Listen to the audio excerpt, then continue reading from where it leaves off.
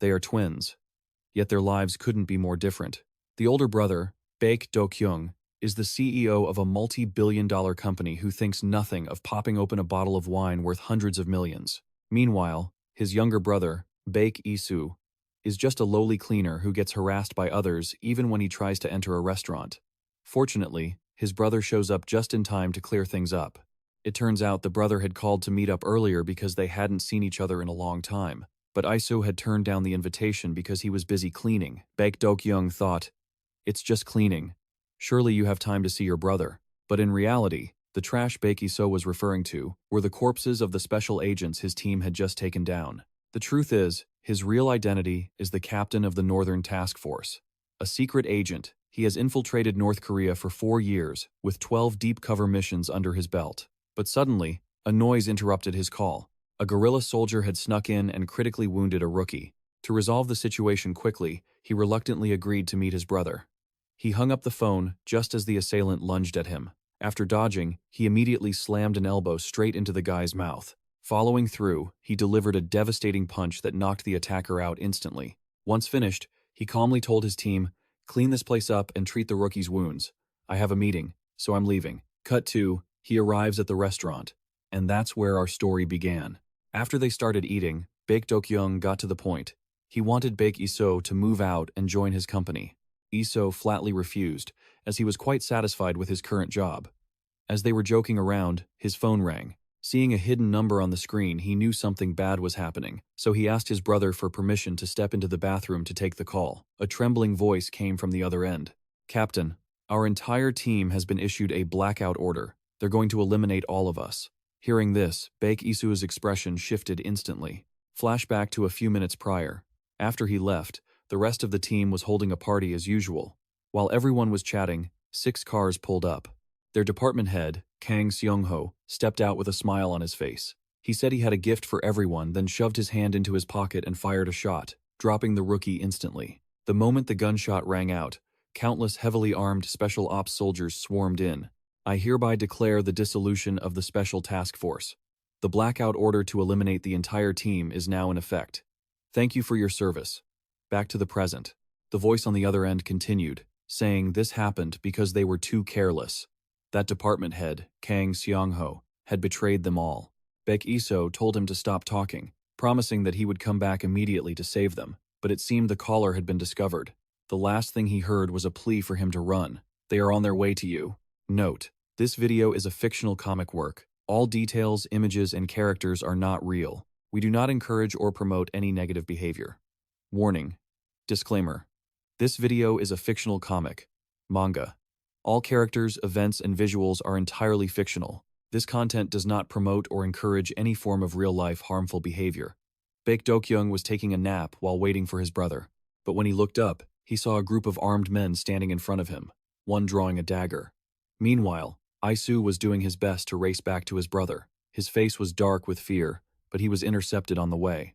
Someone behind him gave the order, "Confirm it's Baek Isoo. Eliminate him." They all rushed him with knives. Isoo reacted with lightning speed. He easily took down one guy. Baek Isoo reached out, struck another, sending him flying, blood splashing everywhere. He moved nimbly, tackled one to the ground, and the man's eyes widened in terror. Isoo held a knife, and suddenly blood splattered across his face. He let the man go and inspected the blade. The trajectory was too straight. He took off his jacket and held the knife, challenging them. "Come on."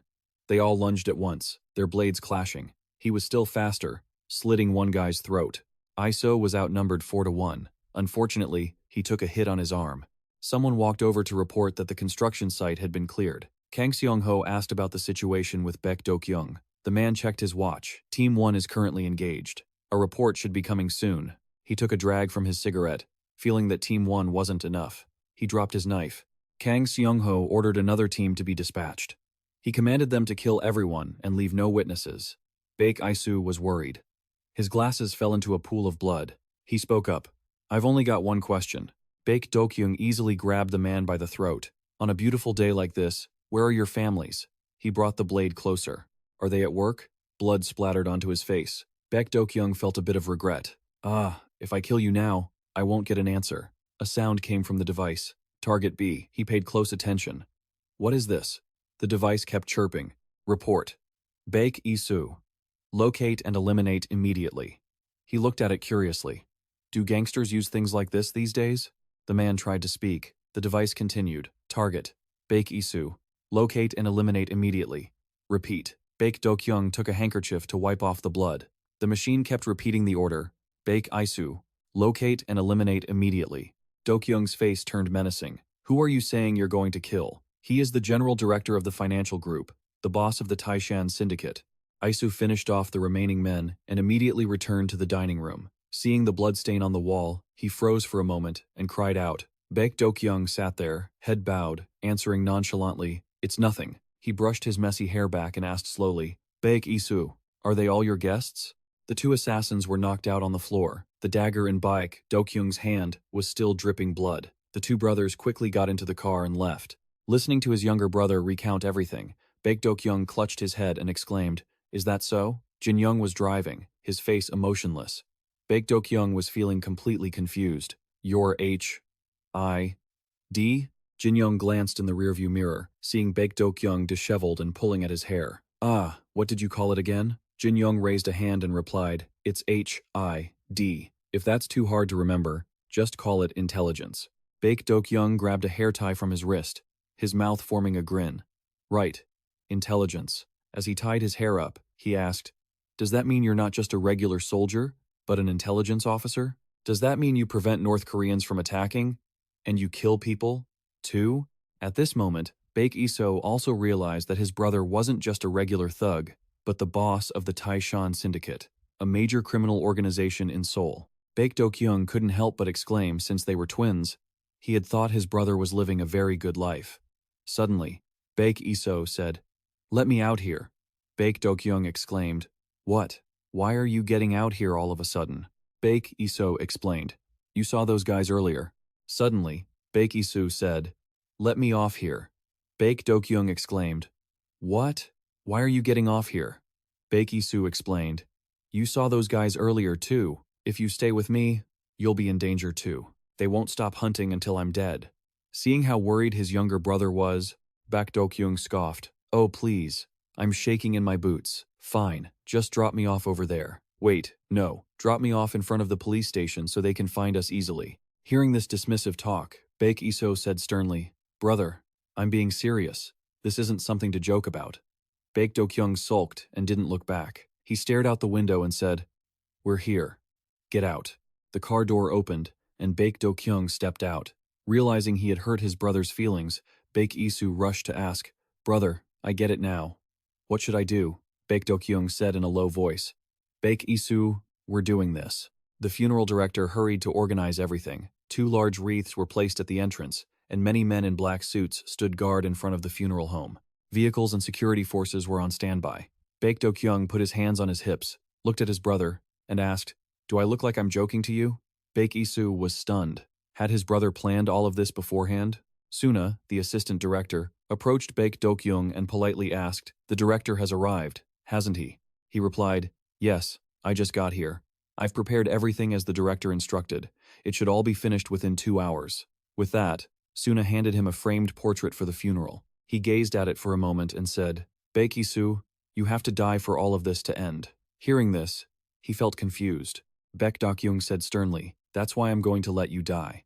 Baek Isoo was momentarily shocked. Baek Isoo's memorial portrait was placed solemnly on a bed of white chrysanthemums at the altar. Baek Dokyung explained, "This is just a performance. I learned it from the Yakuza. Back in the day, they used this method to wash their hands of the life or assume a new identity." Baek Isoo questioned, "Will they actually believe it?" Baek Dokyung affirmed, "Ah, they'll be suspicious, of course. But the most important thing is that right now my Taesan Group knows more than you think. But if my younger brother dies, the brother of Baek Dokyung, the boss of the Taesan Group people of high status, will come to pay their respects and become witnesses." Was he certain they would have doubts? No. As long as he believes it, they are forced to believe it. The funeral began, and a large crowd came to pay their respects. Suddenly, a pitch-black car drove in, honking incessantly until it stopped right in the courtyard. Jian looked annoyed, frowned, and asked, "What the hell? Are you guys here for a free meal? Why are you still sitting in the car?" All the high-ranking officials had already gotten out. This was the car belonging to Section Chief Kang Seongho's group. He was looking through a file on the Baek Dokyung brothers. Section Chief Kang Seongho kept his eyes glued to the file, muttering, "Wait a second, twin brothers?" He stared at Baek Dokyung's photo, thinking about the whole moving houses story. Is he just a common thug? Jian peeked inside, pounded on the car window, and yelled, unable to see anything through the tinted glass. "Hey, old man, this isn't a parking lot for you to just pull into." Section Chief Kang Seongho instructed his subordinates. This was their final mission before heading to the front lines. Is Baek Isoo actually dead or not? Open the casket and confirm it. Young-ho was the one tasked with this mission. He pulled his black baseball cap down low and stepped out of the car. Jian looked at his cold expression and his cheap work uniform, then gestured with his chin and asked, "What's this? Why are you wearing that cheap rag to a place like this?" Seeing that he didn't answer, Jian poked his finger at the brim of his cap and snapped, "Are you here to take a walk? Are you mute, you son of a BTJ?" Young-ho didn't say a word, threw a punch straight into Jian's face and muttered, "Move the car." His expression remained completely blank as Jian collapsed to the ground, leaving the rest of the Taesan group completely stunned. "Are there intruders?" Dongyun roared. "You son of a beat!" He and his men rushed in to settle the score. The HID members weren't afraid at all. Two of them charged at once. One landed a direct punch on Donghyun, then locked him in a chokehold and tightened his grip. In just a few seconds, Donghyun's face turned bright red. He wheezed a few times and went limp. The other guy had already taken care of his opponent. These were members of the HID Special Task Force, Northern Operation, Assassin Squad No. 2, Han. Baek Dokyung and Jin Young were standing above, looking down. Seeing that the opponents were tough, Jin Young had to step in to clear the mess. He unbuttoned his suit jacket, took it off, and slowly walked down. Jin Young was tall and broad-shouldered, covering several stairs in one stride. He walked right up to Yang-ho, looked him straight in the eye, and said sternly, "This is a private funeral. We only welcome those who have received an invitation." Yang-ho lifted his head slightly and looked at his opponent with a hollow stare. Jin Young continued politely, "So, please stop," but before he could finish his sentence, the uninvited guest swung a powerful uppercut at his jaw. The blow didn't affect Jin Young in the slightest. His voice remained steady. "Could you turn the car around and leave?" This calm man was the head of the security team. For the PS Financial Group, a subsidiary of the Taesan Group, Jin Young, from the Han-nam district, nicknamed the Immovable Yaksha. There was no need to be polite anymore. Jin Young grabbed his chin, squeezed tightly, and lifted him into the air. The crowd was horrified. "What the hell is that?" He dropped him to the ground, his hand locked so tightly that the man was forced to his knees. Just looking at Young-ho's eyes, you could tell how much pain he was in. Jin Young slowly rolled up his sleeves. The man couldn't move at all, only making muffled whimpering sounds. Jin Young squeezed harder, and the sound of bone snapping echoed out. Yang-ho lay motionless on the ground, dead. The remaining men were terrified. He had crushed a man's jaw with his bare hands. He screamed, "You uneducated bastard, don't be cocky. Everyone, attack at once." Jin Young didn't flinch. His massive body moved like lightning, slipping between the two opponents. He grabbed one by the face and held him tight. The guy cursed, "You dog," and punched Jin Young straight in the face. The punch left Jin Young's cheek red, but he stood still and didn't even bother to counter. The other guy took the opportunity to land a flurry of punches on Jin Young, trying to take him down. After a moment, Jin Young finally raised his hand and slammed him once. The guy felt like the sky was falling.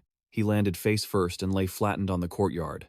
The other guy was still being choked by Jin Young.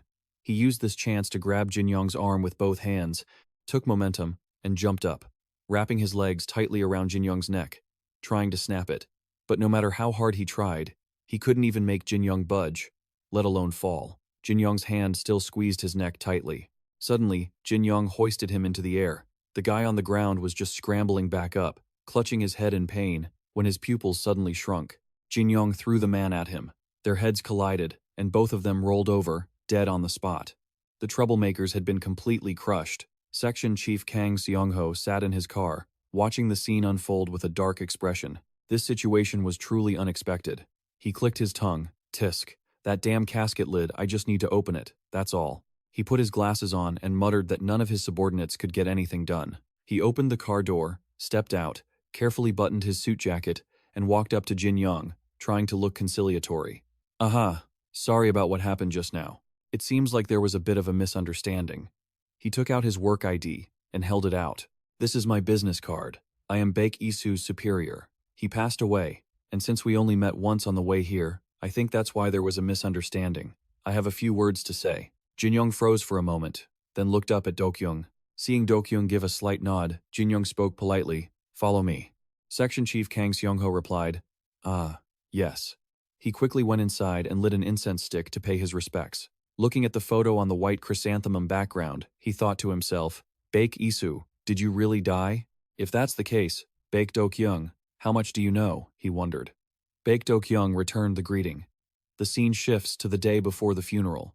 Baek Isoo had told his older brother everything that had happened. Baek Dokyung pondered for a moment and then said, "Damn it. So that's why he started betraying everyone and caused all this? Is all of this caused by that Section Chief Kang Seongho?" Baek Dokyung pulled out a cigarette, his heart restless and troubled.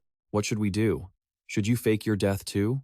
Baek Isoo replied, "About that, you don't even need to show your face."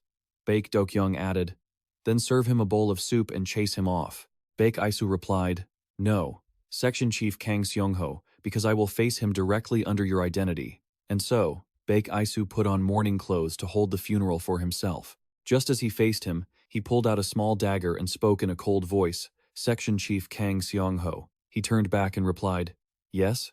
Baek Isoo suggested, "Talk to me for a moment." He looked at the young man, his eyes full of murderous intent, a mix of integrity and depth.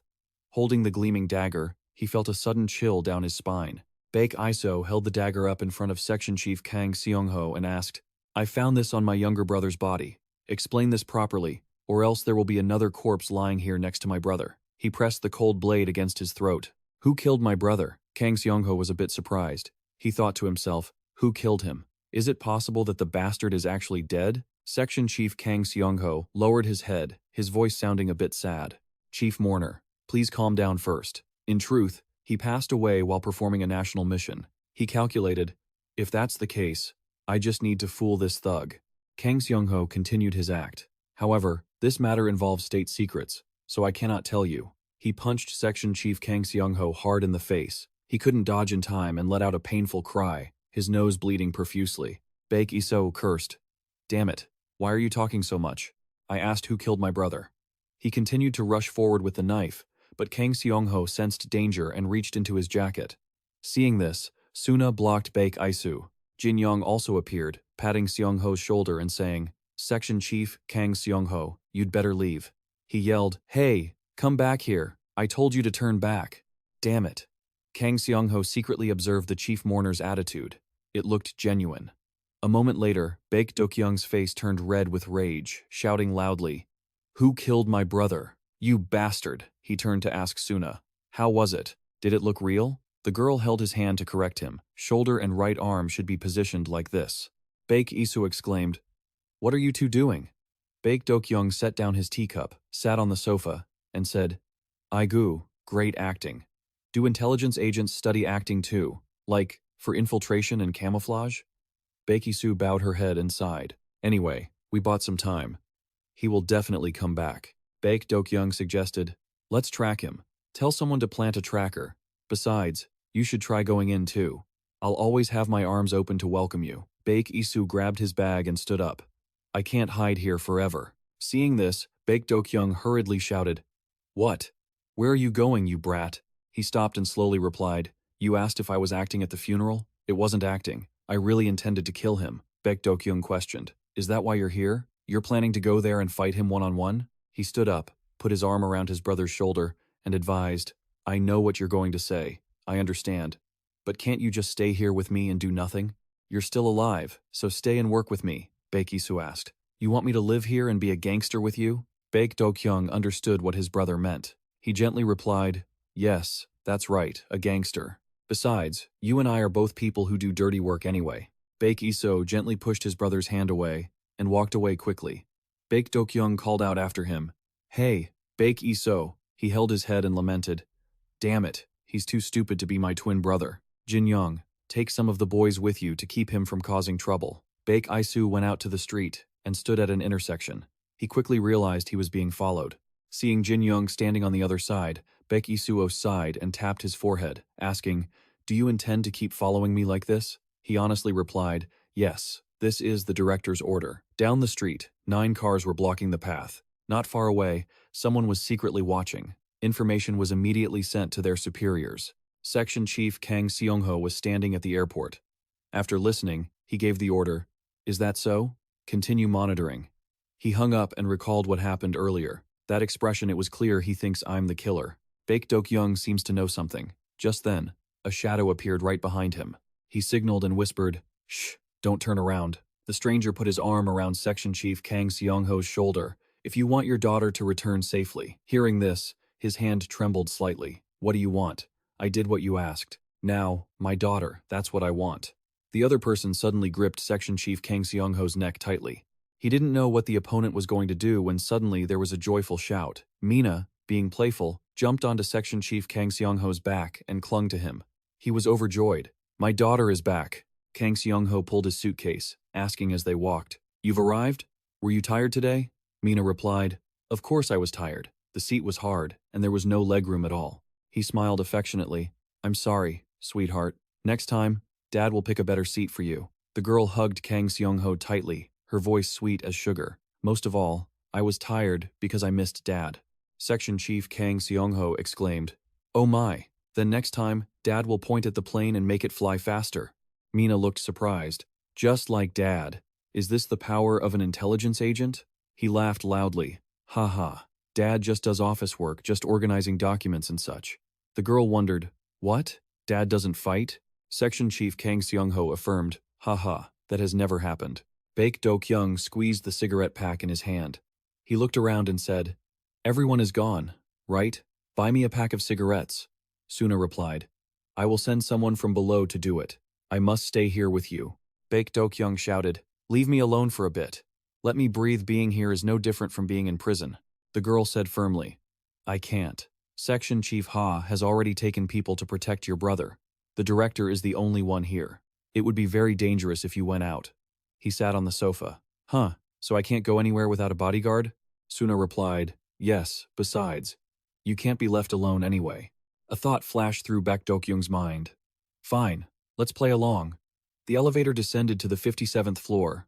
Baek Dokyung held Suna's hand tightly as they stood in the elevator. Two men in black suits stood directly behind them. He suddenly asked, "Could you buy me a pack of cigarettes?" The girl hesitated and replied, I'll go buy some." Baek Dokyung turned back to address the two men behind him. "This is your big sister. Show some respect." Suna bowed, stammering, Stop it." The man standing behind them hurriedly shouted, "Hello, big sister." The big sister Dokyung immediately sensed something was off. He threw an arm around the man's shoulder and asked, "Our big sister is getting prettier by the day, right?" The man quickly answered, "Yes, absolutely. You look beautiful today too, big sister." He nodded. "True, but why does everyone keep calling Suna sister?" Baek Dokyung asked in a cold voice. "Are you one of manager Kang Seongho's subordinates?" The man tried to keep his composure. "What are you talking about?" Then, he suddenly pulled out a knife and swung it hard. Baek Dokyung instinctively leaned back to dodge the attack. He exclaimed, "This is it. Do you have another knife?" "I forgot mine." The girl held her short blade in a defensive stance. Yes. Beneath her skirt, two assassins were already in an attack stance. Baek Dokyung sighed. "Two." He reached into her thigh holster, took the knife, and said politely, "Excuse me." The guy with the buzz cut lunged forward, let out a shout, and stabbed straight at Baek Dokyung. The man's attack was lightning fast, but he leaned to the side to avoid it, and immediately slashed at the guy's side. Baek Dokyung remarked, "Look at that. You're wearing some high-quality gear." The buzz cut turned back to continue the assault, cursing, "Damn it. His blade is so sharp, it cut right through my armor." Baek Dokyung lunged forward, slamming him hard against the wall.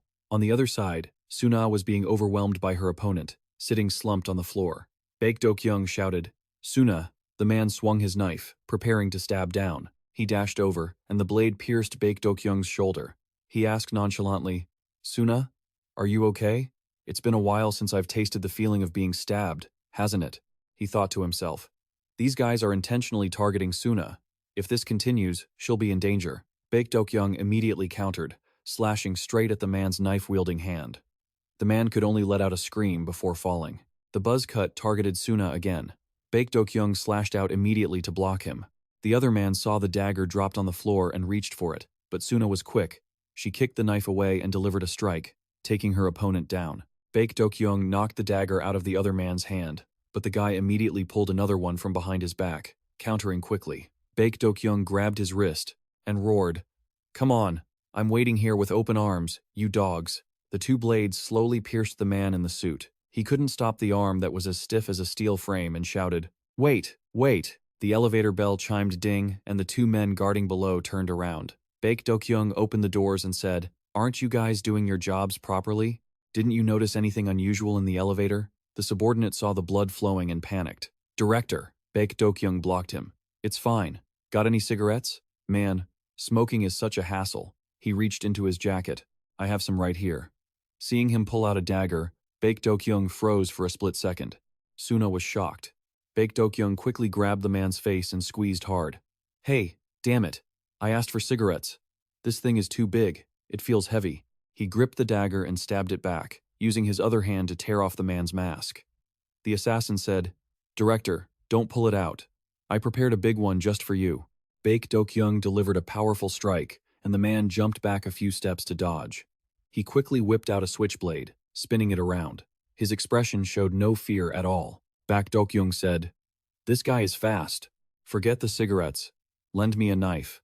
A subordinate shouted, "Director, I'm still here. You two get back." He replied, "I told you to give it to me. Don't just charge head-on at him." Baek Dokyung grabbed the knife and commanded, "Take Suna. Protect her. Go now." The man quickly obeyed. Suna cried out, "Director, you said not to open the door for strangers." The elevator doors closed immediately as they headed to the 82nd floor. Baek Dokyung approached with a knife in each hand. "What now? I've already guessed your lucky number. Stop talking nonsense from now on." The assassin sneered. Baek Dokyung, are you always this chatty?" He is a member of the HID Special Forces, the core of the assassination squad. The mysterious man, nicknamed Juri Eon, the ghost. Baek Dokyung was a bit surprised. "You know my name? Could it be that you're the one who killed my brother?" He thought to himself. "The wound seems deep. I need to end this fight quickly." Juri Eon replied, "If I had the chance, I'd love to do that." He lunged to attack his opponent. "I'll ask you one question.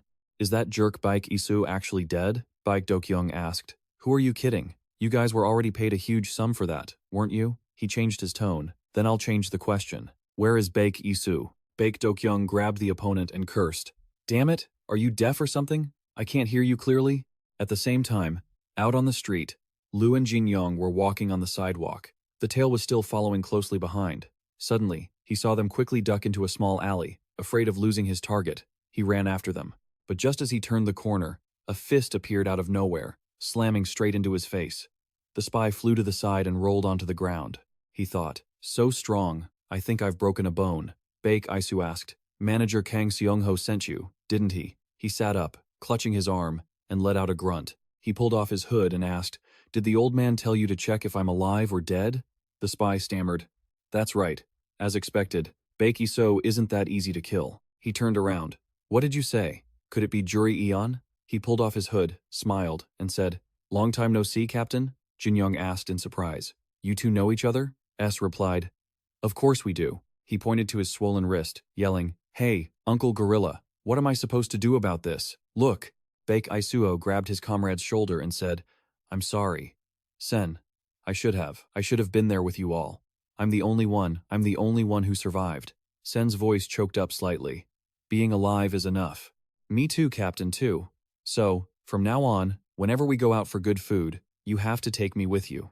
The nobleman finished, then suddenly shuddered and started making a scene. "Oh my God, I've got goosebumps. That's enough now. Let go. Why aren't you doing anything, you nobleman?" Baek Isoo replied, "Right. Where are you hurt?" Sen replied playfully, "Don't even mention it. My stomach has a hole in it, and just now my arm got broken too." He glanced at Jin Young with some caution. He wasn't exactly a gorilla, but he was still strong. But why did that uncle suddenly have that look on his face? Jin Young was on the phone. It seemed like something really bad had happened. Back to the battle between Baek Dokyung and Juri Eon. The ghost swish Baek Dokyung was hit with a knife wound in his chest. Juri Eon's blade moved with lethal speed. He launched a barrage of fatal strikes, but Baek Dokyung didn't give him an inch, all while whispering mind games to rattle him. Hey, you've got to strike like this when it counts. Come on, bring it." Baek thought to himself, "I can't let this drag on. My vision is starting to blur." Juri Eon called out, "Baek Dokyung, brother of Baek Isoo." Dokyung lunged, but Juri dodged easily. Dokyung's speed was fading. Suddenly, a thin wire glinted in the air. Juri Eon quickly coiled it tight around Dokyung's arm. "I have to admit, for a hoodlum like you, you're not bad." He dropped his knife and slashed across Dokyung's chest. The knife fell from Dokyung's hand, blood dripping to the floor. Juri Eon shouted, "I'll ask again, where is Baek Isoo?" Suddenly, Baek Dokyung pulled up his hair and answered coolly, "Don't people tell you that you lack intuition?" Juri stared blankly as Dokyung chopped off his ponytail. "What are you doing?" Hair littered the floor. He held up the hair and asked, "Do I have to do this for you to get it? I am Baek Isoo." Juri Eon was stunned. "What?" He looked at him with suspicion. "No, that's impossible." Baek Dokyung sneered. "You really are blind." He lunged forward again, determined to take Juri down or make him believe Lu was dead. Juri Eon blocked, saying, "Baek Isoo couldn't be this clumsy. Let's end this, you thug." As Juri raised his knife, Baek Dokyung landed a heavy punch to his side. The wire tore into Dokyung's arm, drawing blood. He growled, "That hair of yours." It glared at me for a second. Juri Eon quickly leaned aside to dodge the next strike. Juri was momentarily distracted. Seizing the opening, Baek Dokyung delivered a lightning-fast slash across Juri's face. Juri screamed, collapsing to the ground, clutching his face and moaning. "Ugh, arg." Dokyung spat, "Get up and fight."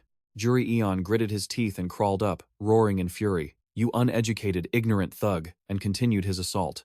Baek Dokyung grabbed his arm, holding it firm. He brought his dagger down repeatedly. Juri Eon was completely bewildered. Could it really be? Is it truly him? Baek Dokyung's eyes were bloodshot, radiating murderous intent.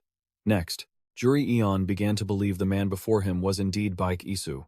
He attacked desperately, muttering incessantly, "There's no way you're still alive." Baek Dokyung quickly overpowered him, seizing his wrist and controlling the dagger. The blade turned toward Juri Eon. Baek Dokyung stabbed deep into his shoulder. Juri screamed in agony, and Dokyung followed up with a fatal strike to his stomach. Juri Eon collapsed to the floor, his face twisted in sheer terror. This is truly Isoo. Baek Dokyung stood tall over him and coldly said one word, "Next." Seeing the coldness in his eyes, Juri cried out, Don't come any closer." Baek Dokyung raised his dagger. "Isoo, that's right, I'm just like his brother." Juri Eon used the last of his strength for a weak counterattack, stabbing Baek Dokyung in the shoulder. Dokyung, now exhausted, collapsed. The knife stuck into the floor, inches from Juri's neck. Seeing his opponent could no longer move, Juri Eon called for Baek Isoo, pushed him off, and struggled to get up. Just then, a car screeched into the yard and crashed into the room. Isoo ran to Baek Dokyung, calling his name loudly. Lu stared at Dokyung's wounds, his face pale, voice trembling. "Please, brother." By now, Juri Eon had slipped out to the stairwell, muttering as he grabbed a small notebook. "Isoo, Baek Isoo, I've killed you." Juri used his bloody finger to draw a cross through the name in his notebook. "I killed Lu." Baek Isoo hugged his brother, weeping uncontrollably. He had never felt such agony. In the large hall, Suna told Jin Young, "This can't go on. It's not just the main association. Other organizations are noticing Baek Isoo Dokyung's absence. At this point, we must choose a new representative." Manager Juri Eon, Jin Young stood up and said sternly, "Taesan isn't Taesan without Baek Dokyung." Suna said anxiously, "So we're just going to watch the organization collapse? Baek Isoo has ended up like this. You need to stay calm and maintain Taesan for him. He wouldn't want it to fall." Jin Young cut her off. "Enough." Tears streamed down his face, his voice filled with pain. "Do you really not know? There's no one like him. No one can replace Baek Dokyung at Taesan." Senhai chased after Baek Isoo, calling, "Captain, Captain, stop for a second." He blocked him and asked, "Where are you going?" Baek Isoo said coldly. The wounds on his body were caused by someone trained. They were definitely from the Special Forces. Following Manager Kang Seongho's orders, most of the Special Ops team under Kang Seongho are currently disguised and operating in the north, just like us.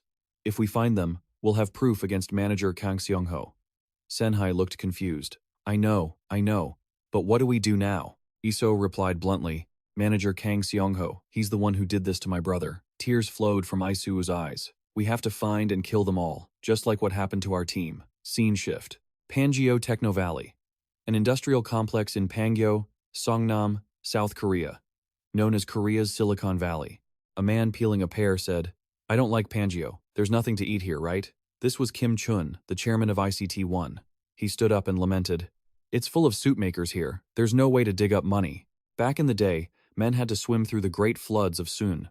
I want a seat among the 4 major organizations of the association." Kim Chun stepped onto the balcony with his knife, shouting, "And yet, Our manager just whispers meaningless sweet nothings in my ear, doesn't he? Manager O was hanging off the edge of the balcony, arguing, "What sweet nothings? How am I supposed to answer that?" Kim Chun casually cut a wire. "This pear isn't ripe yet. Just throw it away." Manager O screamed, "Ah, chairman, that you mean that, right?" he said. Taesan has been attacked, a friend and son told me. Taesan clashed with an unknown power and is currently inactive. Plus, we haven't seen Baek Dokyung, the head of Taesan, lately. Hearing this, Kim Chun cut another wire. He growled, "Baek Dokyung hasn't been seen? Is this information accurate?" Manager O hurriedly confirmed, "Yes, it's accurate. Even the association meeting didn't have him." Chun asked softly, "Anything else?" O replied, "I've told you everything I know." Kim Chun chuckled. "I see." He cut the last wire. Manager O fell below, letting out a piercing scream. Chun ordered everyone to gather. "Taesan, we're going to eat them today." Downstairs, Manager O lay flat under the balcony, panting heavily. I'm not dead?" At the time, in the Kang Seongho livestock market, Baek Isoo walked through the quiet area, where the best hiding spot was beneath the lamppost. If you leave it exactly where you want, anyone could find it. It must be hidden where no one would suspect. That's how Manager Kang Seongho operates. These guys have been trained by Manager Kang Seongho too, and if I'm not careful, I'll run right into them. He gripped his dagger tightly with one hand and opened the door with the other. The moment he looked inside, Baek Isoo was struck with shock. The scene inside the room was horrific. A group of men had been slaughtered. A bald man sat on the floor, groaning. "Who's there? Your target isn't Baek Isoo, is it?" As soon as he saw his face, the man cried out, "You're still alive!" He was severely wounded, but he spoke calmly. "Hey, clean this mess up. Even if it's not you, I'm done for." Baek Isoo was stunned. What was going on here? The bald man sighed. What else? It was Manager Kang Seongho. He did this. That bastard. He gathered everyone together and then just opened fire. Everyone was riddled with holes like a sieve. They used radios. The other companies have been wiped out clean too. It's probably the same everywhere else. He grabbed onto Baek Isoo tightly, his voice growing faint. "Is that you, Baek Isoo?" Baek Isoo hurried to stop him. Don't say anything else." But the bald man persisted, trying to advise him. "You aren't strong enough to take on Manager Kang Seongho yet. That isn't an organization you can deal with alone. You have to run. Just run." With those final words, he slumped over, with no signs of life left. Baek Isoo muttered about the organization. Meanwhile, at the Taesan headquarters, Kim Chun was executing a plan to attack Taesan. Looking at the corpses scattered on the floor, he remarked, "An organization like this? How disappointing. Is this all there is to one of the 4 great organizations under the Taesan General Association?" On the other side, Hajinong Yasha appeared out of nowhere, hauling 2 thugs in his hands, and said coldly, "You guys are the 4th group today." He threw them to the ground. "I don't know who you heard what from, but in this week alone, you're the 4th bunch of nobodies who've dared to crawl in here." Kim Chun scoffed. "Nobodies?" He pulled out a dagger. "I intended to go easy on you, but since you put it that way, I guess I'll have to play for keeps." His underlings immediately surrounded their opponent. Jin-young sighed. "I'm getting a bit tired, so why don't you all just come at me at once?" Just then, a young man stepped through the crowd. They asked in surprise, "What's this? Taesan people. Did they lose their minds?" Jin looked at him and asked, "What's going on?" Baek Isoo replied softly, "To avenge him, I need an organization. I can't do this alone." "So, hand Taesan over to me," Jin exclaimed. "Hand Taesan over to you?" Seeing this, Kim Chun stepped forward aggressively. "Hey, what kind of act are you two putting on?" He threatened Baek Isoo by pointing his dagger at his face. "It's not just you guys who are busy. You need to learn how to wait your turn." Before he could finish, a powerful punch landed square on his face. Kim Chun grabbed his nose, cursing furiously. "Damn you!" Only then did he look straight at Baek Isoo's face. "Isn't that Baek Dokyung?" He retreated a few steps. "Isn't it supposed to be impossible for Baek Dokyung to be here?" The underlings were in an uproar. "What? Baek Dokyung? Could he really be back?" Kim Chun shoved 2 of his men forward. "What are you scared of? We've got the numbers. All of you, charge." The 2 underlings obeyed and lunged. "Die." Baek Isoo didn't give them a chance. With a single slash, he took them both down. The men standing behind them were terrified. "What the hell is this?" Kim Chun was shaken. "What the?" He immediately shouted, "Everyone, attack together. Today is the end of Taesan." Baek Isoo's gaze was cold as he looked at them. He swung his dagger, unleashing lethal strikes. Kim Chun screamed, "You idiots! Get your knives out!" But they didn't even have hands left to hold them. A guy came from behind, shouting, "Baek Dokyung, do you really think your skin is tough enough to stop a blade?" Bang! The dagger in his hand was sent flying into the air and stuck firmly into the ground. He was terrified. Baek Dokyung, this is Taesan." Kim Chun immediately ordered a retreat back to Panjio. The Taesan underlings, seeing the enemy retreat, cheered happily. "Director, the director is back." Seeing this, Jin Young thought to himself, "I used to think Taesan couldn't exist without Baek Dokyung," but the cheers echoed endlessly. "The director came to save us." Director Jin looked at him and asked, "You want Taesan, right? If you want to take over Taesan, there's only one way." Scene transition. In a luxurious room, a group of people sat around a banquet table. Lee Sung-min said, "Baek Do-kyung hasn't shown up for a month." Ryu Tae-hyung cursed, "Damn it, the General Association is a joke. I told you that thug wouldn't show." Du spoke up. "It is interesting though, isn't it? Baek Do-kyung is dead." Han Hee-sung swirled the wine in his glass. "If that's true, Taesan is finished." Taesan was Baek Do-kyung's organization. If you want to own Taesan, there's only one way, Baek Isoo. You have to become Baek Dokyung. A group of people strode down the hallway toward the meeting room. A hand gently pulled back the curtain as they entered. Baek, Isoo, Jin Young, and Suna appeared. He sat down with a friendly smile and said, "Hey, you guys must have been worried about me, right? What should I do? If I'd known, I would have bought you some souvenirs." He began to imitate Baek Dokyung's mannerisms. He held up his dagger. Suna guided his fingers to position them behind the blade. "Obviously, you need to do this to put more power into the blade," he asked curiously.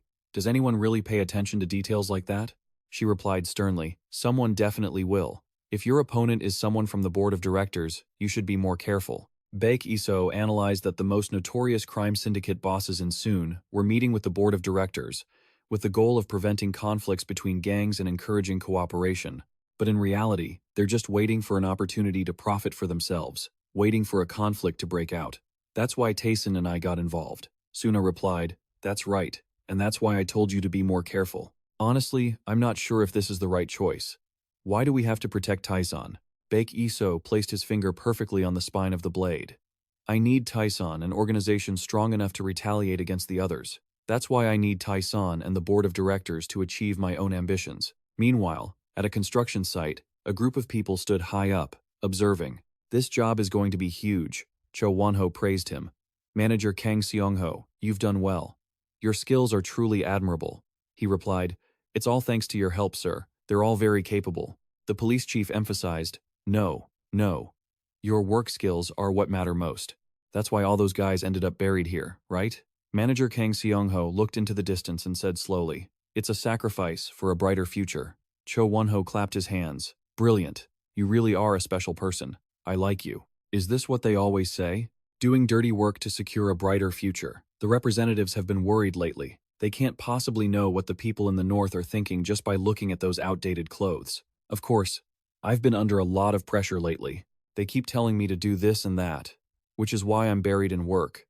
Speaking of which, the police chief patted his shoulder, his voice turning icy. "But why are you trying so hard to piss me off? Is dealing with those pests out there really that difficult for you?" Cho Won-ho jabbed his finger into Chief Kang Seongho's chest, interrogating him. "Why do you cause me so much trouble? Do you have any idea how many resources I've wasted cleaning up the messes you've made? And what? Eliminating the Taesan Association and that bastard Baek Dokyung? Do you have any idea how much influence the Taesan Association has? And do you even know what that means?" Kang Seongho bowed his head slightly. "I apologize for causing trouble. That's exactly why we're asking you, sir, because all power belongs to you." The police chief roared, "My power, you bastard!" Chief Kang Seongho interrupted Cho Won-ho. He was completely stunned. "What?" Cho Won-ho shouted. Kang Seongho ripped the badge off his chest, held it up, and said, "You should know who the real boss is here. Your role in this is just that of a police chief. What we need is a leader, not a puppet like you. Understand?" Chief Kang Seongho threw the badge onto the dirt and threatened him. "There are countless people who can replace you. If you don't like your role, then get lost." A bodyguard grabbed Cho Won-ho by the collar. "This guy has a really bad attitude, doesn't he? Is the police chief your friend or something?" "You disrespectful brat." The police chief smirked slightly. "This guy, how does he dare throw my badge away? Are you planning on picking up that badge for me? Or what?" No sooner had he finished speaking than Chief Kang Seongho took down the bodyguard. The guy let out a yelp, and before he could even react, Cho Won-ho followed up with a kick that left him pinned to the ground. The crowd froze. What the hell? A cold gun barrel was pointed straight at the police chief's head. Chief Kang Seongho asked, "Should I bury you along with him?" Cho Won-ho hurriedly knelt on the ground, raising both hands in surrender. "Sir Mr. Kang Seongho? I was wrong." Kang Seongho looked at him with a death stare. "Sir, I've buried my own men alive before. And the Hui, do you think I need to care about that?" The police chief replied in a panic. "Sir, I'll take care of it. I know people on the board of directors." He holstered his gun and instructed him to handle it without getting his own hands dirty. The police chief, Cho Won-ho. He was trembling. "Yes, sir." Suddenly, Cho Won-ho remembered something. Chief?" The police chief answered immediately. "Yes?" Chief Kang Seongho said, "Baek Dokyung, I want to meet him." The scene shifts to a board meeting, taking place in a luxurious room. 4 people were present, with 1 seat still empty. The man in the red suit was Ryu Tae-hyung, the director of Rose Galang, and also the chairman of Gang, based in Yongsangu. He spoke loudly. "That Baek Dokyung is dead. I told you so, didn't I? I said he wasn't qualified to sit here." Sitting next to Tae-hyung was Han Hee-sung, the director of HHS Entertainment and the boss of the Gangnam area. He picked up a glass of wine, his voice filled with surprise. He said he was on a business trip. Why does everyone get so worked up whenever Baek Dokyung is mentioned? Ryu Tae-hyung had a slightly annoyed expression. "Me? It's not just me, is it? A mad dog with no background at all. And yet he occupied the key area of Hanam-dong. That bastard deserved to die." The only woman in the group was Juawa, the owner of Chung Trading Company, the leader of Gurogu, and the head of the Sam Hap Hui, as well as their commercial director. She taunted him. "You say that like you really want to stab him. You must hate Baek Dokyung a lot, don't you?" Ryu Tae-hyung held his head and shouted, "This bitch is pissing me off, trying to make me look like the bad guy." The elegant young man sitting opposite them stopped them. "That's enough, Mr. R. The reason we're having this meeting today is to resolve the tension between us." That was the executive director of Ilhak, Lee Seung-min, the boss of Dongno-gu, and the boss of Gudo-kudao. Ryu Tae-hyung crushed his cigarette onto the table, his voice full of dissatisfaction. "This Chinese guy, Lee Seung-min, if you keep acting like that, I'm going to get very uncomfortable with you. You don't deserve to sit here in your current position. Do you think you deserve a seat here just because you control a small ward?" Seung-min replied slowly. "The Hui was founded by Ilhak, the first chairman." Hee-sung suddenly interrupted. "Seung-min, pass me the soy sauce, hand me the soy sauce. Seung-min, it's too far away." He immediately grabbed the soy sauce bottle and handed it to him. Ryu Tae-hyung gave him the middle finger in mockery. "Coward. Fine. Whatever. While we still allow you to be here, show a little respect." Just then, Baek Dokyung walked inside. He looked around and said, "Is this the place?" Ryu Tae-hyung asked with a toss of his chin. "Who are you? Why do you look like a nightclub waiter?" Hearing this, Jin-young turned and said, "Sir, we've arrived." With an atmosphere this tense, "I'm sure this must be the place." He appeared quietly. Everyone in the room was completely shocked. On the way there, Jin-young had given him a stack of documents containing information about the Hui. He scanned through them and asked, "Are these all the members of the Hui?" "Not many, are there?" Jin-young replied, "Yes, but the important part is their connections." Baek Dokyung set the pile of documents down. "And if they gather together with great relationships, I'll still find their weak points. The only thing we need to do is..." In his heart, he thought, "I need to handle this the way Baek Dokyung knows how to handle things." He walked into the room, pulled out a chair, and asked the waiter, "Were you talking about me?" Cha-do exclaimed excitedly. "Baek Dokyung, is that really you? Did you even get a haircut? I almost didn't recognize you." He replied calmly, "I'm trying to make an impression, and you didn't even recognize me." Ryu Tae-hyung shot a sideways glance. "Thought you died in some gutter, got stabbed by someone too bad. I thought it wouldn't be my turn yet." He picked up the chopsticks in front of him and replied in a soft voice, "Don't you use chopsticks? If you intend to eat like a dog and not use a knife and fork, can I have them?" Ryu Tae-hyung gritted his teeth. "You bastard." Han Hee-sung pushed up his glasses and got to the main point. "Mr. Baek Dokyung, while you were away, we had a conversation." He gave a friendly smile. "Really? You must have been very worried about me, right? Should I have brought fruit or something?" He said seriously. "We heard your brother passed away. That must have been difficult. You didn't even contact us, which isn't like you at all." Ryu Tae-hyung chimed in. "The funeral was pretty crazy, wasn't it? I even heard there was a brawl." Jua agreed. "Yeah? I was curious about that too." Hee-sung set his wine glass down and concluded, "Well, There's so much to talk about. To sum it up, is Baek Dokyung currently worthy of being here? Baek Dokyung stood up, his voice cold as he asked, if you knew someone was having a hard time, why didn't you come to help them? But regardless, he pulled out a dagger, held it up, and slammed it into the table. Who are you talking to about the qualifications of the Taesan Association? Do you think you have any authority here? Han Hee-sung frowned slightly, his voice trembling a bit. How could we ever accept words like that? Are you trying to turn us into your enemies? Baek Isoo shouted back. I'll be blunt, so listen closely. This is what the Taesan Association wants. From now on, the Taesan Association will not join the Hui. Do whatever you want. After saying that, the group immediately left. The car sped down the road. Curiously fiddled with the equipment in the car. Jin looked through the rearview mirror and, seeing Lu's contemplative expression, asked, the Hui is our rival now. Do you have a plan? He looked out the car window and suddenly felt that something was wrong. Out of nowhere, a car blocked their path.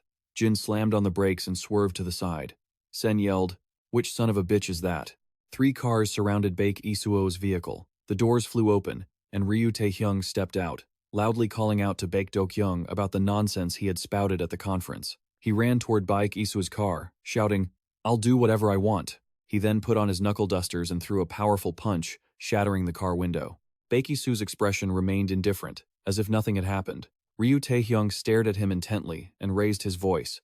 Then why don't you let me be the leader of the Taesan Association, you bastard? A little while earlier, as they were driving back, had suddenly blurted out, Team leader no, director, if you turn this, does the rearview mirror move? Baek Isoo replied. That's right. Jin warned him. You're getting in the way of my driving. Behave yourself. He looked at Baek Isoo's pensive expression in the rearview mirror and asked, but since we've withdrawn from the General Association, they'll be our enemies now. Are you sure about this? L replied, I will trample them all underfoot. But first, I have to catch the rat inside the General Association. Sen couldn't hide his surprise. A rat? In the General Association? Who? Who is it? Jin wondered. Why do you think that? He explained. I said the funeral was a chaotic mess.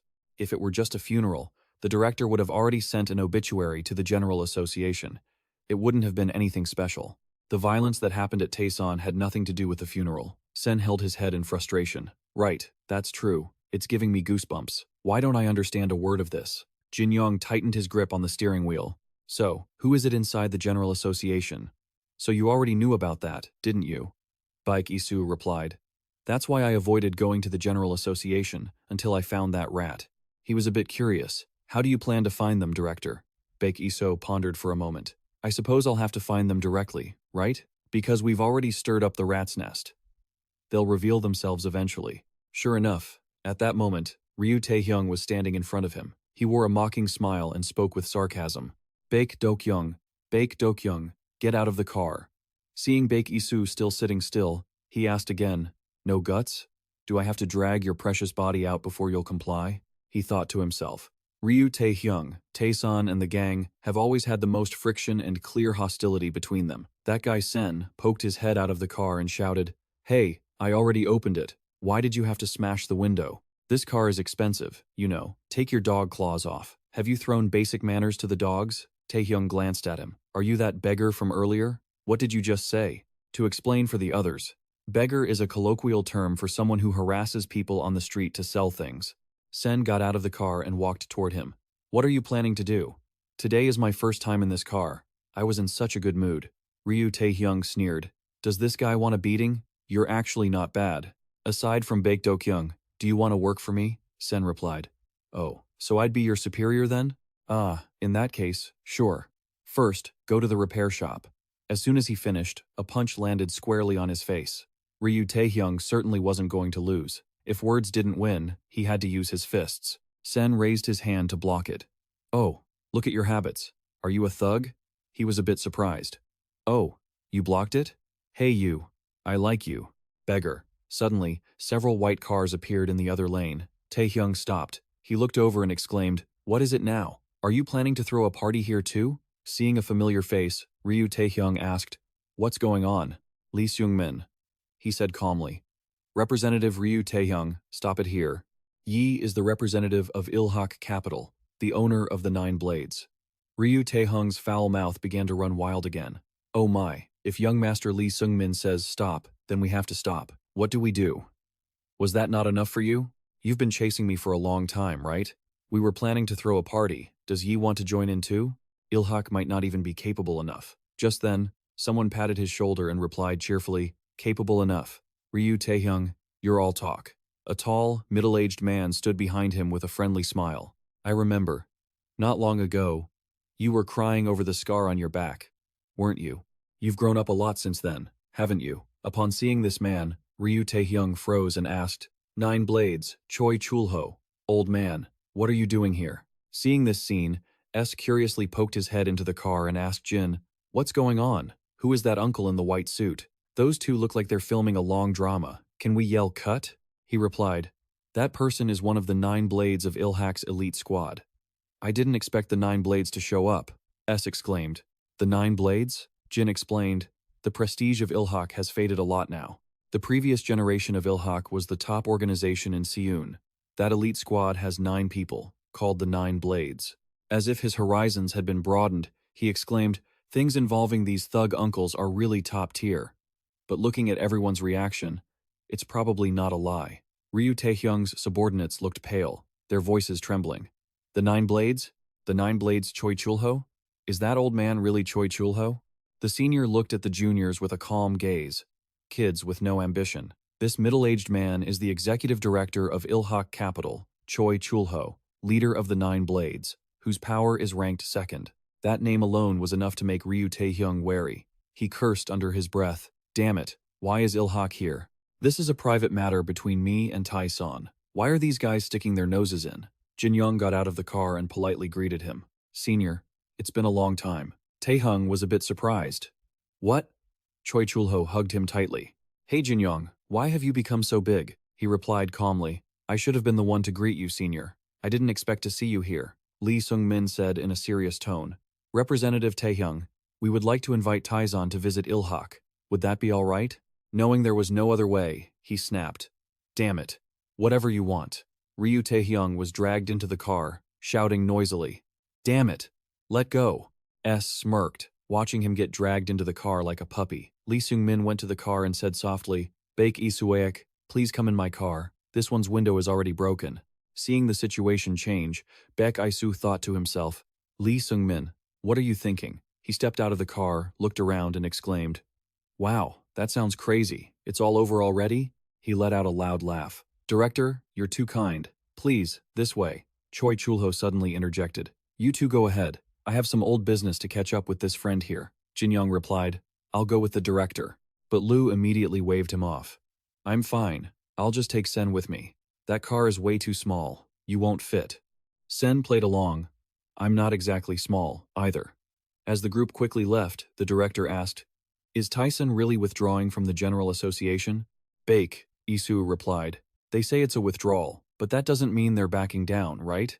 This isn't some official status. It's just a decision made in the heat of the moment. He thinks that if he just pulls out of the General Association like that, the other organizations will squeeze them hard. He agreed. Right. And we were even ambushed today, so we'll definitely have to demand repair costs.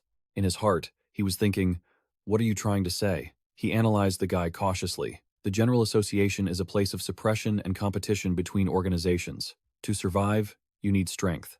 Baek Isoo asked bluntly, What is it you want to say? Representative Lee Sung-min. The car stopped at a harbor, and he stopped beating around the bush and laid his cards on the table.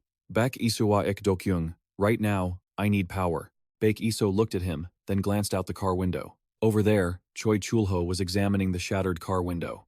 Compared to stabbing someone in the back, that brat Ryu Taehyung actually punches pretty well. He suddenly said, Jin Young, come to Ilhak. He replied, If that's what this is about, don't say another word. I'm with Taesan. Choi Chulho persuaded him. You have a connection to the 9 Blades. There's still a spot for you. Jin Young insisted. I am a man of Taesan. More importantly, I have things to do here. He replied with a firm tone. Jin Young, you have nothing to do. Taesan will fall today. It's all over now. Jin kept a blank expression. It seemed something bad had happened. Baek Isoo looked out the window. Outside, someone called out, Greetings, Baek Dokyung. Welcome to the 9 Blades. Looking at the people in white suits approaching, Baek Isoo exclaimed, Representative Lee Sung-min, This is beyond anything I imagined. He replied nonchalantly, "This is our highest welcoming ritual." He covered his face, took a deep breath, and looked at him, asking, "It was you, wasn't it? That rat." Baek Isoo called out, "Sen?" He looked in the rearview mirror. "Yes, director," he said. "Grab him." Sen immediately responded, "Understood, right away." The driver turned pale. "What? This arrogant brat?" Sen moved like lightning, striking the man's head. The driver slumped over the steering wheel. Sen snapped, "You loudmouth puppy, show some respect. Stay down for a while." Baek Isoo got out of the car, looked the bespectacled man straight in the face, and said, "This won't take much time." At that moment, Ryu Taehyung was sitting there blowing smoke, cursing. "Damn it, that bastard, he even brought the 9 blades." A subordinate asked, "Just how scary is the 9 blades?" "We've added more men, taking advantage of this opportunity," Ryu Taehyung suddenly said.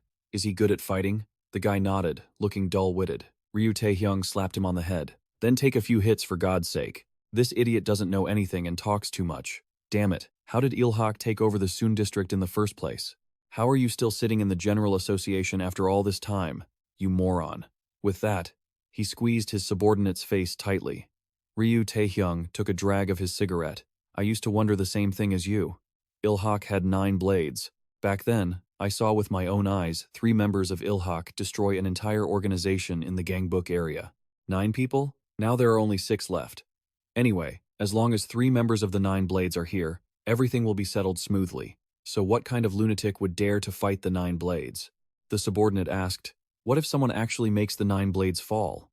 Ryu Taehyung replied coldly, "Then that person will swallow Zoon whole." Night fell, and the moon rose high. By the lakeside, 2 men were fishing. The man said in a low voice, "Let me tell you, I'm doing this out of the kindness of my heart. Taesan isn't what it used to be, right? Just a mountain behind the neighborhood." That man was Cho Wonho. He analyzed that because of a project from above, Baek Dokyung lost his younger brother, and because Taesan got involved in that case, it ended up this way. Because of that, Ilhak had to act first. Sitting next to him was Ilhak Capital Chairman Lee Sung-min, the master of the 9 blades.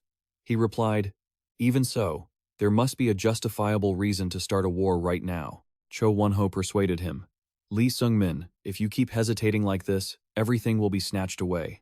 You're always too cautious. That's why Ilhak has become what it is today. If it were the former chairman, he would have fought long ago. If the General Association were the 9 blades, no one would dare to chirp. We have the best blades. Why hold back like that? I'm truly thinking of the chairman, which is why I'm helping. Let's rebuild Ilhak from Taesan's ruins." Sungmin stood up and said slowly, "We will make Taesan fall." Wonho wore a triumphant smile. He looked at the prey that had taken the bait and replied, "That's it. Now, go." Lee Sungmin set a condition. "In return, let us participate in this project." The police chief was silent for a moment, then laughed loudly. "You should know your place, shouldn't you? I was just praising you a little. Don't misunderstand it as a request. But how could Ilhak ever sit at the same table?" Back at the harbor, Baek Dokyung exclaimed, "This won't take much time. The rain is a bit unusual." But Lu's punch was no joke. He unleashed a flurry of blows into his opponent's face. Yongjin fell heavily to the ground. Lu shouted, "I was away, so you thought you could make Taesan fall? Whether someone instigated you or you did it yourselves, you guessed wrong. I will find you, and today, Ilhak will fall." Seeing Sungmin about to move, a blade blocked his path. Sen flicked the knife in his hand and said, "Didn't you hear? I was tasked with keeping an eye on you." Yongjin stood up, looking at his broken glasses. "Oh my, our Baek Isoo wouldn't be like this under normal circumstances. If you were 10 years older, maybe you'd have a chance." The 2 subordinates behind him couldn't stop laughing. "Boss, we thought you were really tough. It's been a long time since we saw you get hit." One asked seriously, "Don't you find it strange?" Yongjin grumbled, "Hey, I just got hit. Are you guys just going to stand there and watch?" He lunged forward. "No way!" The man immediately attacked Baek Isoo. He raised his hand to block, and the redhead rushed in to help. He grabbed his collar, threw him hard to the ground, and yelled, "We are the 9 blades of Ilhak." That man was Choi Wangpyo, the 7th blade of Ilhak Capital's 9 blades. Before he could react, Baek Isoo felt a kick coming. Lee Yuchang, the 9th blade, shouted, "Ilhak will fall, you say?" He braced himself to block the blow. A punch from Jang Dokbae, the 8th blade, was as powerful as thunder. Lu immediately leaped to the side to dodge. He thought to himself, "Each of them is very strong, and they are also very adept at coordinated attacks. These guys form a tight quadrilateral formation. So, I just need to attack one corner, defeat one person, and everything will collapse. Choosing Youngjin, he threw a punch straight at his face. Youngjin groaned and Siro fell backward. Lee Sunmong immediately rushed over to catch him.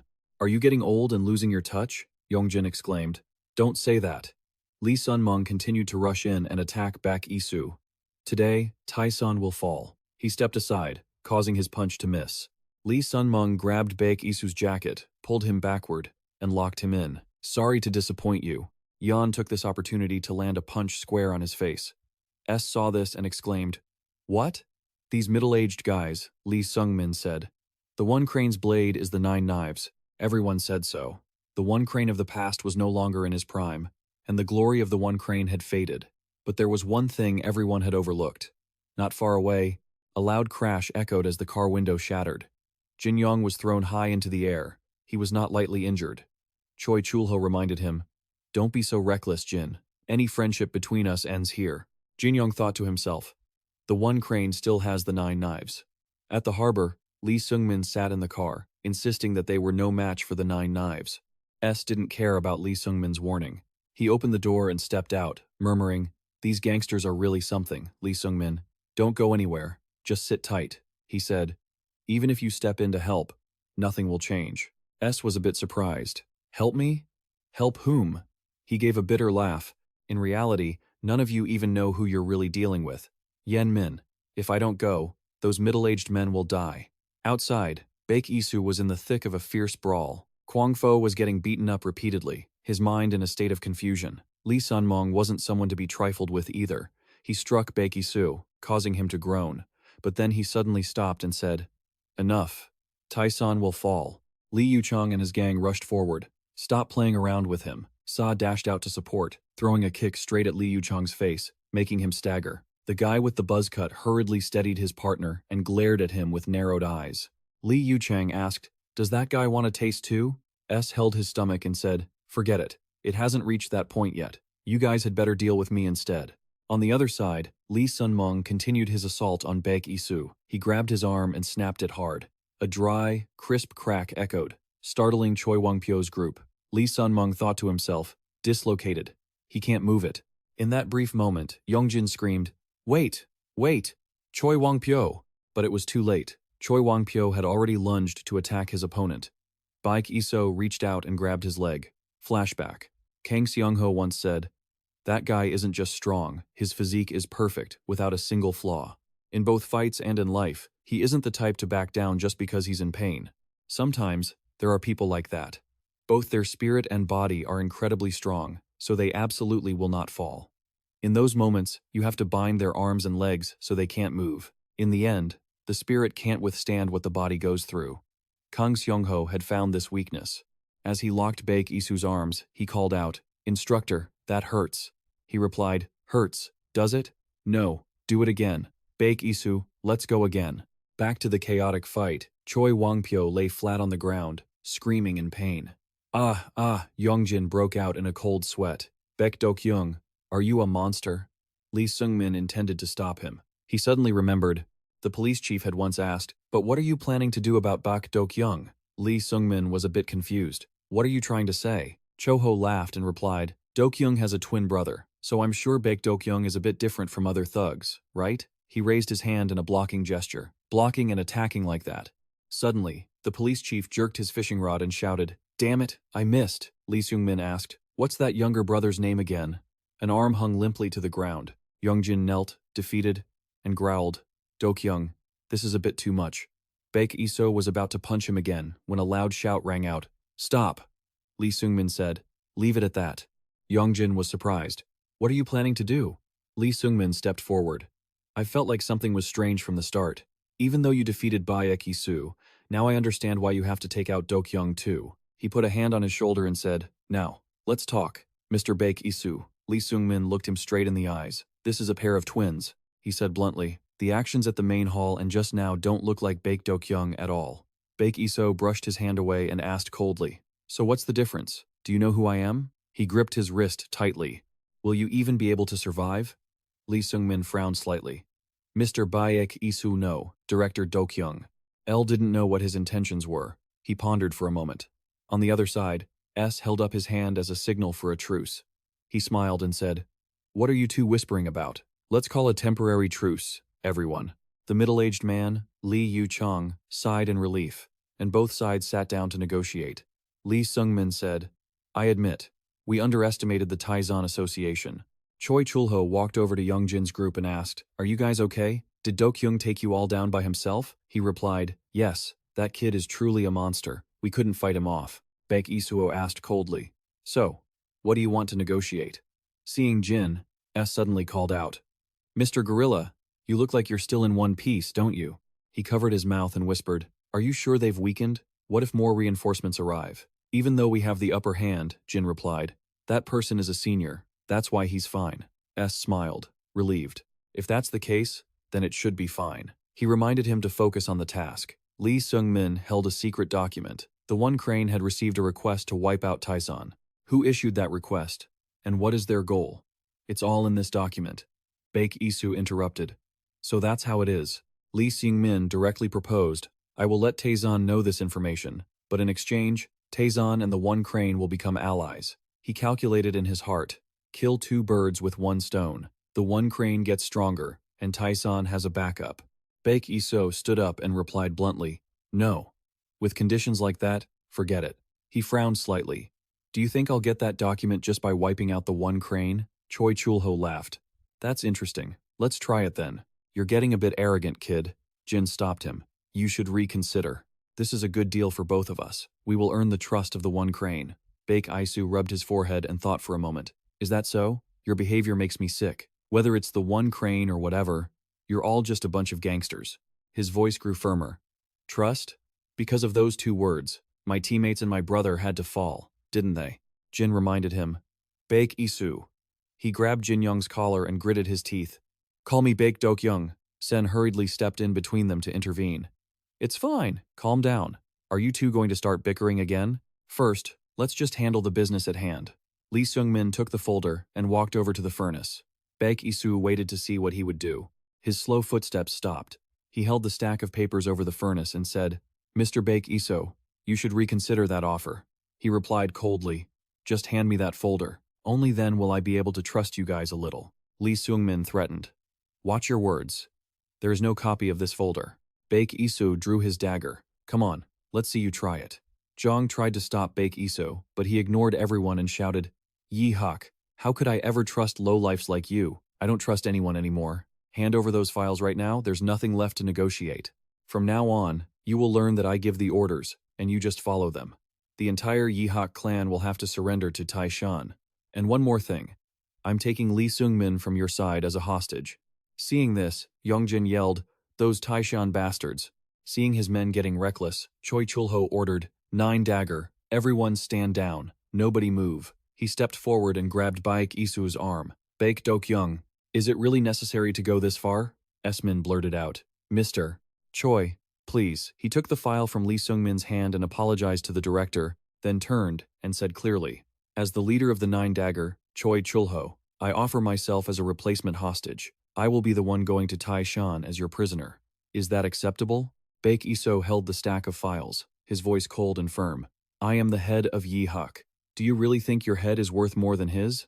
Do you even have the right to make such a proposal here?" Someone called to Jin Yong. "Uncle," he said, stepping forward to explain, "the 9 dagger is the representative of Yi Hak in the underworld. That should be enough, right?" "You think I don't know that?" Jin Yong countered. "Well, if it were the real Baek Dokyung, he wouldn't be acting like this, would he? Lion, watch every move Choi Chul-ho makes for me." Jin Yong stood still. He truly felt that Baek Isoo was more complicated than he had imagined. Scene shift to the interrogation room. The technician announced, "We're set. Start recording." The investigator asked, "So, Baek Isoo, you are a member of the White Rat team, correct?" He replied, "That's right. The Special Forces unit responsible for operations in North Korea." Baek Isoo was in the middle of verifying his identity. After his mission time in North Korea ended, Kim Jae-wook, the oversight officer, asked, "So, what was your actual mission?" He replied, "Everything is classified, sir." Kim Jae-wook looked annoyed. "Classified? What are you talking about?" Think about your situation when you set foot in North Korea and even became one of their soldiers. They wouldn't have been able to verify your information or identity, right? Baek Isoo said. Due to the nature of the mission, all of my records have been wiped. He switched to another topic. Then tell me about your superiors, the unit you were stationed with, or something related to that. Baek Isoo insisted. As I said, it's all classified. Give me a secure line so I can speak with them. Jin-young stood up. Tiring, isn't it? Baek Isoo, we really don't like that North Korean operation at all. You have an obligation to cooperate with us and declare your identity. It feels like there's some misunderstanding. This is something you must do. It's your duty to the country. He snapped his fingers. Did you hear me clearly? Do as I say. Every word I utter carries weight. If I say you're a communist, then that's what you are. Kim Jae-wook leaned in close to threaten him. You're not exactly clean yourself, are you? Just give us an honest statement, and everything will be over. Just then, someone walked in from outside. Sir, I am Major Kang Seongho, in charge of the Special Intelligence Unit. I heard one of my men was here, so I came to bother you for a moment. He handed a folder to Kang Seongho. Major, is that you? What bother? Investigating moles is our job. He bowed humbly and said, Sir, you're joking. What mole? This kid is like family to me. Kim Jae-wook looked annoyed. Listen, Major, do you think I have time for jokes? You heard what he said. He put a cigarette in his mouth and asserted, I'm telling you, this kid is a spy. Kang Seongho quickly pulled out a lighter. I apologize, Lieutenant Colonel. Perhaps there's been a slight misunderstanding. I said, Kim Jae-wook interrupted.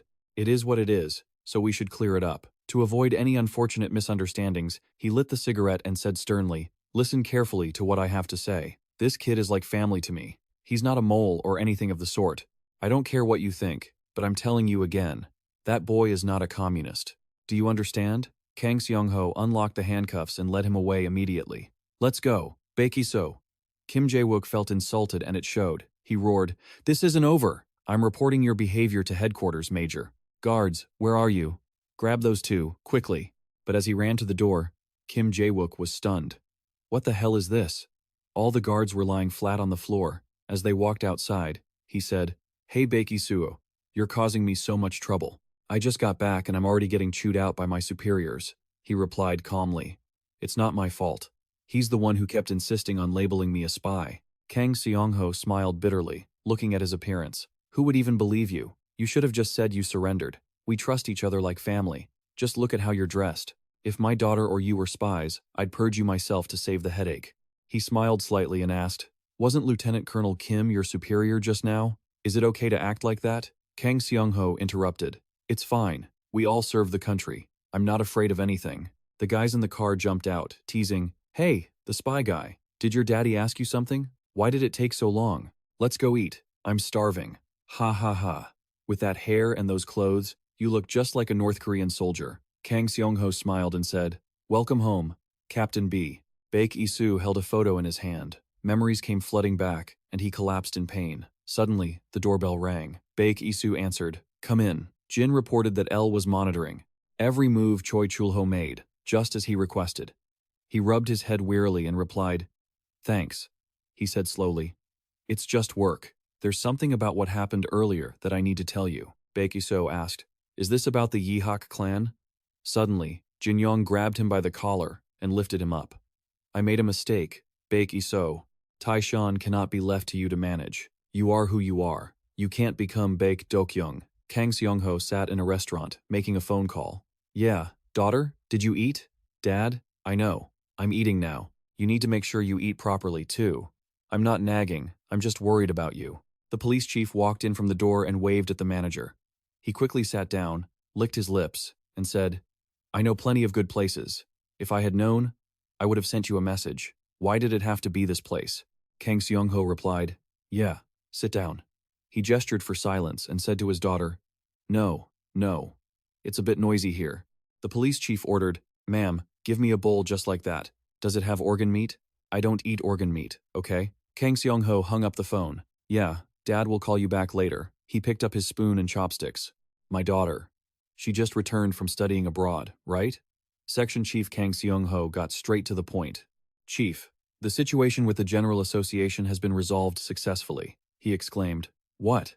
I'm sure the table is already set. We just need to eat it all. But I'm stuffed? And still haven't heard any news? Kang Seongho opened his bowl of rice. The General Association, they're just thugs anyway. He dumped his rice into the bowl and asked, "Are you planning on dragging this out forever?" Cho Won-ho wiped his hands clean with a napkin. "Geez, here we go again. I just started mixing the rice.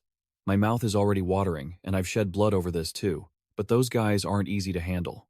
I admit, our section chief is very capable, but it's not as simple as you think." Kang Seongho cut him off. "Anyway, we're just amateurs in this, aren't we? We need to handle this professionally. The Owanson project will be launched soon. I suppose I have to meet with the General Association directly," W said. "You? Who? Si-min? If not, what about the other henchmen?"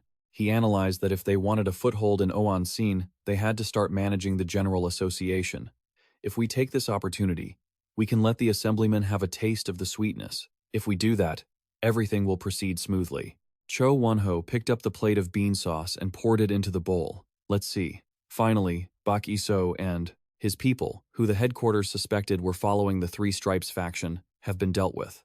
So, using this opportunity, will the section chief and the new members show what they're made of? Kang Seongho bowed his head and pondered for a moment. If that's the case, we have to act.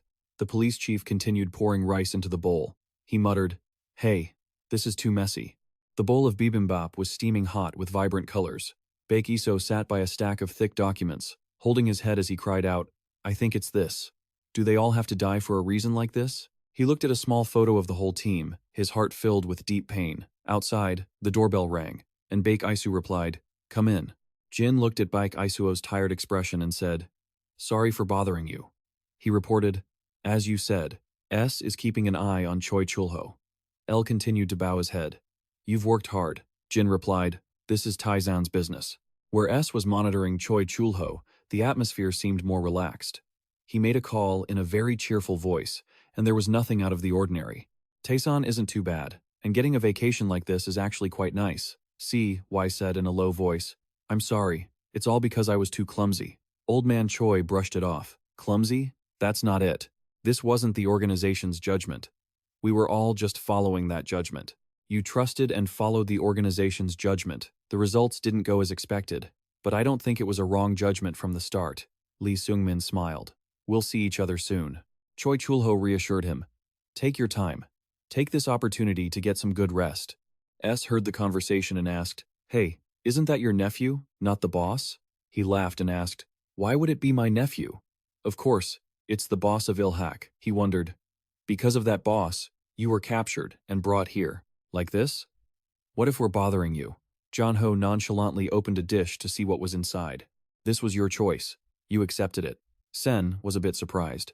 "Wasn't it the boss's choice? We do as we're told. In the end, you were captured and brought here like this." He covered the dish and replied slowly, "I have a slightly different view on this. Is Taesan really that kind of organization? If so, Taesan is truly disappointing, isn't it?" Smay. In the office, Jin Yong said, "I think I was wrong. Baek Isoo, I shouldn't have handed Taesan over to you. Let it go." Baek Isoo pushed his hand away and snapped. "Do you see me as a child? You give it when you want, and take it back when you don't? What are you trying to do? You want to protect Taesan, and I need an organization for revenge. That's why we took over Ilhak like this." "So, what's the problem?" Jin replied bluntly. "There's a problem with our methods. First, you must become Baek Dokyung." L frowned. "That's why I'm impersonating Baek Dokyung here," he insisted.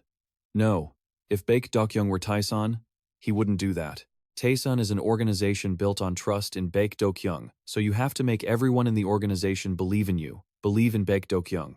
He brushed the messy hair off his forehead. "Trust or some kind of method, how on earth am I supposed to do that? Until now, the General Association still thinks we're just kids playing around." Baek Isoo turned back to look at him, his face cold.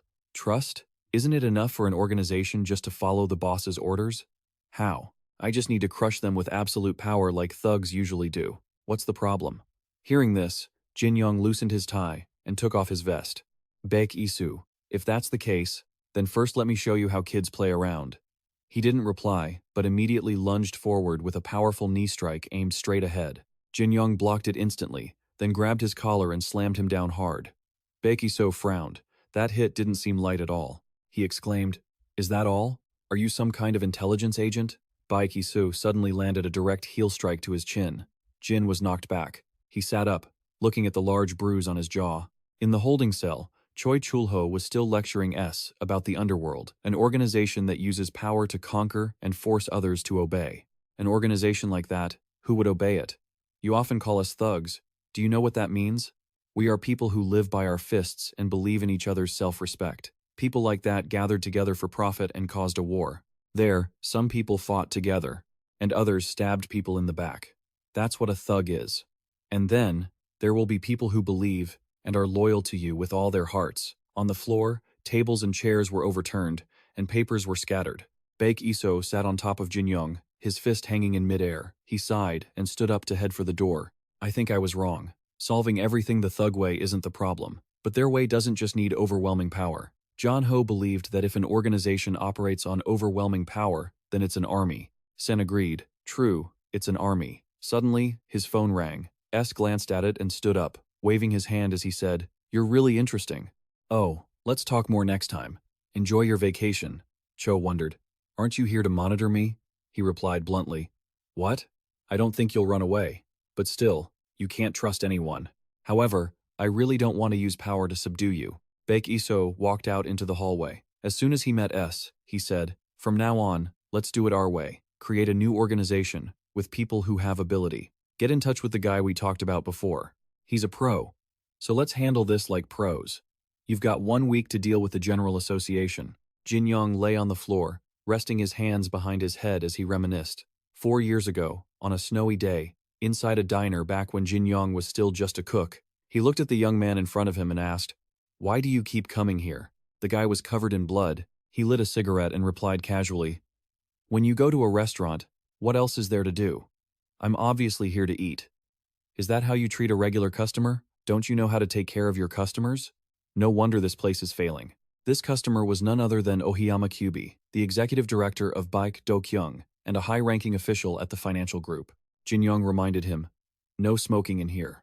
Ozama Group laughed and replied, "Ah, my bad. Just a habit. But these guys don't really count as customers, do they?" He pointed to the 2 men sprawled on the floor. Jin Young sighed. "Get out of here before things get more complicated, actually." Looking at the door, it's probably too late. A group of men burst through the door, and upon seeing the scene inside, one shouted, "What the hell? Is this for real? I thought it was just a load of crap. But looking at the mess these guys are in, that must be Jin Young. Why don't you want to work with the Crane Group anymore? Are you scared you'll end up like your boss?" This guy was Lee Hung-gu, the financial manager of the Hook Gang, a local thug. Hearing his arrogant tone, Baek Dokyung spoke up. "Hey, the owner here said he doesn't serve trash. I'm a regular, so it doesn't matter." Lee Hung-gu looked at him with half-lidded eyes. "What the hell are you talking about? Are you that brave, or just stupid?"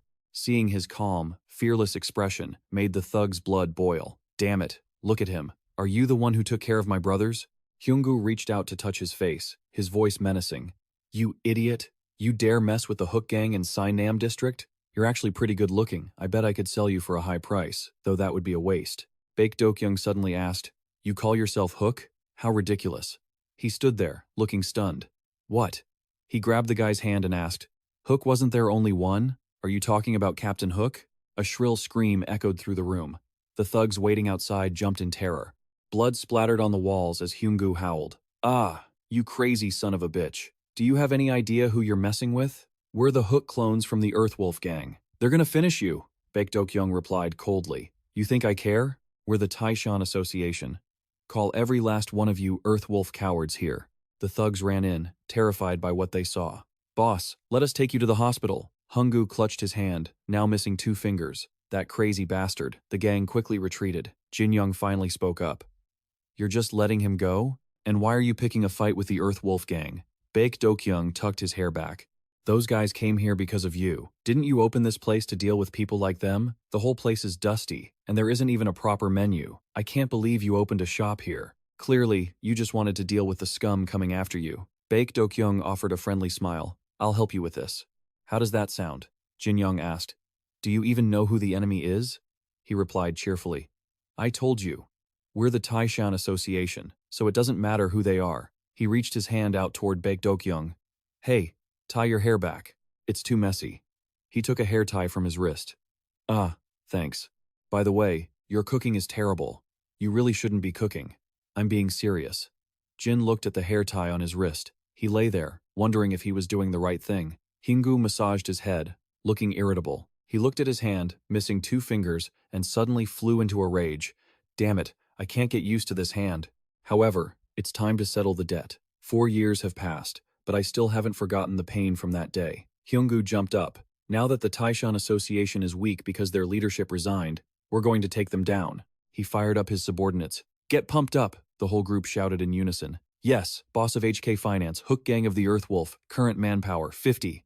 They hadn't even finished planning their strategy when, suddenly, there was a loud banging on the door. One of them blurted out, "What is that?" The door was kicked open, and the guard standing there was sent flying. The thugs stared, confused. A tall man slowly stepped inside, his face stern as he glared at them. The root of the story began with a piece of graffiti. The manager asked, Boris, do you know who did this?" He pointed at the wall behind him. "Who is it? Who spray-painted our construction site?" Inside the warehouse, S sounded surprised. "Boris, you mean him? Has he returned from Russia?" Baek Isoo said. He disguised himself as an exported laborer to hide his identity. The heavy door swung open. He thought to himself, he hasn't found the traitor yet, so he obviously can't go back. Boris was a Russian mafia member, nicknamed the Purger. Boris, the Hound of the Pan boss. As soon as he saw a stranger, Boris immediately pulled out a dagger and lunged forward. He shouted, "Boris," loudly. Seeing the aggressive appearance of Boris, he wondered, will a person like him work with us? His nickname is the Evil Spirit. Lou pulled out a USB and held it up. "I'm here to negotiate." The devil. Boris suddenly froze, his expressionless face glancing at the item in his hand before he slowly took off his helmet. His nickname was the Devil in Human Skin. Boris already had the demon's hand on his head. Back at the Hook territory, seeing Boris walk in, Lee Hyungu shouted, "Who is this white dog? How dare you ruin such an important day? Take him out!" The thugs rushed to attack their opponent, but a cold gun barrel greeted them. The henchman stopped, his face turning pale. "A gun, damn it!" Boris slammed the gun into his face, and the guy collapsed to the ground, unconscious. Another one pulled a dagger. "You bastard!" Boris aimed the gun at him, a smirk playing on his lips. "Idiots," he said, then delivered a powerful punch. Lee Hyungu's subordinate had his teeth smashed in, mixing with blood as he hit the ground. Seeing this, the rest of the gang screamed, "Damn it, surround him." 2 guys grabbed his arms, and another wrapped his arms around his head. "I've got him." Boris bit down hard on the guy's arm. The man shrieked, "Oh my God, someone help." Suddenly, he felt off balance and collapsed. Boris picked up the dagger, sat on top of his opponent, and struck coldly. A shrill scream rang out. "Ah!" someone shouted loudly. "Hold him back." Everything happened so fast that Lee Hyungu was terrified. He trembled. "What the hell is this?" "My hand." Boris, his hands covered in blood, thought, everyone has a demon inside to justify their own weakness. He grabbed Hyungu's hair and pinned him down. The man cried out helplessly, "Damn it, who do you think you are?" "Hey, let me go." Boris pointed the dagger at his head and snarled, "You're the same? Is there a devil in here, too?" Just then, S ran in and shouted loudly, "Boris, stop it." He smiled in a friendly manner and said, "Good, very good, Boris, but could you please stop?" Lee Hyungu's voice trembled. "Who the hell are you? Who told you to come here, huh?"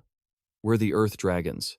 Sen replied, "Yeah, I know. Earth Dragons, right? I'm from the Taesan Association." The boss called to fill me in. "Sir, this gang belongs to the Earth Dragons. They're all in our hands now." A financial hit on the Earth Dragon Group. Manpower on site. 1. Lee Hyungu knelt on the ground, swearing. "Damn it. Taesan isn't even some international organization." Baek Isoo heard him and replied, "Well done." Now S cut him off, looking worried. "We can't mess around with this Russian guy." He was incredibly violent. S kept his eyes glued to the dagger in Boris's hand, pleading, Hey, Boris, stop, don't cut. S added, "Director, about the Iron Weasel, I'm against it. I know he's talented, but we can't trust him." Baek Isoo replied, "His skills are top-notch, and he only works for money, anyway." He had already sensed the Iron Weasel's presence. He was closing in. S remained skeptical. "Sorry, but even so, isn't he just a capitalist?" Right then, a young man with a dagger lunged from behind Baek Isoo. S kept on rambling, oblivious to the threat. "A spy from North Korea." Clang. Baek Isoo moved instantly, pulling his dagger to block the attack. The Iron Weasel gripped his blade tight, staring straight into Baek Isoo's eyes, shouting, "Who are you? Who sent you?" Could it be someone from above? Looking at this handsome, fair-skinned guy, you wouldn't guess he was a teenage North Korean spy, nicknamed White Belly. Lim Kyung-chun, 17 years old, a prime target for the National Intelligence Service. Sen added, "He's on the run. I still object." Lim Kyung-chun kept attacking with blinding speed. Baek Isoo parried, assessing his opponent. This kid is still so young. He struck the kid's dagger hand hard. Even for his age, his skills were impressive. "It's been a while, White Belly." Hearing the nickname, Lim Kyung-chun blurted out, "You know me? That's incredible. When I left, I killed everyone who knew who I was.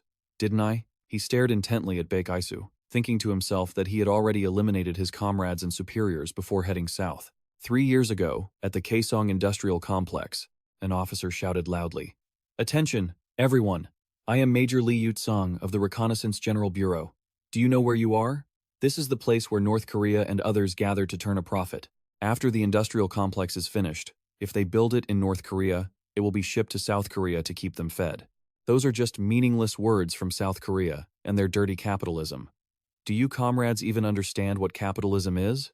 This officer was Major Lee Yut-sung, the newly appointed team leader of the Special Operations Unit, with 4 years of long-term experience in South Korea and 12 total infiltrations into the South. He clenched his fist, his voice grave. "The brats in South Korea look at us like we're stray dogs, but that's fine. That's why North Korea created this as a pilot program. The children began learning many skills, even sewing, combat, and survival. But what we're doing isn't just about capitalist products. Tearing out their throats like wild beasts, that White Belly nickname that is your duty and your mission." The White Belly team was a training program for teenage spies at the Kaesong Industrial Complex, designed to infiltrate deep into South Korea. According to the plan, they would work at the industrial complex during the day and train at night to become spies in the South, heading south hidden alongside the factory goods. But the plan wasn't highly valued. One day, while walking, Lim Kyung-chun suddenly met a driver. Seeing him, the man called out, Lim Kyung-chun? Lim Kyung-chun." The driver pulled out a box of red cookies and held it up. "Hey, Lim Kyung-chun, eat this." The boy looked at the choco pie box. Unable to hide his excitement, he immediately started devouring them. The driver said, "Eat slowly and share with your friends, okay?" Lim Kyung-chun suddenly corrected him. "Lim, my surname is Lim." The man smiled. "Oh, right. Same thing." The teenagers here were extremely excited to get a taste of the capitalism from the Kaesong Industrial Complex where they worked. For Lim Kyung-chun, who came from the slums, the experience was even more profound. Plenty of cookie boxes were thrown on the floor. Eat up, then get going. The price of that grueling training was the taste of capitalism. 2 years later, the trainees were practicing close-quarters combat with daggers. The officer standing above watched and asked, "How much longer?" Lee Yut-sung replied, "If we want to finish ideological education and put them to use, about 2 more years. Headquarters ordered that we start this week." That was the directive from above. He thought to himself that the Kaesong Industrial Complex would be shut down, so he had to prepare immediately and show the superiors results. The next day, the driver sighed.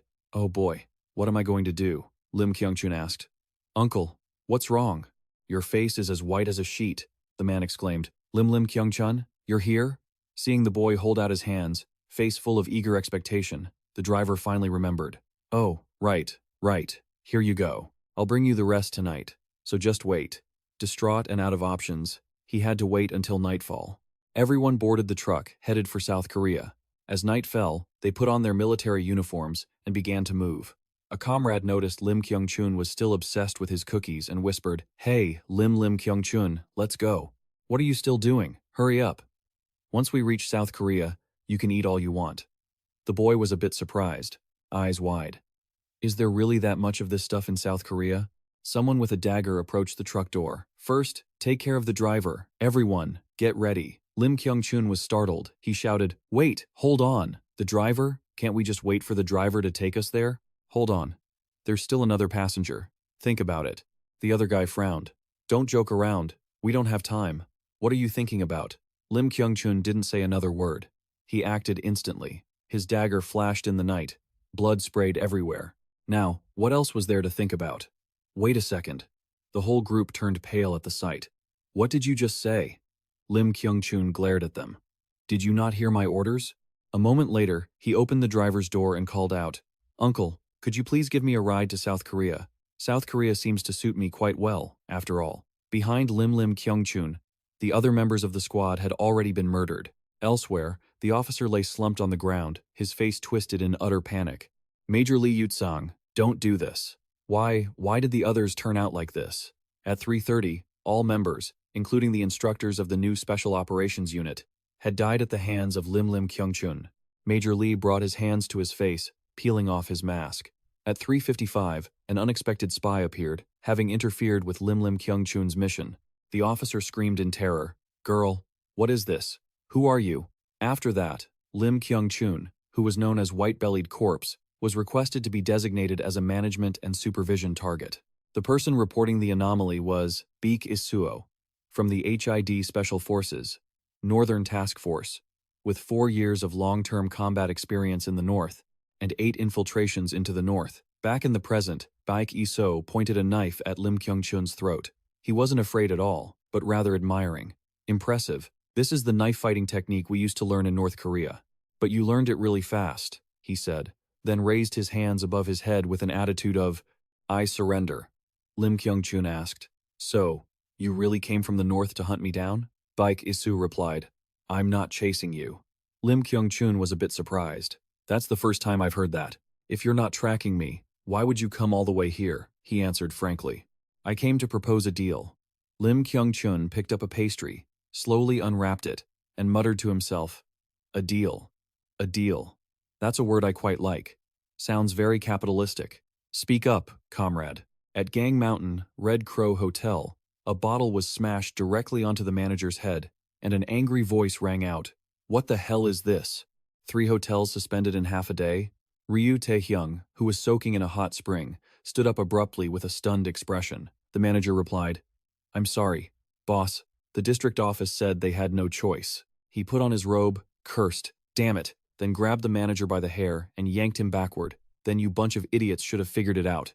You dogs only know how to say yes." Then the hotel was closed. The manager hurriedly explained, "I'm sorry. Please don't just follow the orders from above." Ryu Tae-hyung went into a rage.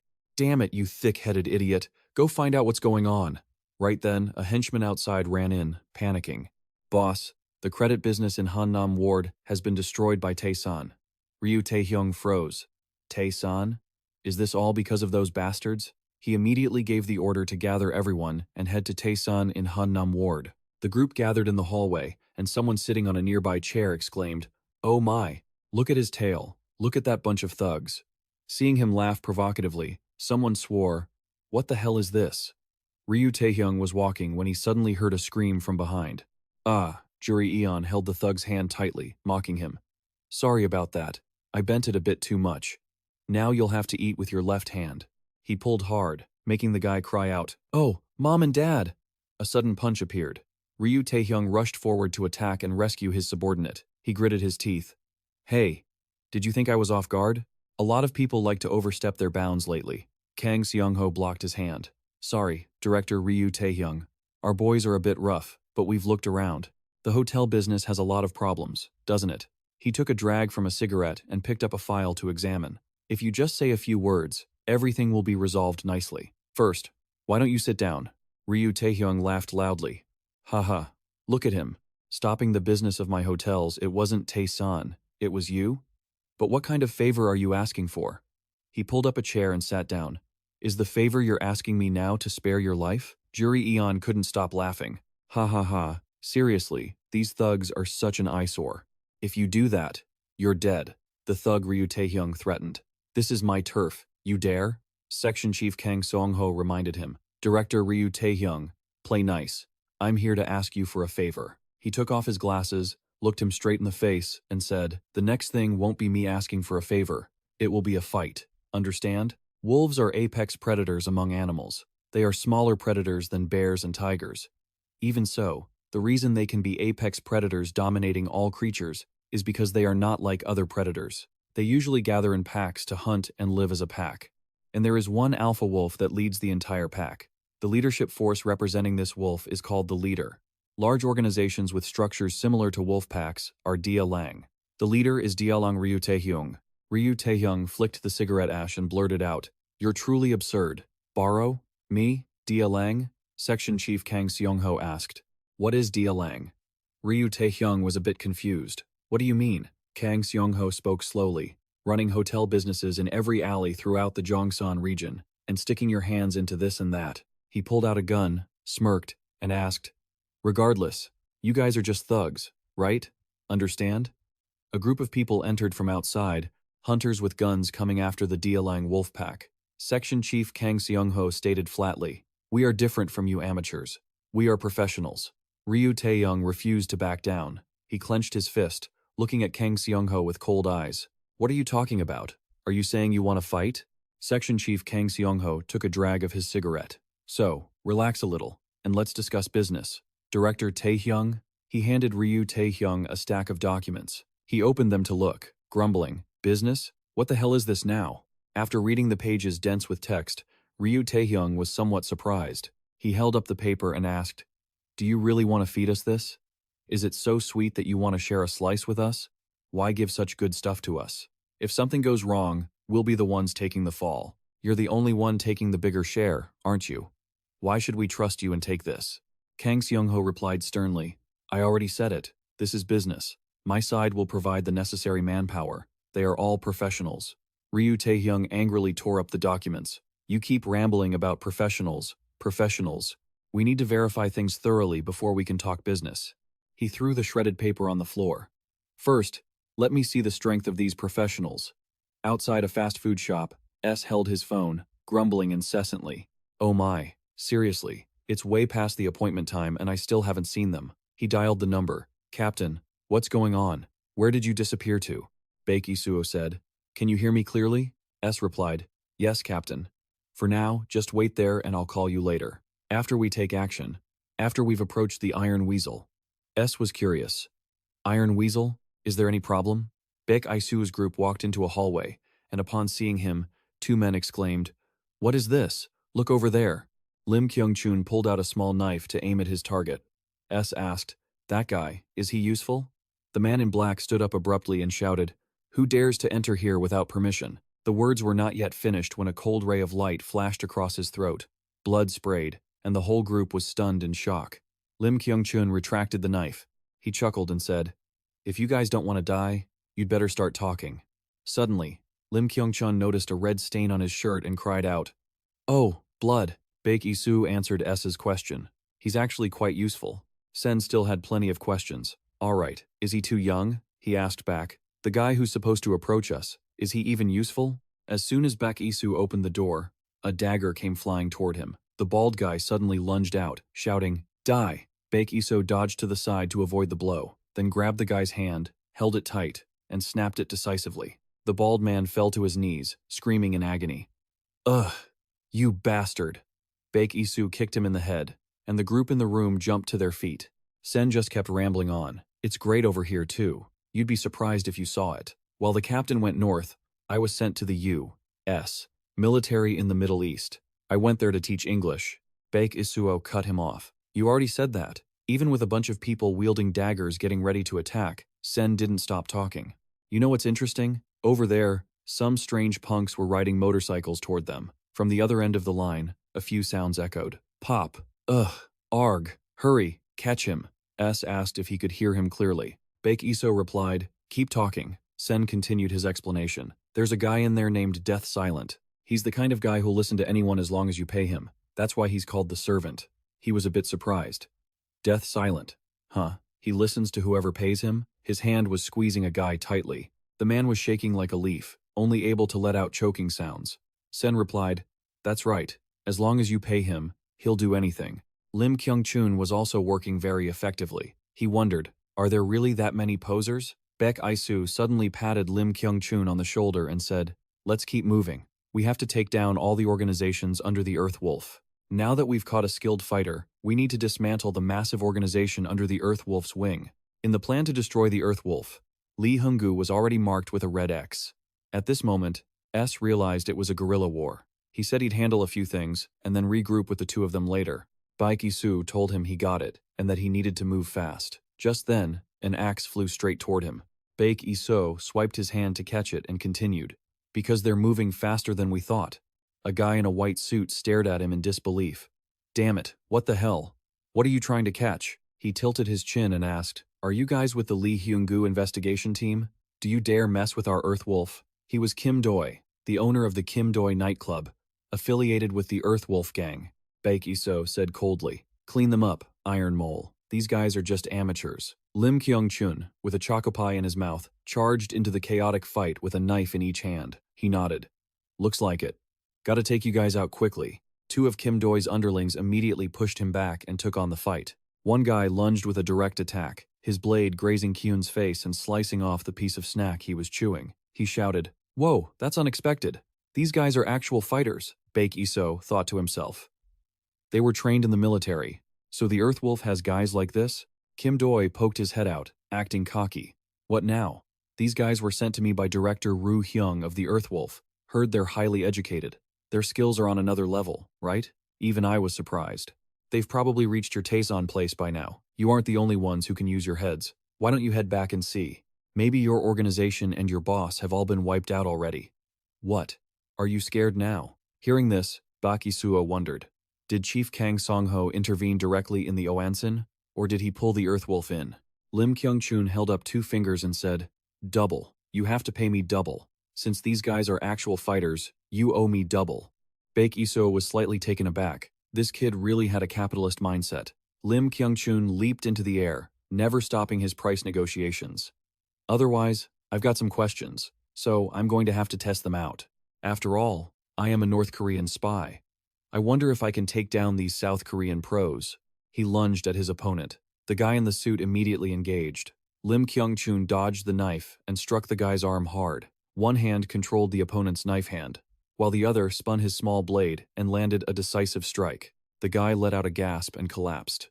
The other one rushed in to help, but he couldn't escape Kyung-chun's blade either. He shouted, "I've cleaned them up. Hurry up, move your feet." Baek Isoo replied, "Of course." Doi stood pressed against the wall, looking completely bewildered. He whispered, "Guli Hungu?" Baek Isoo worried. "Chief Kang Seongho is already tied up with the Earth Wolf gang. How did it happen so fast?" Meanwhile, at the Red Crow Hotel, Ryu Taehyung looked at the men who had just arrived and laughed. "What's this? He looks like a useful guy, doesn't he? Is he going to do what we say? Just like your amateur lackeys?" Chief Kang Seongho adjusted his glasses and slowly replied, "Director Ryu Taehyung, do you know why we're the professionals here?" Baek Isoo ran through the hallway, calculating that if the pay wasn't fair, he wouldn't work. So as long as there's money, who says what doesn't matter? In that regard, he was the one pro among pros. Baek Isoo's figure entered Dylan's sight. In front of the Taesan Hall, countless people had gathered, all armed, marching aggressively. It looked like Chief Kang Seongho intended to blood purge Taesan tonight. In a nearby car, Chief Kang Seongho and Juri Eon were exchanging a few words. Juri Eon adjusted his clothes and said, "I still don't believe we're getting involved in the gang's business." But Chief Kang Seongho pretended not to understand. "What was that?" Juri Eon put on a listening expression with an annoying look. "You know what I mean." He tossed his hair and gritted his teeth. "I definitely took him out. So why? Why? Why is he still alive? You have to see the person alive, or the corpse, if they're dead." Chief Kang Seongho looked at him with skepticism. "Are you sure you took him out?" He turned toward him, looking dangerous as he warned, "If you had brought his body back, or something like that, this wouldn't have happened. Don't you think?" Facing Chief Kang Seongho's words, Juri Eon looked like he'd just realized the truth. He clapped his hands as if enlightened. "Aha, that's right. I should have brought the body back. That's right. Why didn't I think of that?" Juri Eon laughed maniacally. "I should have brought it back. I should have done that." It seemed Baek Isoo had left a psychological scar on him. Talking to this madman was too exhausting, so Chief Kang Seongho just sighed, "Forget it." As for Baek Isoo, the battle was becoming extremely intense, and with his lightning-fast reflexes, Baek Isoo successfully blocked a powerful blow from the biker. Seeing the person in front of him, Baek Isoo immediately realized the situation was dire. Is this a dead end? Sen couldn't meet them? Don't tell me Chief Kang Seongho has already made things difficult? Too many new variables were appearing, not leaving Baek Isoo time to think. Death Silent instantly returned with blinding high beams, making the situation more critical than ever for Baek Isoo. Let's backtrack a bit. To Afghanistan in the Middle East, the most dangerous war zone, a desolate wasteland filled with endless dunes. To survive this harsh environment, the 66th Nomad Battalion established a Special Operations Unit, known as the U.S. Special Operations Team, SCOM. After neutralizing the target, The battalion quickly reported the results. Romeo 3. Romeo 3. Alpha target has been eliminated. We are seizing weapons and ammunition. Over. There was one person on the team who seemed a bit strange. The gear was all Allied equipment. Where did they even get it? Even so, there were many variables. To survive in a place with so many variables, one must find a way to adapt. After securing the supplies, Death Silent immediately went to the underground trading spot. The door opened, revealing a real den of thieves. Everyone was fully armed. The extremist group needed weapons to stir up chaos, and those wolves provided them for personal gain. Once the exchange was done, Death Silent left immediately. Life is full of variables, especially in the most dangerous war zone.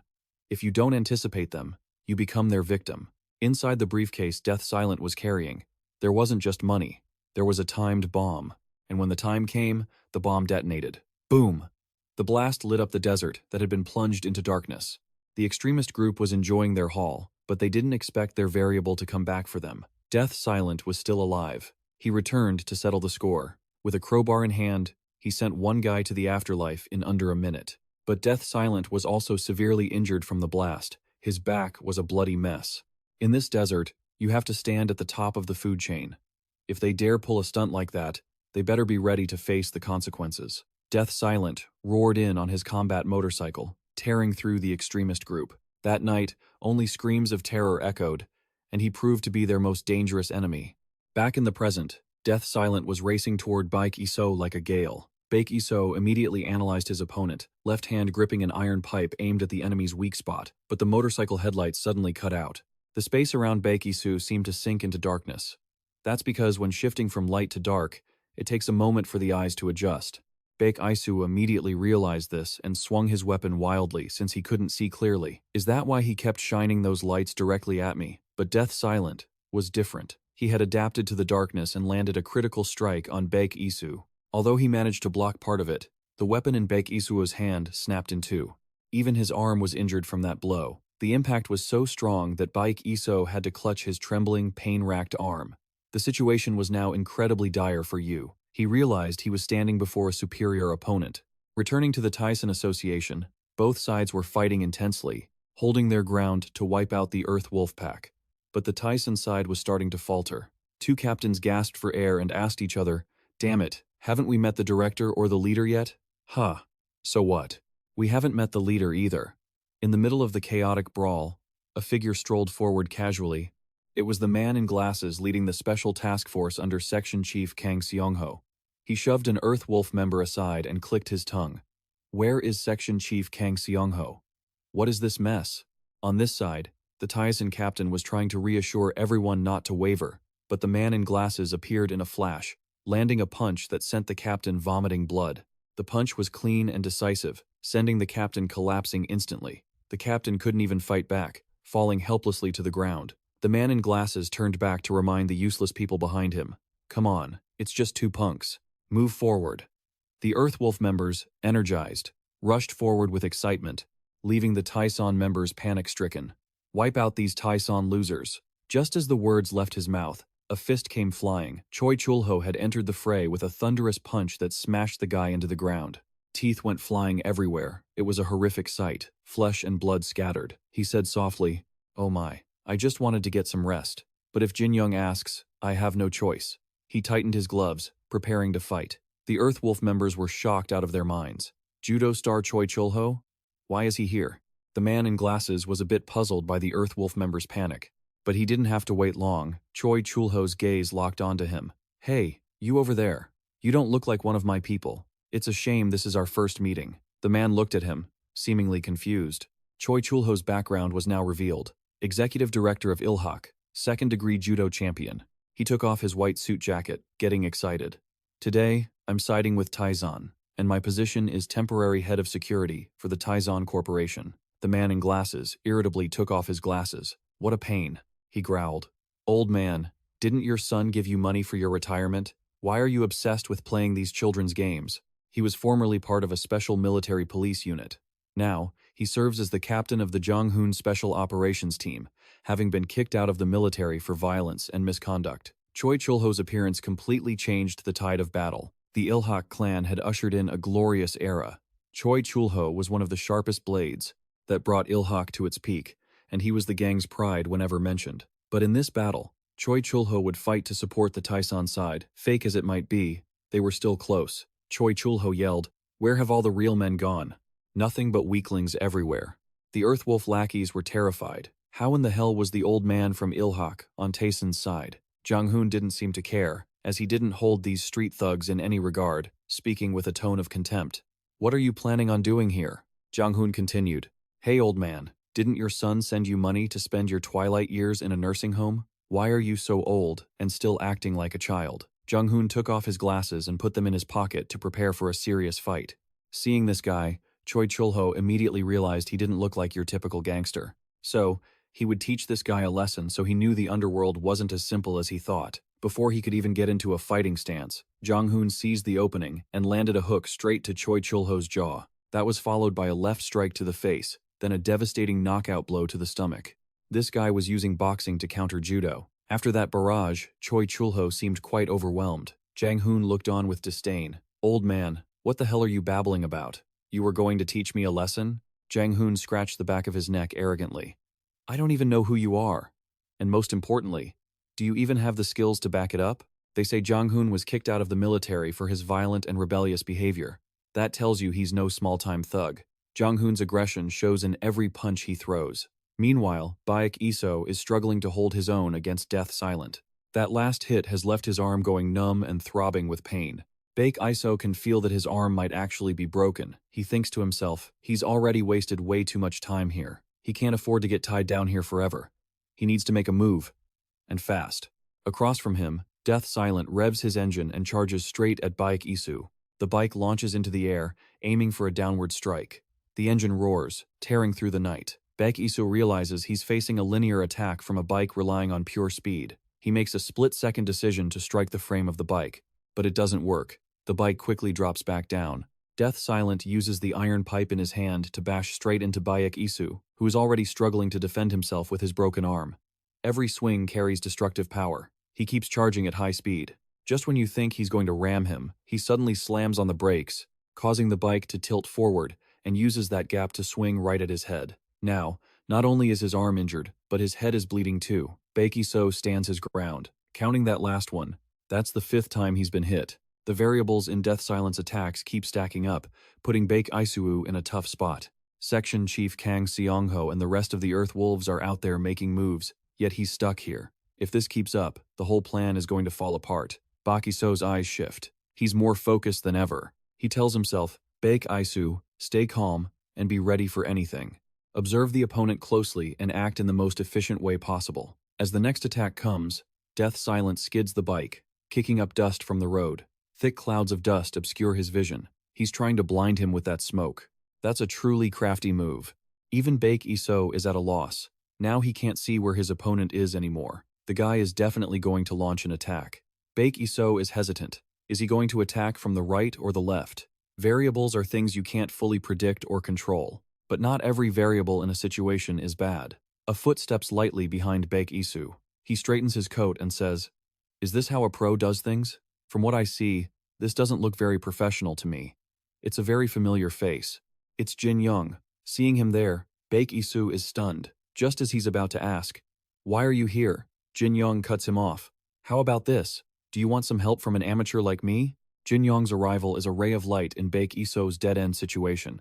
Back to the scene at the Taesan Association territory, Jang-hoon is feeling a bit annoyed with Choi Chulho. He remarks, "Hey, old man, you're tougher than I thought." After getting beaten up for a while, the elder Choi Chulho is still standing firm. Jang-hoon looks at the old man in front of him and thinks, how can a gangster be this strong? Dragging this fight out is pointless. I have to end this quickly, but it's unclear who will end whom. Just as he gets careless for a second, Jang-hoon almost takes a punch to the jaw. Luckily, he reflexes in time to dodge. Jang-hoon feels it makes no sense. That attack speed doesn't match that old body at all. This means strength isn't Choi Chulho's only asset. His speed is something to be wary of. Jang-hoon realizes this and decides to keep his distance. But Choi Chulho won't allow it. When did he get right in front of him? Lately, the old man has been in a bad mood because the government's hunting dogs have started nipping at their gangster world.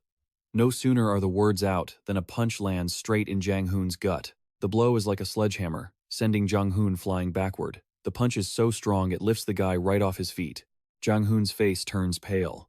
With no other choice, he pulls out a weapon to fight Choi Chul-ho. But before he can even swing, Choi Chul-ho knocks it away and hits him with another punch. Choi Chul-ho grabs the opponent's face. Jang-hoon is trembling in fear. He tries to say something but can't, only letting out whimpers.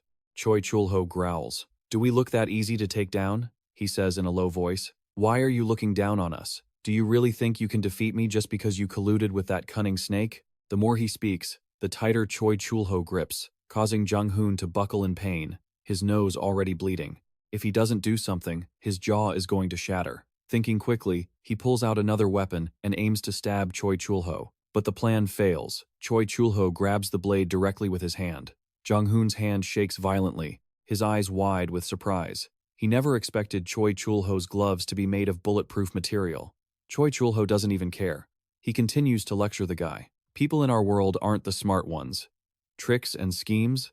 The way we work is incredibly simple. For family, for friends, and for the organization. That's what we fight to protect." Choi Chul-ho's words show the true character and code of a real gangster. After speaking, Choi Chul-ho throws Jang-hoon straight to the ground. Teeth fly everywhere. Jang-hoon lies unconscious on the spot. As for the tough old man Choi Chul-ho, he doesn't have a single scratch on him. A completely overwhelming victory from the ninth way.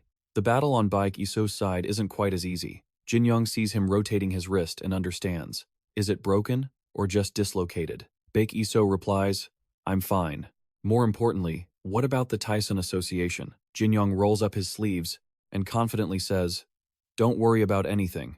Taesan isn't something that can be taken down right now." And it's true. Choi Chul-ho alone wiped out the Earthwolves, and even the professionals mixed in met the same fate. Seeing Jin-young preparing to face the incoming opponent who he himself is struggling to hold off, he warns him that the guy is a pro. He's not a pushover.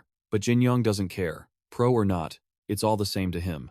Baek Isoo is still worried for the amateur Jin-young and keeps warning him. "You shouldn't face him without any preparation, should you?" Jin-young nonchalantly replies, "Why think so much and exhaust yourself?" With that, he wraps his jacket around his arm, ready to battle the guy on the dirt bike. "All I have to do is take him out." He didn't slow down at all, charging straight at me in his car at full speed. The screech of tires was like a challenge. In that moment, Jin-young told me what Baek Dokyung said to him. "Why does it matter how big the problem is? Because we're Taesan, after all." At that same moment, he arrived right in front of us, iron pipe still in hand. But the one facing him wasn't Baek Isoo anymore. It was Jin-young, the guardian of the Taesan Group. Jin-young braced himself and put everything he had into a punch straight at the oncoming car. The hit was so powerful, it stopped the vehicle dead in its tracks with a terrifying crash. The pro Baek Isoo mentioned went tumbling out along with his car. Jin-young asked, "Isoo, what did you think of that?" Even though we sometimes use Baek Dokyung's methods to get things done, this time, Baek Isoo silently stood behind, watching his back. Jin-young firmly declared that we have to become Baek Dokyung. Just then, as the impact echoed, the motorcycle was sent flying backward, its front end smashed, and the rider was thrown onto the ground. Jin-young stood there, frozen, then let out a laugh. "What do you think? Even though we usually follow Baek Dokyung's way of doing things, this time, we have to become Baek Dokyung." Lu looked at him, stunned. Going back in time, there was a little boy who was biting his lip, trying to hold it in, but tears were still streaming down. A voice called out, making him turn. "Hey, Baek Isoo." This was Baek Dokyung, at 11 years old. He stood there with his hands on his hips.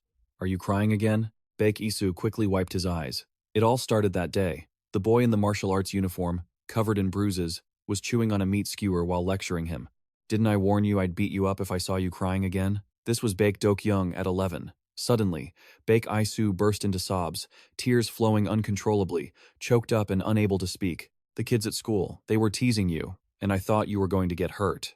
We were twins, but unlike me, he was stronger than anyone else." Hearing this, Baek Dokyung held out his skewer to comfort Baek Isoo. "Why are you shaking your head like that?" I closed my eyes and pursed my lips, shaking my head. "Eat up." "I don't want to eat." Baek Dokyung smiled brightly at his brother. "Come on, forget them. Even if they all jump us at once, I can take them all, because your big brother never loses." But at that moment, Baek Isoo started to hate having a brother like that. Flash forward a while later, and a frantic announcement rang out. "Hey, Baek Dokyung is in another fight." Down in the courtyard, they were swarming him like crazy. Is he really fighting? Where? Move aside. I want to see. The students rushed out to watch the commotion. Wait, is he bleeding? If he's bleeding, doesn't that mean he lost? Hey, is that guy crying? Crying means losing. He's done for. One student just bit his lip and kept reading his book silently. This was Churong Middle School, Grade 2, Class 4. Baek Isoo was 15. The student watching through the window pointed. Wait, aren't those Baek Dokyung's underlings? Yeah, it is them. Hold on. Why do they look like they just got beaten up? Hey, look over there, right in front of them. That's Baek Dokyung, Churong Middle School, Grade 2, Class 5. Baek Dokyung was 15. Haha, I still can't believe it. Are you the only one who dared to show up? You're making me look like the bad guy, don't you think? A large, shirtless man appeared, cracking his knuckles with an arrogant look. A student in the class got excited and shouted, "What is that? Is he a high schooler? No way. Is he a professional fighter or something?" Isoo, who was reading, took notice. Down below, the high schooler stood with his hands on his hips, looking down at Baek Dokyung. I gave your friends some advice, but I'm not sure if it sunk in. Have you juniors learned your lesson yet? Baek Dokyung stood nonchalantly, hands in his pockets, and replied, Senior, you've already graduated and moved on to high school. Why are you still hanging around this middle school dump? What's in your head? Do I need to speak a different language for you to understand? As he said that, he gritted his teeth and glared upward. The senior was not pleased. You little punk. He turned around coldly. Whatever, just come outside. No need to embarrass you guys in the middle of the schoolyard like this. Then the two sides faced off once again. Baek Dokyung held up a hand to signal his friends. You guys stay back. I'll handle this myself. Even if you want to help, you'll just get in my way. The students watching from the balcony were shocked. What? He's going to fight them all by himself? Damn, that's so cool. Baek Isoo stepped closer, looking down with a contemplative expression. Sometime later, Baek Dokyung gritted his teeth and got into a submissive posture in front of the seniors. I offer my most sincere apologies, senior. I was so caught up in the moment that I failed to show you the proper respect. The senior was confused by this sudden change in attitude. What's wrong with this little brat? Why did he suddenly change his tune? Baek Dokyung looked up with a look of admiration. I heard you're in high school now. I truly admire you, senior. You must be a pretty big deal over there, right? The senior scratched his face. Well, I guess so. Baek Dokyung continued to butter him up. You're truly amazing, senior. The senior sat down and pressed his finger onto Baek Dokyung's head, satisfied. Ah, this smooth talker. I think I'm starting to like you, kid. I was going to beat you to a pulp like your friends. But all right, I'm in a good mood, so I'll let you off the hook. But in exchange, I'm going to beat up your friends. Sounds like a fair trade, right, kid? Hearing this, Baek Dokyung suddenly started laughing. Haha. Then, he grabbed a pen and slammed it down. Damn it. Fine then. I was planning on letting you off the hook by bowing down nicely. The senior scrambled back in a panic. What the Baek Dokyung lunged forward with the pen. Then, a horrific scream rang out. My foot. The pen was stuck right in the top of his foot. Baek Dokyung used the moment to kick him backward while scolding him. You sure talk a lot, don't you? You piece of trash. Every morning, Jin-young delivers newspapers by jogging. I always tease him for being old-fashioned, but it seems he does it to help support his younger sister. At least, he was doing that until you broke his left leg. As he was recounting the story, another senior swung a fist at him. What the hell are you babbling about, you bastard? He dodged and continued. And Sunguk. Yeah, lately Sunguk seems to have found a new hobby. What the hell are you babbling about, you bastard? He kept dodging while continuing his assault. And Sunguk. Yes. It seems Sunguk has found a new hobby lately. He started helping his mom make kimbap because she managed a kimbap shop. He always brought kimbap to school, though one side would always be falling out. But now he can't make kimbap anymore, can he? I wanted Jin-young to introduce me to his younger sister so we could eat kimbap made by Sunguk together. This really sucks. Dokyung said this while looking up at the sky in thought. Below him, the upperclassman was clutching his arm and screaming, My arm! My arm! Just then, the remaining high schoolers rushed in to pin Baek Dokyung down. Some held his arms, while others bear-hugged him from behind. Another guy swung a punch at him. Baek Dokyung just let his head snap back. But he quickly grabbed the guy's hair and kept going. Oh, and one more thing. Our sweet, simple-minded Sunguk. Why did you have to hit him on the head, huh? He rubbed his cheek while gritting his teeth. Damn, that must have hurt like hell. You bastards. Just then, a shout rang out. Get him, boys. Everyone attack him at once. Baek Dokyung politely raised his middle finger and cursed them out. You pieces of trash. Whoever wants to get wrecked, Come and get it, I'll snap every one of your necks. Just then, Baek Isoo appeared, lost in thought. I hate how reckless my brother is, but he can do things that I just can't. He launched a kick, sending the guy pinning Baek Dokyung flying. Baek Dokyung looked over, stunned. Huh? Why are you here? Baek Isoo gritted his teeth. I've always been jealous of my brother. I want to be just like him. As Baek Isoo took off his glasses, the high schoolers were completely shocked. Who? What? Baek Dokyung. Why are there two of them? Baek Dokyung pushed the guy off and asked, Hey, why did you come here? Baek Isoo blurted out. Big brother, the thing is I don't think I'm cut out for studying. No matter how hard I try. I just can't get any information into my head. As he spoke, Baek Isoo took a fighting stance, looking thrilled. Baek Dokyung laughed brightly and scolded him.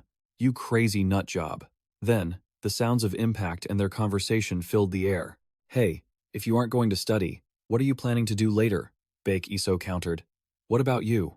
What are you going to do? Baek Dokyung confidently replied. Your big brother is going to start a business, of course. I haven't decided what kind yet, but I'll make you the chairman. Baek Isoo asked skeptically. For real? Even now, I still want to be just like him. Back in the present, the driver and his motorcycle were sent flying as if they were made of foam. He lay sprawled out on the ground. Isoo grabbed his own arm and asked Jin Young, What should we do now? I think I can become like Baek Dokyung, but I guess I've still got a long way to go. He clutched his face, feeling uneasy. I don't really know what kind of person my brother has become. To you, director, what kind of person is my brother? Can I really become Baek Dokyung? Jin Young answered thoughtfully. I'll give you my answer. Then, he suddenly knelt on one knee in front of Baek Isoo. And I will make you the icon of this Taesan group. Baek Isoo was completely taken aback. Suddenly, there was a round of applause. Choi Chulho stretched his muscles, thinking with satisfaction. Their morale has dropped significantly now. I'm almost done here. He sighed. Aigu, I'm getting too old for this kind of work. I should retire soon. Meanwhile, CEO Lee Seung-min sat clutching his forehead with a contemplative look. Back to Choi Chulho. He seemed to notice something strange and turned around. Looks like it might be too early to retire. Now, all of you small fry, come at me. Don't be cowards, you young punks. Just then, someone holding a sharp knife flashed behind him. Back to Isoo. Jin Young had suddenly knelt on one knee before him and affirmed, And I will make you become Baek Dokyung, a true symbol of the Taesan Union. However, he stood up and looked to the side. He's still there. The guy on the motorcycle was struggling to lift his bike back up. Jin Young wondered, Wait, who is that guy? Baek Isoo was speechless. You're asking that now, after sending him flying all the way over there? Jin Young replied, Well, because he drove straight at us, or maybe he's one of your pro friends. He quickly retorted, No, I don't know anything about him other than the fact that he's part of the U.S. military. Just then, the driver shouted, Hey, what are you going to do about my headlight? Jin Young looked at Baek Isoo and asked, Didn't you just say he was in the U.S. military? He's speaking Korean. Baek Isoo looked forward and exclaimed, Today is definitely an interesting day. The driver held a red iron bar in his hand, spinning it repeatedly. Seeing this, Jin Young stepped forward, unbothered. He raised his fists. I guess I don't need to hold back, do I? The driver was about to rev the engine when his phone chimed with a message notification. He heard it, stopped what he was doing, and opened the screen. A notification immediately popped up. Sender gang has received 20 million for the holding fee. Head to the location below. Once you complete the mission, the rest will be sent. After reading the message, the driver put the iron bar away, leaving the two men confused. He turned his bike in a different direction, but still pointed at Jin Young threateningly. You, the one who broke my headlight, I'll remember your face. With that, he rode off. Watching him leave, Jin Young said, He's gone. I thought he wanted to take it to the end. Baek Isoo replied, He was just doing it for the money. I can only guess that he finished his mission. Or he just got a better gig. Scene shift to a building. The room was deathly quiet, and someone was biting their lip in tension. Even the organization's underlings, Taesan Union's Choi Yi-jun, who had worked for 2 years, and Lee Yun-ho, who had been there for 6 months, could feel it with their keen, seasoned instincts. Special Agent Kang Seongho was having his vacation cut short. Just then, a metal-clad fist was thrown. Choi Chulho landed a punch that sent the new arrival reeling backward. It was a battle they couldn't interfere with. Yet, at that moment, he himself had suffered a wound to his back, and blood was spraying out uncontrollably. This guy is no joke. If I lower my guard, I'll lose immediately. But he must be hurt by my blow too. I have to end this now. Having calculated his move, Choi Chul-ho swung another punch. The guy, Juri Eon, flinched and backed away. Ah. Like this. Then, he put on a terrifying, demon-like expression. That's not enough to beat me, old man. Choi Chul-ho's expression turned anxious. He tried to step back, but it was too late. Juri Eon slashed him several times. Choi Chul-ho grew tense. He's too fast. I was almost done for.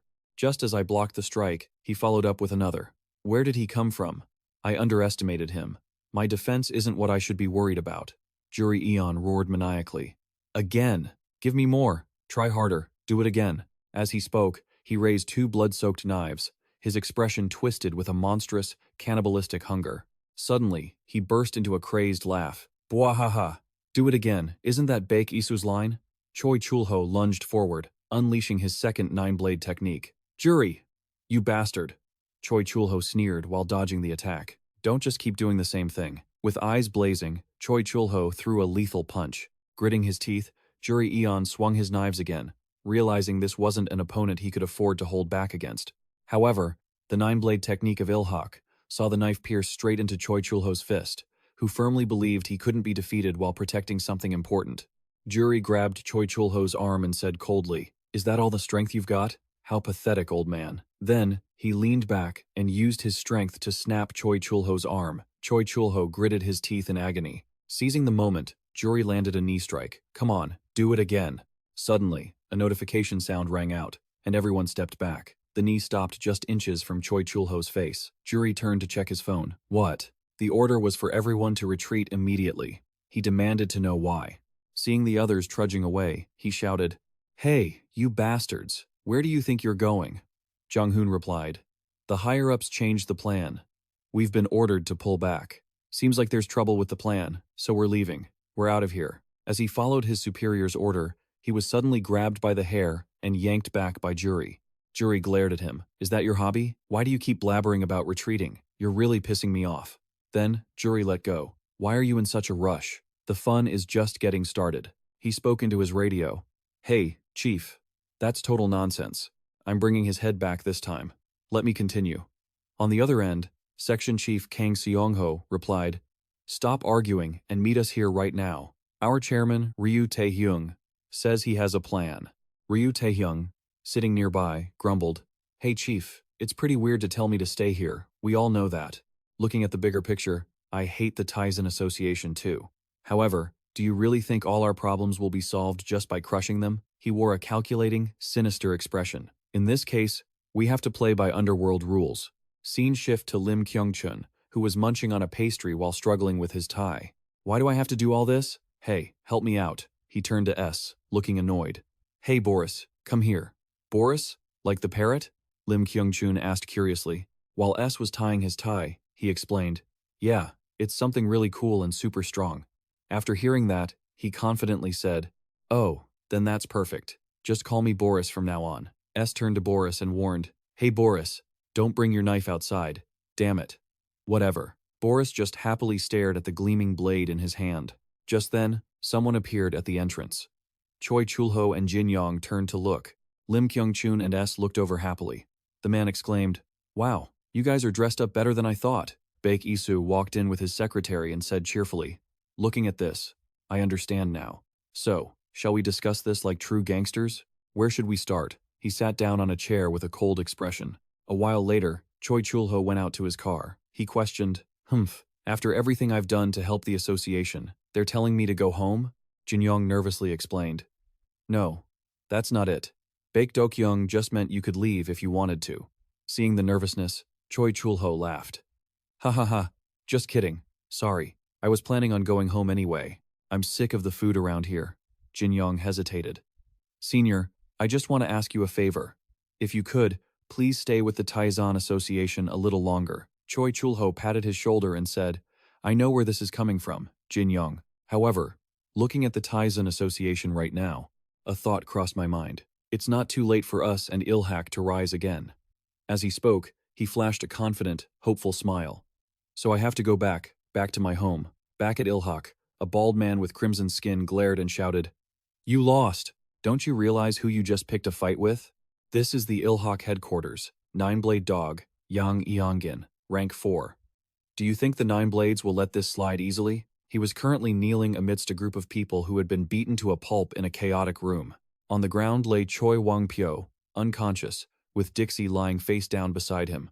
Yang questioned, "What kind of freak sent you here?" Just then, Juri and the man carrying the iron pipe appeared. Ryu Taehyung suddenly showed up and placed a hand on Juri's shoulder to stop him. "Damn, you've aged so fast since the last time we met." Then he looked down at Yang, flashing a toothy grin. "It's been a long time, my dear senior." Rewinding to earlier at the Y headquarters, a voice spoke up. "This is the money we made this month. Seems like less than last month, huh?" Lee Sung-min remarked while checking the ledger. Yang, standing nearby, apologized. "I am truly to blame, young master." Lee Sung-min replied, "No, this is partly my own carelessness. More importantly, are you feeling okay?" Just then, Choi Wang-pyo, with one leg in a cast resting on the table, smiled excitedly. "Haha, of course, young master. This kind of thing is nothing, right?" Lee Sun-mong, with one arm in a cast, chimed in. "I'm fine, but I don't think this guy feels the same way." As he spoke, he tapped Choi Wang-pyo's leg, causing him to clutch his leg in silent agony.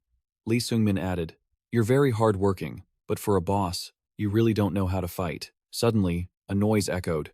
Lee Yu-chang turned and said, "I'll go out and see what's going on." At the Nine Blade Y headquarters, Lee Yu-chang, one of the Nine Blades, opened the door and stepped out. "What is all this noise?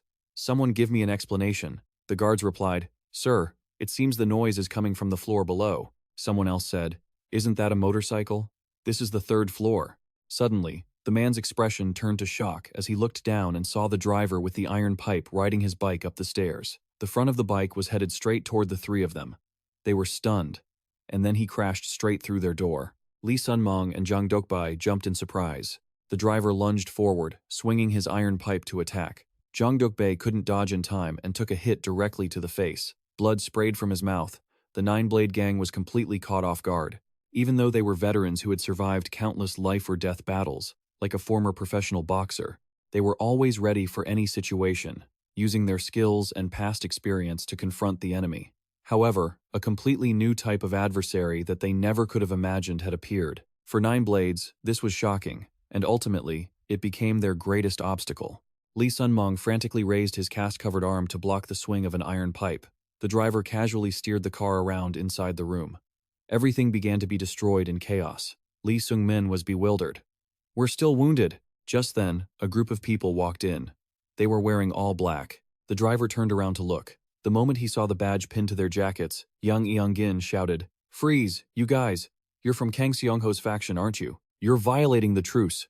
Do you want to become enemies with the entire council?" At that moment, a man in black glared. "What the hell is this old man rambling about?" Another guy shouted to his accomplices, "Boys, clean them up for me." Choi Wang-pyo then decisively threw off his leg brace and unleashed a kick toward the driver. "You son of a bitch, who do you think you're gnashing your teeth at?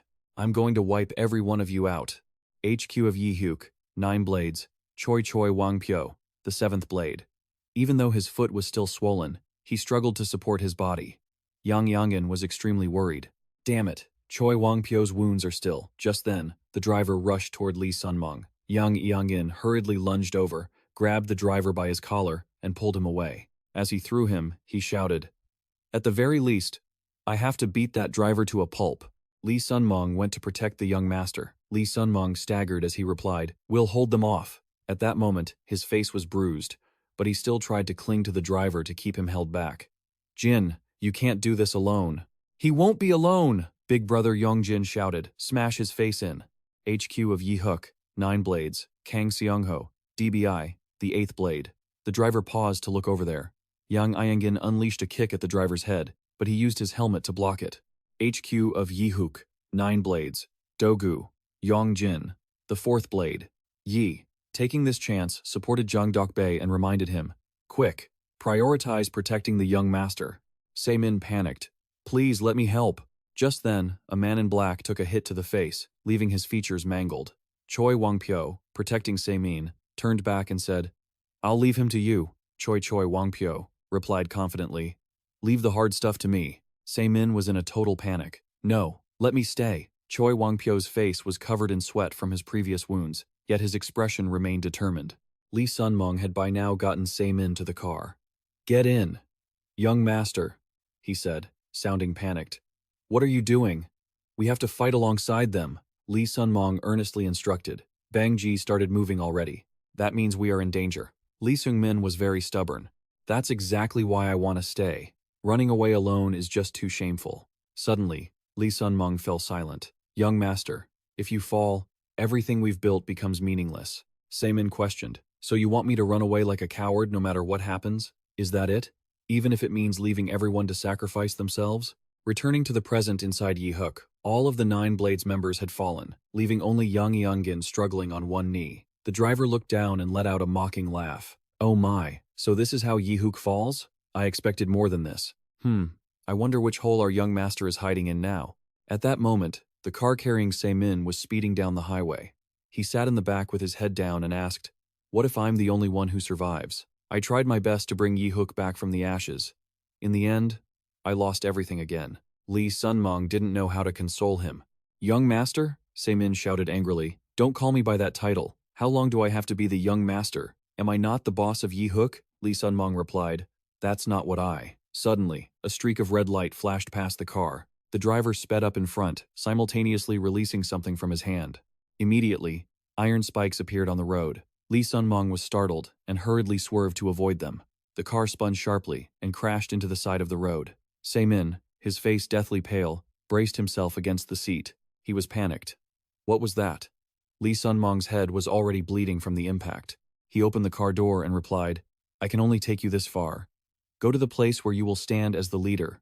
I trust that you already have your answer. As he spoke, he raised his hand to shield a stunned Saemin from the rain. Lee Sun-mong smiled gently in the downpour. HQ of Yi-hook, 9 Blades, Lee Sun-mong, the 6th Blade. He wiped the water from Saemin's face and instructed him, that is all you need to understand.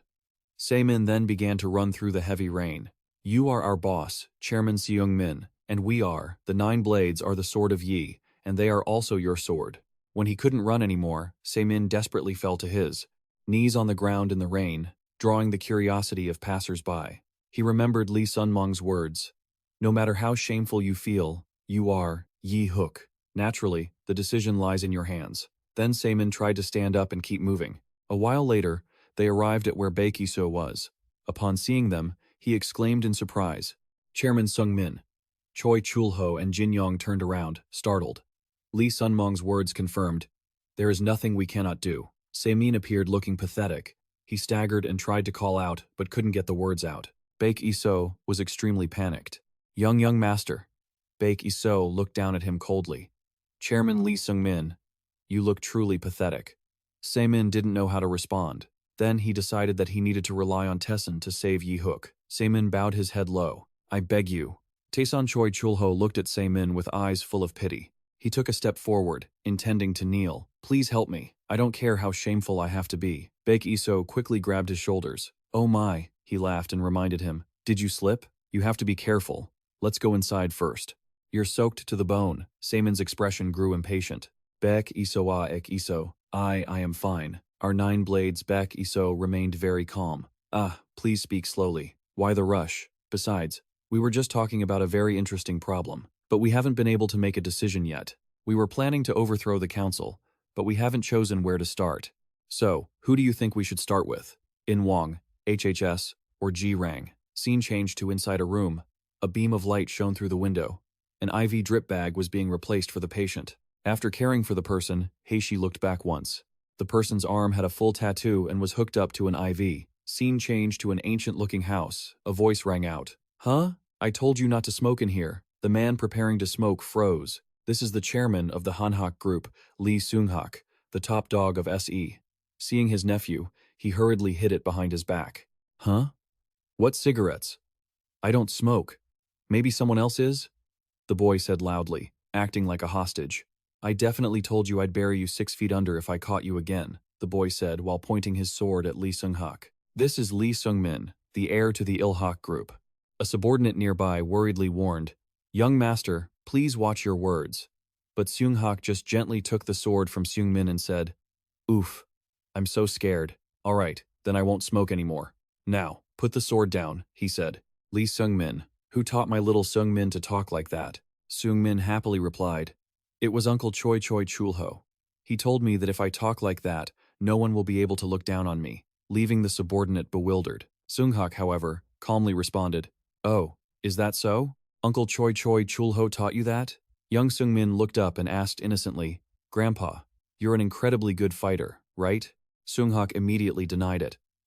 Me? No, I'm not that great." Hearing this, Seungmin didn't accept it, standing up and tugging on his hand in frustration. "Why not? You're the best and soon, don't lie to me. How could you not be a great martial artist?" Seonghak comforted him. "I'm just telling the truth. I can't really do it." "But I bet you're great at that," Seungmin excitedly asked again.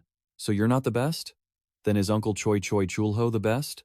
Seonghak slowly stood up and explained, "No, being the best doesn't necessarily mean being good at fighting, my dear. However, the best person must be someone with a strong spirit, so that you never have to bow your head to anyone." Lee Seungmin looked blank for a moment. Then he innocently blurted out, "That's not cool at all. So you're very weak, Grandpa?" The subordinate nearby helplessly supported his head. "Ah." Young Master Seonghak just laughed. Then, a questioning conversation broke out. "Choi Chulho. What the hell did you teach Seungmin?"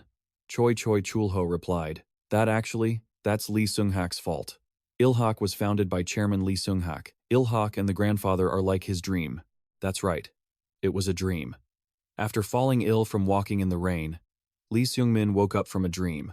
As he sat up, Choi Chulho rushed over. "Young master, are you okay?"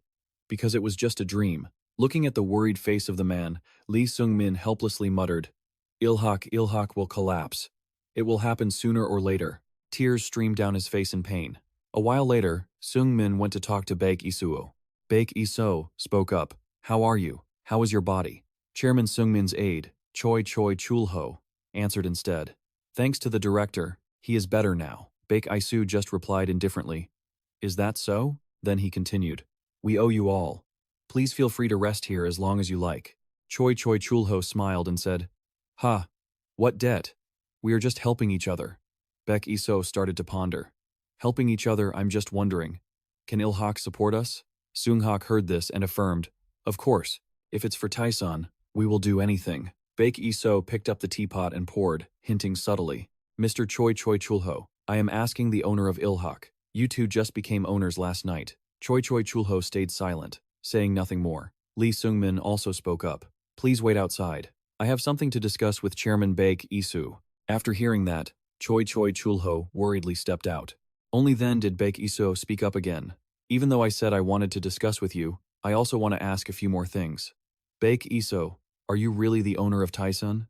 So where is Baek Dokyung?" He calmly set down the teacup and said, "Lee Seungmin, you still called me Baek Isoo just now. Does that mean you haven't told Choi Chulho about my real identity?" Seungmin replied, "I know you are trying to hide it, so I am just doing my part."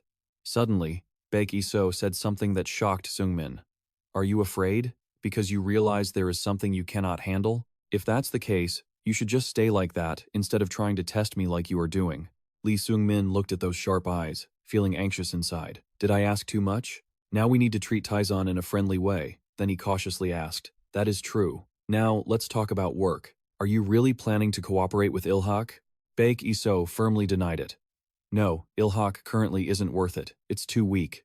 I already told you, didn't I? Can you really help us? I'm not asking about your opinion, but how you can help us. There is only one way that Ilhak can help Taesan." Thinking, Seungmin poured tea and replied, "Taesan realizes they have to fight against the Earth Dragon and the Council. But can Taesan really handle it alone? Ilhak still has ties to the Council. However, the Earth Dragon attacked us and violated the contract. So if I, the owner of Ilhak, inform the Council about this, the Earth Dragon will have to pay for violating the contract." I admit that Baek Isoo immediately said, "Ilhak is currently very weak. But our credibility, that's not what I meant when I said Ilhak is weak. The weak person here is Mr. Lee Seungmin, or in other words, it is you. Would they recognize someone like you as the boss if Gudo weren't by your side?" Seungmin heard these words, his face turning pale with shock. The scene shifts to the HHS headquarters in Gangnam. An exclamation is heard. "Damn, this place is amazing." Ryu Taehyung is sitting leisurely. "You know, maybe I should invest in an office building rather than a hotel." The man with glasses sitting nearby calmly reminded him, "Stop rambling. How are you going to deal with that mess? And why did you attack Ilhak first? This is the CEO of HHS Entertainment, Han Hae-sung. the owner of one of the 4 major conglomerates in the council. Ryu Taehyung calmly replied, I attacked first because I felt like it. Han Haesung exclaimed, Ha, that was always my problem when I was young. Why didn't I think of that? I cannot stand on your side this time. You understand, right? A kid like you has crossed the line. Ryu Taehyung, that was part of my plan. Just wait and see at the next meeting. Han Haesung. Fine. I hope all of this isn't just to tease Lee Seung-min. Hearing that name, Ryu Taehyung burst out laughing. Ha ha ha. Lee Seung-min, don't you even know the location of this meeting? It's a location specially chosen for the young master, the home of our arrogant friend, Lee Seung-hak. That is the meeting spot. Seung-min stood in front of the house with an indignant expression. Ryu Taehyung, you've gone too far. Then he walked in. A few thugs saw this and sneered. Huh? This isn't a place you can just walk into. Exactly. Who the hell is this guy? Ah, he looks familiar. Or is it just my imagination? They mocked him and burst into laughter. Ha ha ha. Lee Seung-min remembered the warning from Gudo. Listen carefully, Mr. Lee Seung-min. If Gudo is not on your side, you are just a young master of a collapsed conglomerate. You won't be able to walk the path paved by your Gudo. The group blocking Seung-min still wouldn't stop. Wait a second, isn't that the young master of Ilhak? You, our beloved young master, is here for something important, it seems. The words of Baek Isoo kept echoing in his mind. He had to prove himself as the true head of Ilhak. Right at that moment, a cigarette butt was flicked onto Lee Seung-min's shoulder, just like how all the Gudo were trying to prove their worth to him. Lee Seung-min pursed his lips, standing completely still. Suddenly, a giant, pot-bellied man stepped forward to show off his authority. Sorry, kid, this is a closed-door council meeting. Only the 4 heads are allowed in. This is DLN Corporation. I'm the supervising director, Kang Mansuk. Baek Isoo's voice continued to play in his head. Now, you have to prove yourself to me. Lee Seung-min's face darkened, and he muttered, Get out of my way. This took Kang Mansuk by surprise. What did you say? Lee Seung-min swung a fist and roared. I said get lost, you fat pig. The others inside heard the commotion and looked over. What the hell is that? Is that coming from the front door? By now, Lee Seung-min, his body covered in wounds, had already dealt with one guy who was out cold. Another thug charged at him with a club. You bastard! Where do you think you are? Instantly, Lee Seung-min took a hit to the head, and another voice surfaced in his mind. Lee Seung-min. It's okay if you can't fight, but you must have a strong will, so you never have to bow your head to anyone in front of your family. Then, Lee Seung-min's feet slid across the floor as he regained his balance. His hand clamped tightly around the guy's throat. His body was trembling, and his eyes glowed intensely as he stared down his opponent. Another man lunged at him with a knife. Is this guy actually insane? His expression was as fierce as if he were about to eat someone alive. Just then, a delivery worker pushed a cart past them. Yeah, the guy placed a hand on the other man's shoulder to warn him. You've gone too far. Before he could react, he smashed a glass bottle, shattering it. The man took off his hat and calmly said, Someone like you should know better than to get involved. In the end, only the bosses are allowed inside. Lee Seung-min stood there silently, his back tattered. Inside, a group of 3 were eating and drinking. The guy named Ryu Taehyung kept rambling while he ate. Shall we start the meeting now? You must have a lot of questions, right? Juowa asked seriously, crossing her arms. Are we not waiting for Ilhak? And shouldn't you be a bit more serious, given the reason behind this meeting? Ryu Taehyung held his forehead, laughing. Ilhak? Ilhak isn't showing up this time. I wonder who it is that won't be able to attend the next meeting. Juwa coldly questioned. Dialang, is this really how you're going to behave? Just then, Lee Seung-min appeared at the door. His arrival made everyone inside stare in shock. His face was covered in blood as he muttered darkly. Oi, Ryu Taehyung. It seems nobody told you yet. You aren't allowed to smoke in here, you piece of trash. I'm going to tell you exactly what I told the owner of this building. As he spoke, he leaned down and snatched the cigarette out of Ryu Taehyung's mouth. Then, with a zombie-like, terrifying expression, he muttered, If you smoke in here again, I'll bury you 6 feet under, you damn shrimp. The Golden Era, the symbol and dominance of the Soon, Ilhak's chairman, Lee Seung-hak. The entire underworld at that time had to submit and bow to the control of Ilhak, and Chairman Lee Seung-hak was the king who stood above all. Not only did he manipulate the criminal underworld, but he also tried to reach his powerful hands into the political sphere. But that was the mistake that led to his downfall. From that point on, Ilhak weakened steadily. The opposing forces that had previously hidden in the shadows rose up, attacking all of Ilhak's business sectors to overthrow its power. A full-scale war broke out between the 9 swords of Ilhak and the other forces of Soon. The underworld fell into a dark era. But eventually, the war came to an end. Chairman Lee Seung-hak saw the damage done to all sides and made a crucial decision to divide the business into 4 major districts, and each leader of those districts was recognized as a boss. Jua took off her glasses and said blandly, 4 major gangs were formed back then, and those are the predecessors of the current General Assembly. Ryu Tae-hyung, you attacked Il-hak on your own and disregarded the rules of the General Assembly. That is a violation of the General Assembly's regulations. That cannot be overlooked. You need to give a justifiable reason for your actions. Otherwise, Dialang will become the common enemy of the entire General Assembly. Ryu Tae-hyung casually replied, taking out another cigarette. Funny. Since when did you become the one in charge? Huh? So, who's going to show up next time? Jua said coldly. If your side continues to act unilaterally, I will leave this meeting. Just then, Lee Seung-min appeared at the door, blood dripping down his face in a terrifying way. He muttered, Hey, Ryu Tae-hyung, there's something you don't quite understand. I already told people here, if you smoke in front of me again, I'll kill you. You hear me, you bastard? After snatching the cigarette from Ryu Tae-hyung, he sat down casually in a seat. Thud. Once seated, Seung-min calmly reminded them, this is a meeting room, a place for people to gather, not for a bunch of dogs. How come I see dogs everywhere I go these days? Ryu Tae-hyung, seeing his attitude, angrily smashed the dining table. That's rich, Lee Seung-min.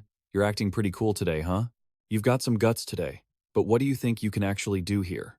Lee Seung-min's expression remained terrifying as he began to wrap bandages around his bruised knuckles. Thanks to you. Actually, my head was smashed up like this, but thanks to that, I can see things much more clearly. Suna spoke up then. Il-hak is here, so let's discuss this. I still have an opinion, Lee Seung-min glared, gesturing behind him. As everyone has seen, Il-hak has been attacked by Dialang. That was only 5 minutes ago outside. At the main gate, Dialang violated the rule against attacking organizations belonging to the headquarters. All of Il-hak's assets and business sectors have been frozen.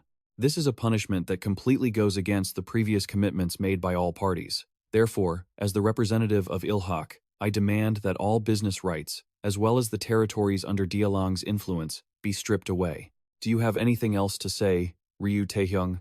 Ryu Tae-hyung calmly replied, I have no defense. As you said, all of that was my doing, but it seems you're a little mistaken. Then, he pulled out a photo featuring Lee Seung-min, smiling triumphantly. Regarding the violation of the headquarters rule against attacking each other, it seems like your Il-hak violated it first. You guys seem pretty friendly with Taesan, don't you? You even delivered their gifts. Could it be that you were the ones behind the scenes, inciting Taesan to attack Dialang's territory? The documents I gave to Taesan weren't Dialang's business projects at all. The other two were startled and looked over in shock. Lee Seung-min tried to stay calm and analyze the situation internally. Those documents didn't mention them at all. The Taesan gang had been looking for a reason to fight with our Dialang gang for a long time. Ryu Tae-hyung continued. They've always been waiting for a chance to pick a fight and ambush us. Now, you've handed that opportunity to them on a silver platter. Right after leaving the general meeting, they attacked a small territory under Dialang's control, causing us quite a bit of damage. You specifically, Il-hak, you're the one who instigated Taesan to attack Dialang. So, am I wrong? Let's see how you talk your way out of this. He was still incredibly confident in his words. You'll be left speechless by my logic, because you can't possibly reveal your business project with Taesan to the head office. Then, Ryu Tae-hyung continued, if you won't say it, I'll say it for you. Baek Isoo of Il-hak has violated the agreements made at the general meeting. Therefore, this general meeting should just be disbanded, and everyone should go their own way. After all, we're all just gangsters anyway, right? The memory of his previous conversation with Baek Isoo flashed through his mind. He had calmly warned that Dialang would definitely target him at the meeting, because they knew Il-hak still had the general meeting as backup. But don't worry, this is actually your chance, Lee Seung-min asked, puzzled. If that's the case, why do I have to attend that meeting? He had explained, as mentioned earlier, this is your chance to show your power. That day, show him what the boss of Il-hak is really like. Suna, angered, raised her voice to challenge him. Ryu Tae-hyung, what the hell do you think you're doing at this meeting? Lee Seung-min, eyes closed, leaned back slightly and said calmly, as you wish, you arrogant bastard. The boy looked extremely reckless and terrifying now, no longer as easily rattled as before. Just then, Han Hee-sung spoke up too. Lee Seung-min, calm down. You're in a weak position. Why don't you show a little sincerity? Lee Seung-min coldly retorted. So, you're standing on Lee Seung-min's side now, huh? Suna put on her sunglasses and continued. You two have made a mistake. If you want to start a war, you need to take a good look at yourselves first. As she spoke, she gestured toward the door with her hand. Immediately, a tall figure holding a weapon walked in. Beneath the gleaming blade, she issued a warning.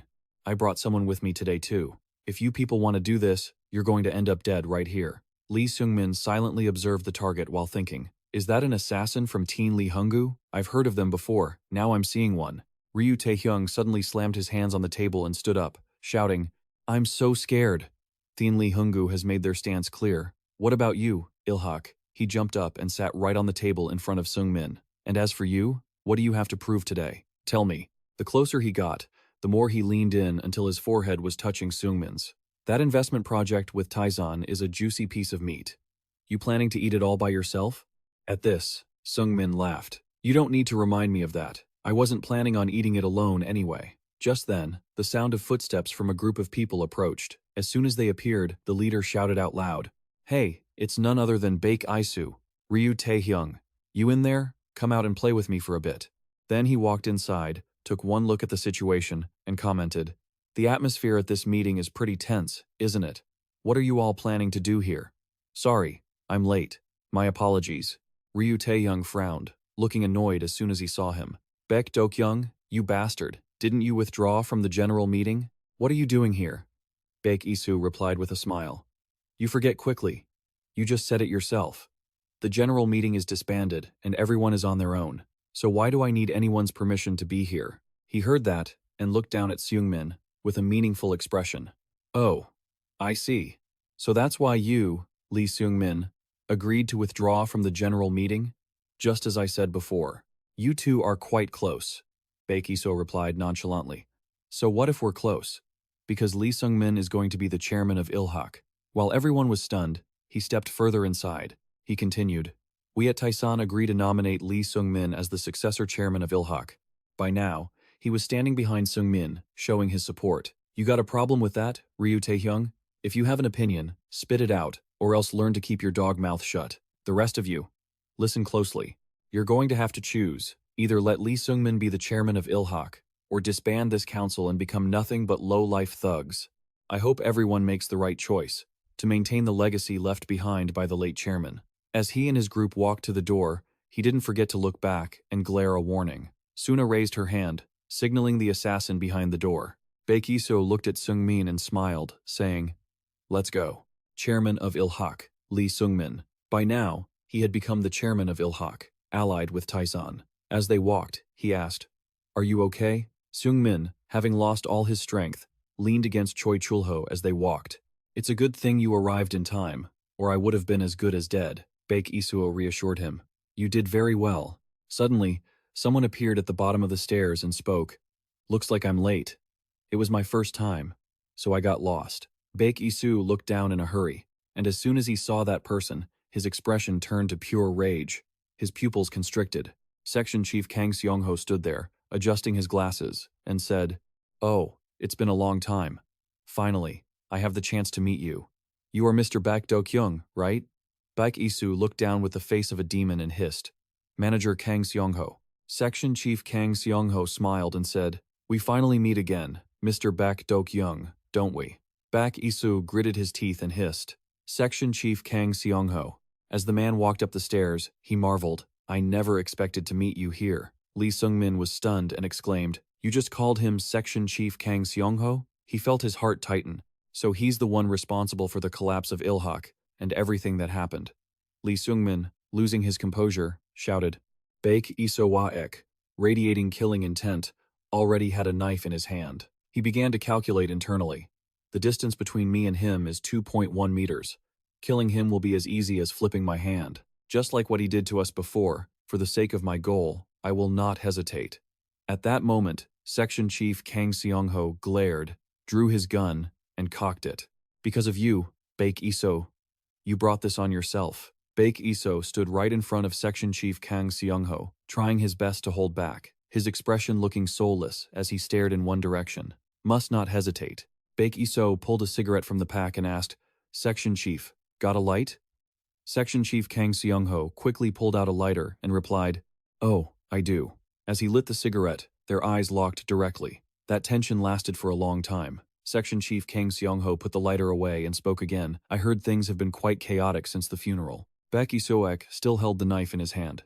Baek Isoo took a puff of his cigarette and replied, "Yeah, I guess so." He continued to ask, "So, has the problem been solved? Baek Isoo, I can guess who the culprit is, but I still have no way to confirm it. Done." He leaned in close to the section chief, Kang Seongho, who furrowed his brow. But seeing the section chief here, I was now certain who the culprit was.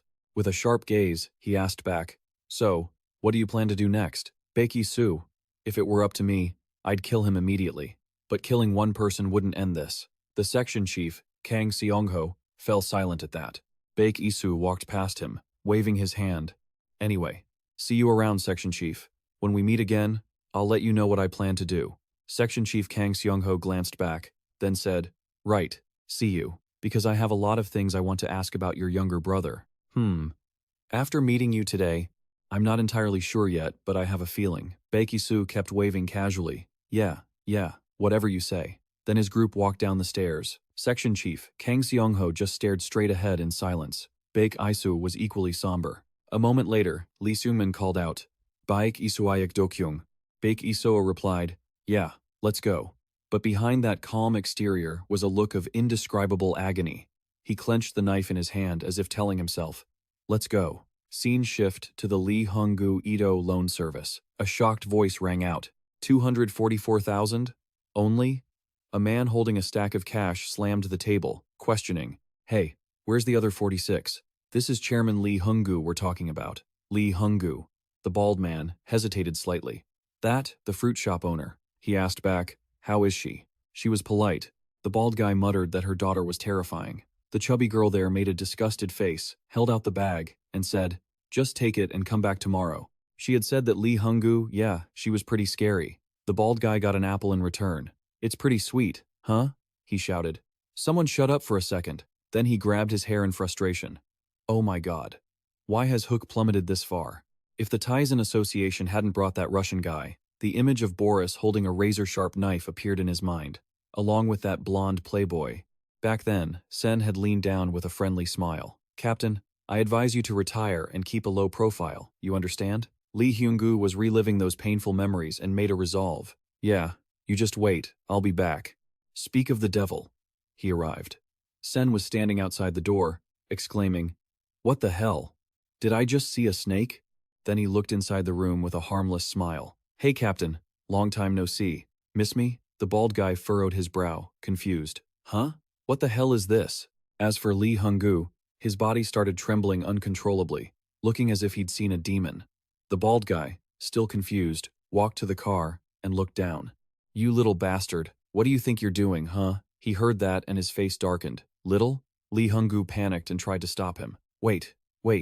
Hey, don't do that." Sen lashed out. "Little? Who are you calling little? I'm not little. Do you get it? Do you understand?" This was accompanied by the sound of punches, leaving Lee Hyung-gu pale. A moment later, everything returned to normal, and the two sat down to have a drink. Lee Hyung-gu asked, "So you want me to tell you everything I know about the Earth Dragon?" Sen replied cheerfully, "Yeah, for example, information on the locations of their business facilities." The guy's body was still trembling as he responded. "Don't you already know their business addresses? You went and trashed them all." Sen was drinking water and said, "I thought so too, but apparently that's not quite it. I'm looking for something, but I haven't found it yet." The guy asked curiously, "What exactly are you looking for?" He put on a serious face. "A person.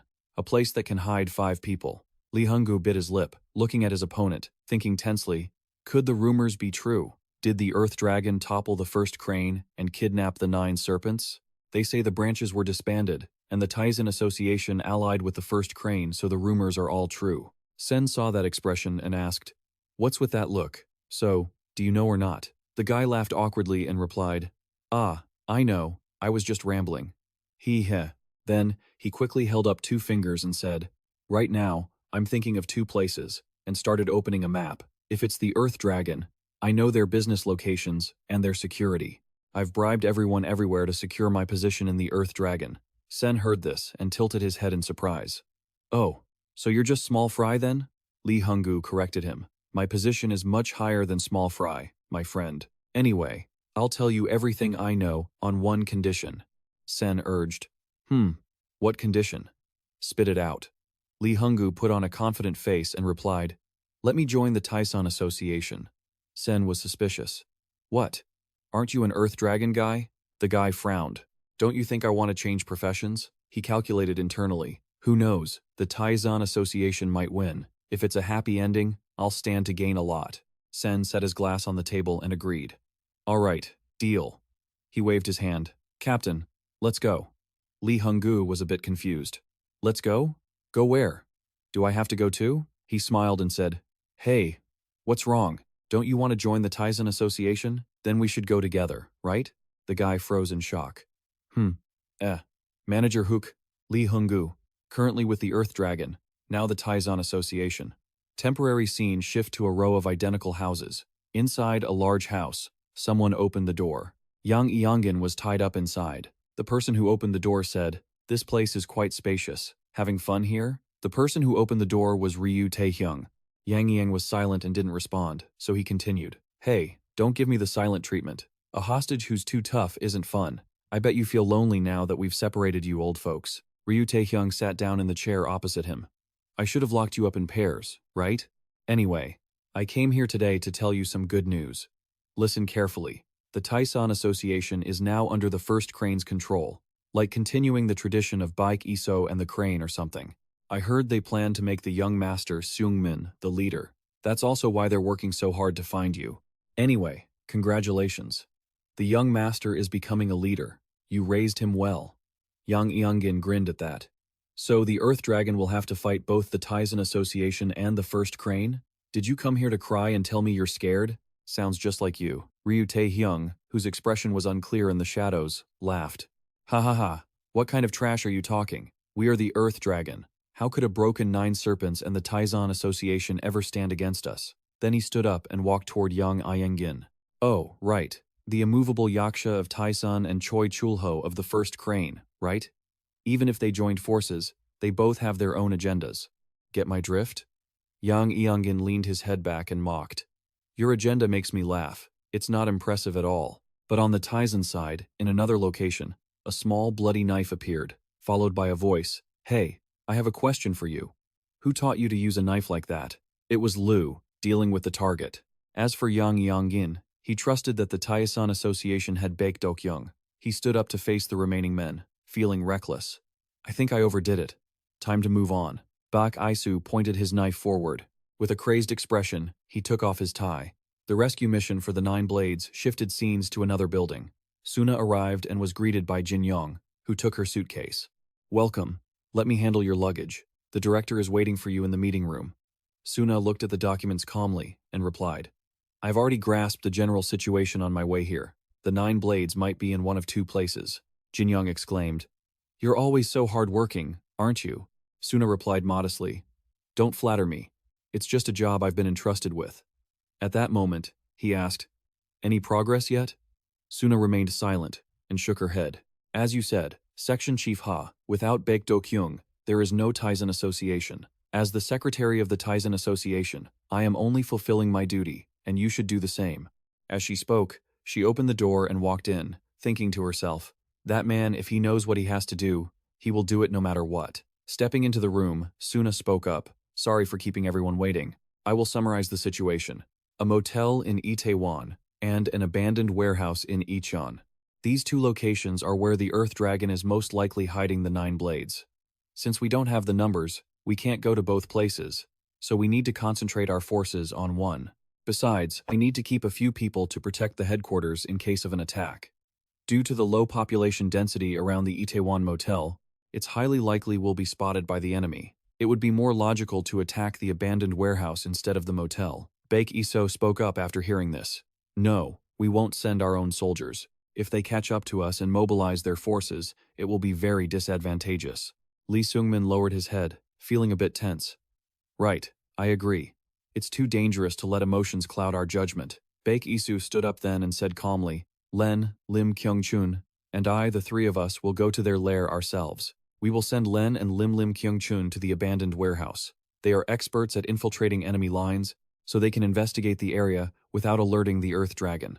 As for the other location, Suna pursed her lips and looked silently toward Baek Isoo. The scene shifted to a motel, and a voice rang out.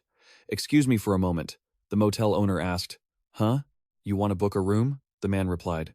"Oh yes, actually, I'm looking for someone." The owner made an annoyed face. "Look, I know you have your reasons, but I can't reveal customer information, especially to someone like you." The other man then said, "Oh, why don't you take a look at this?" Thinking he was being offered money, the owner made a smug face and reached out his hand. Now, I heard you." The very next second, his hand was pierced by something. The man who had performed the action asked again, "How about now? I want to ask you a question." It turned out this man was Baek Isoo. The innkeeper screamed in pain. Baek Isoo glared at him and questioned, "The 9 blades, are they here? I'll handle this alone." Then he pulled the knife out of the man's hand. "Forget it. No need for you to spill the beans. I'll ask these guys instead." At this point, Baek Isoo stood alone, facing a group of men armed with knives and clubs. A moment later, those men were lying on the floor with bloodstains. As Baek Isoo wiped his blade, he thought, "They are subordinates of Section Chief Kang Seongho. It looks like I came to the right place." Then he spoke up, though he hadn't fully recovered from the previous battle. "Did you really have to follow me, Mr. Choi Chulho?" Choi Chulho appeared to help him. The men replied, "This is about the 9 blades, isn't it? So of course I have to come along." Ilhak Capital. Choi Chulho, leader of the 2nd blade. Baek Isoo lit a cigarette and said, "Just don't overdo it." He observed Baek Isoo while thinking, "Bogu Young, I still don't know anything about who you really are." Baek Isoo turned around and said with a smile, "I don't want the chairman to be angry if you get hurt." Then the two of them walked up the stairs together. Choi Chulho spoke up again. "Can I ask you something?" Baek Isoo Ugwang. Baek Isoo replied nonchalantly, "That's sudden. You must be very bored." He wondered, "I just want to know why the Taesan Association appointed our young master as the chairman?" Baek Isoo replied fluently, "Isn't it obvious? To preserve the traditions of Ilhak." He was cut off by Choi Chulho. "I didn't ask you just to hear such flattering words. The government has started interfering with our business. The General Association is being dissolved, and a war is about to break out. All of this has happened in just 3 months. Baek Isoo stopped. "So, what are you trying to say?" Choi Chulho looked up and affirmed, "Baek Isoo Ugwang, I believe you are involved in all those events. And what I'm curious about is your true motive behind cooperating with us, the Taesan Association." Baek Isoo asked coldly, "Do you really want to know the reason?" He replied, "Yes, I do. Didn't we commit to fighting together?" Suddenly, a crowd of people came running down the stairs. Over there, by the stairs, they were coming from below. One man pointed a knife at Baek Isoo. "You son of a bitch, stay right there." He looked up and growled, "Too noisy. Adults are talking here.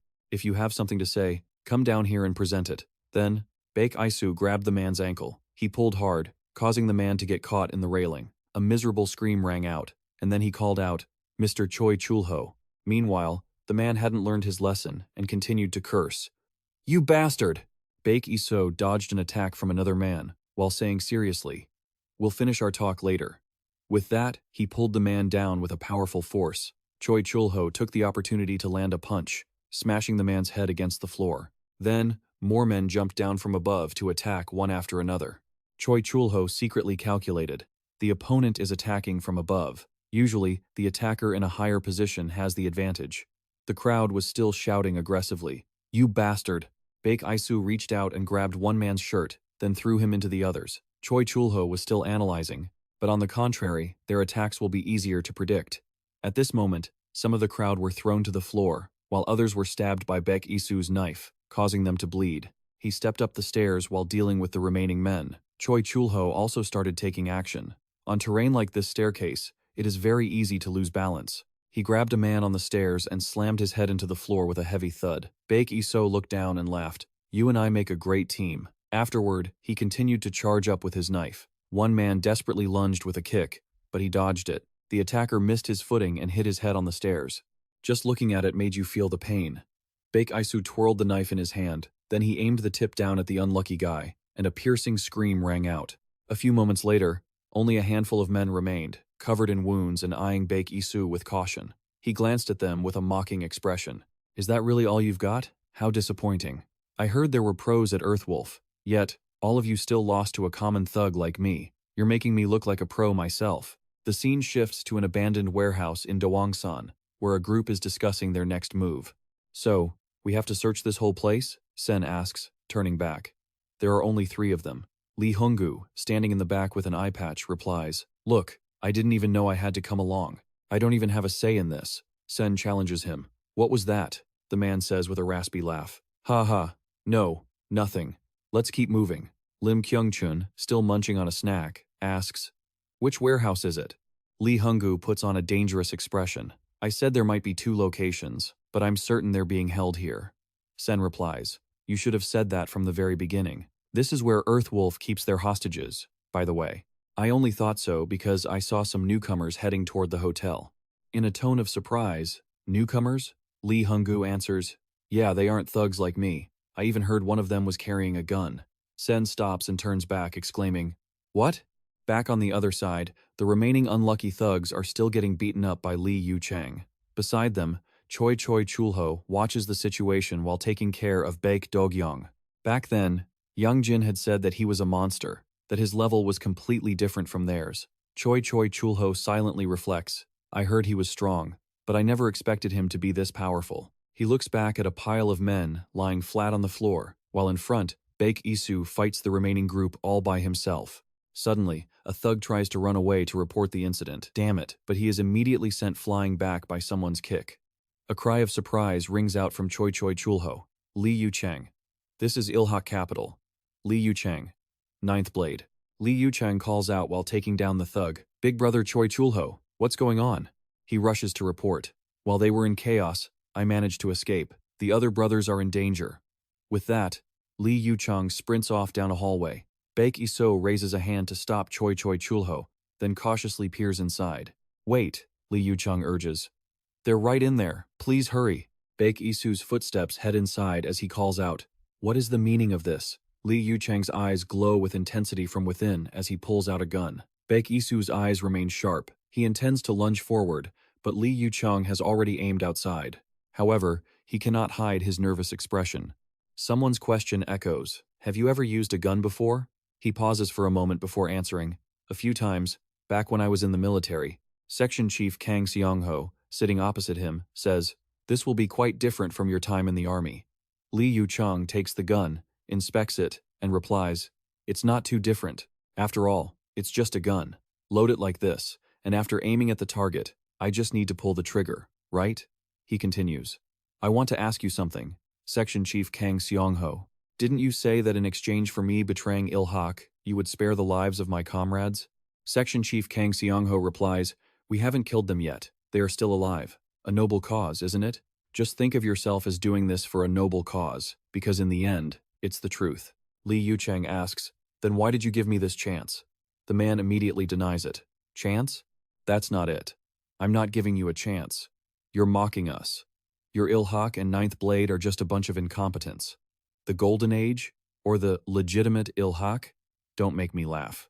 Ilhak is just a bunch of failed losers who crossed the line. What I'm saying is, you shouldn't put too much faith in Ilhak." Hearing this, Lee Yu-chang grinds his teeth and challenges. "So, you're saying that we, the swords of Ilhak, should side with the wolves?" As he speaks, he excitedly stands up and points the gun at Section Chief Kang Seongho. The man only flashes a sinister smile. "Wolves? You mean Earthwolf?" "No, that's not it. I mean that I will invest in you. You told me that you are the ones keeping Ilhak alive. That means Lee Seungmin and Lee Seungmin aren't the ones who should be in power, so there's no need for any swords or wolves anymore. People like you should be the ones doing that. But more importantly, about you yourself. Can you actually shoot a person?" The man's expression is full of defiance. Looking straight at Lee Yu-chang, he grips the barrel of the gun and instructs, "From the closest distance possible, aim as accurately as you can, then you just pull the trigger. Easy, right?" Lee Yu-chang asks in surprise, "Are you on Earthwolf's side?" Section Chief Kang Seongho replies, "We are more like their tamers than their allies. That's why we need you. Without a leash to keep them under control, they'll think the whole world belongs to them." Back to the present, Lee Yu-chang's gun is aimed toward the outside. Baek Dokyung is about to run past when suddenly, a hand rests on his shoulder to hold him back. Both freeze in the dangerous atmosphere. Lee Yu-chang speaks, "I'm sorry, Mr. Baek Dokyung. We had no other choice." Choi Chulho stands outside the door and replies, "Lee Yu-chang, it's me, Choi Chulho. Explain yourself." Lee Yu-chang explains, "Brother Choi Chulho, this is all for our benefit. Choi Chulho tries to peek inside to persuade him. Our benefit? Let's talk, Lee Yuchang, let me in. Lee Yuchang shouts, don't come any closer. This is for the benefit of us and the ninth blade. We need to admit it. Choi Chulho asks, what do you mean? Admit it? Lee Yuchang continues, I spoke with the section chief, and he said he would guarantee business rights for all of us. This leaves him completely stunned. You mean Lee Yuchang wears a hopeful smile. Now we can become bosses ourselves. He is immediately shouted down by Choi Chulho. Wake up, Lee Yuchang. He shouts back, defending himself. Did I do something wrong? This is the Ilhak you helped build. Why does he get to have it all? After the chairman passed away, you should have been the one to inherit the organization. All the misfortune we've had to endure is because of him. Hearing this, Choi Chulho is so enraged that he punches the door until his hand bleeds. Stop. He grinds his teeth, his voice trembling as he utters, just because of that, because you couldn't stand the disappointment. Choi Chulho bangs his head against the wall with a heavy thud, then challenges, and yet, you betray Ilhak? Lee Yuchang, confused inside, says, Brother Choi Chulho, he cuts him off. Don't call me brother. You are no longer family to me. Lee Yuchang, in the name of Ilhak, I will defeat you. Choi Chulho wept in agony as he spoke. Inside, Lee Yuchang shouted a warning, don't come any closer. If you do, I'll have no choice but to fire. Choi Chulho gripped the doorframe and replied, no, you shouldn't be saying that to me, you should be saying it to him. Just then, like a ghost, Baek Isoo appeared outside the window behind Lee Yuchang. He kicked the glass window open and lunged inside. Baek Isoo quickly grabbed the arm Lee Yuchang was using to hold the gun, then delivered a lightning-fast slash that traced all the way down to the floor. His wrist was sliced open, blood spraying everywhere. Lee Yuchang dropped the gun, and Baek Isoo swept his legs, causing him to fall backward. Lee Yuchang's head slammed against the floor, and a painful cry echoed through the room. Baek Isoo immediately tightened his grip on his throat, glaring at him as he interrogated him. So, you're a traitor too, huh? He held a sharp blade in his hand. He absolutely loathed traitors. Just as he was about to stab him, Choi Chulho rushed in to stop him. Baek Isoo, please, wait. Baek Isoo halted his strike, turned back, and asked with a grin, oh, I'm not allowed to kill him? Meanwhile, back at the abandoned Jongsungu warehouse, one of the first crane members was tied up and imprisoned inside. When he heard a noise, he looked up. What's this? Is it time to eat already? This is the first crane's ninth blade, Lee Sunmung. I thought I was going to starve to death. A voice from outside the door replied, huh? Food? I don't have anything, sorry. The person peeking in was Kang Chun. Seeing him enter, Lee Sunmung was puzzled. Who are you? Kang Chun calmly took out a bun, broke it in half, handed it to Lee Sunmung, and asked, is this enough? The bigger half is mine. Lee Sunmung was completely stunned. Hey kid, what about the guards?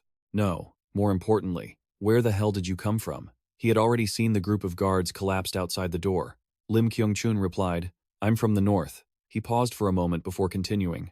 I'm from the Taesan Association. Lee Sunmung was even more shocked. Taesan? He then asked, so, Taesan has finally made a move? Is it the young master? What about the others? Are they okay? Lim Kyung-chun cut the ropes binding him and urged, hey, please stop moving for a second. He looked up to reassure him, we've already sent people to rescue your friends, so you can rest easy. Elsewhere, another group of people had been wiped out. Sen was finishing off the last guy while scanning his surroundings. Must be around here somewhere. Found him. He spotted a member of the first blade tied up ahead. He walked forward, calling out, have you been waiting long? You all right? This is the first. Crane's ninth blade, Kang D, right? He knelt before the man, sighing, what a pathetic sight. Does this old man remember me? I'd be sad if you didn't. I still remember getting beaten by you, you know? Snap out of it. As he spoke, he patted the man's face. Feeling okay? Suddenly, the man behind him was holding a knife. It was the familiar blade of Juri Eon. He uttered, what? Surprise. A terrifying, twisted face appeared. The strike was unleashed, but luckily, Sen had agilely leaned back to dodge it, which caught the guy by surprise. After dodging the blow, Sen frowned. How annoying. From behind, a tuft of silver hair could be seen poking out from the mask. Juri Eon had been disguised as Dixie. He wondered, how did you dodge that? Sen replied, even if you're sitting in a chair, that frame of yours is still much smaller than I remember. At that, he pulled off his disguise mask and said, that wasn't a very good answer. Even Baek Isoo couldn't dodge that last strike. Sen's expression turned serious. What? Juri Eon asked back. Huh? You know who Baek Isoo is? Sen drew his own knife and began to charge. 2 strikes were unleashed at the same time. While fighting, Sen glared at him. So, you're the one who killed him? Juri Eon nonchalantly uttered. Ah, right.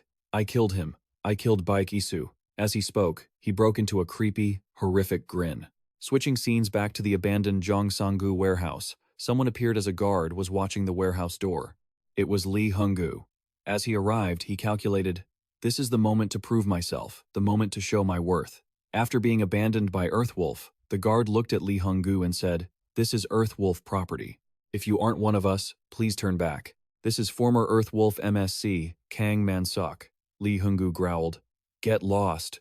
The guard was stunned. Huh? Lee Hung-gu swung his arm as if he'd lost his mind. I am Lee Hung-gu, the director of the Hook clan. Seongho raised his fists into a defensive stance. Just then, Lee Hung-gu produced a badge and said, I'm with Earthwolf too. Right after that, he opened the door and stepped inside, speaking cautiously. Hello there? Are you still alive?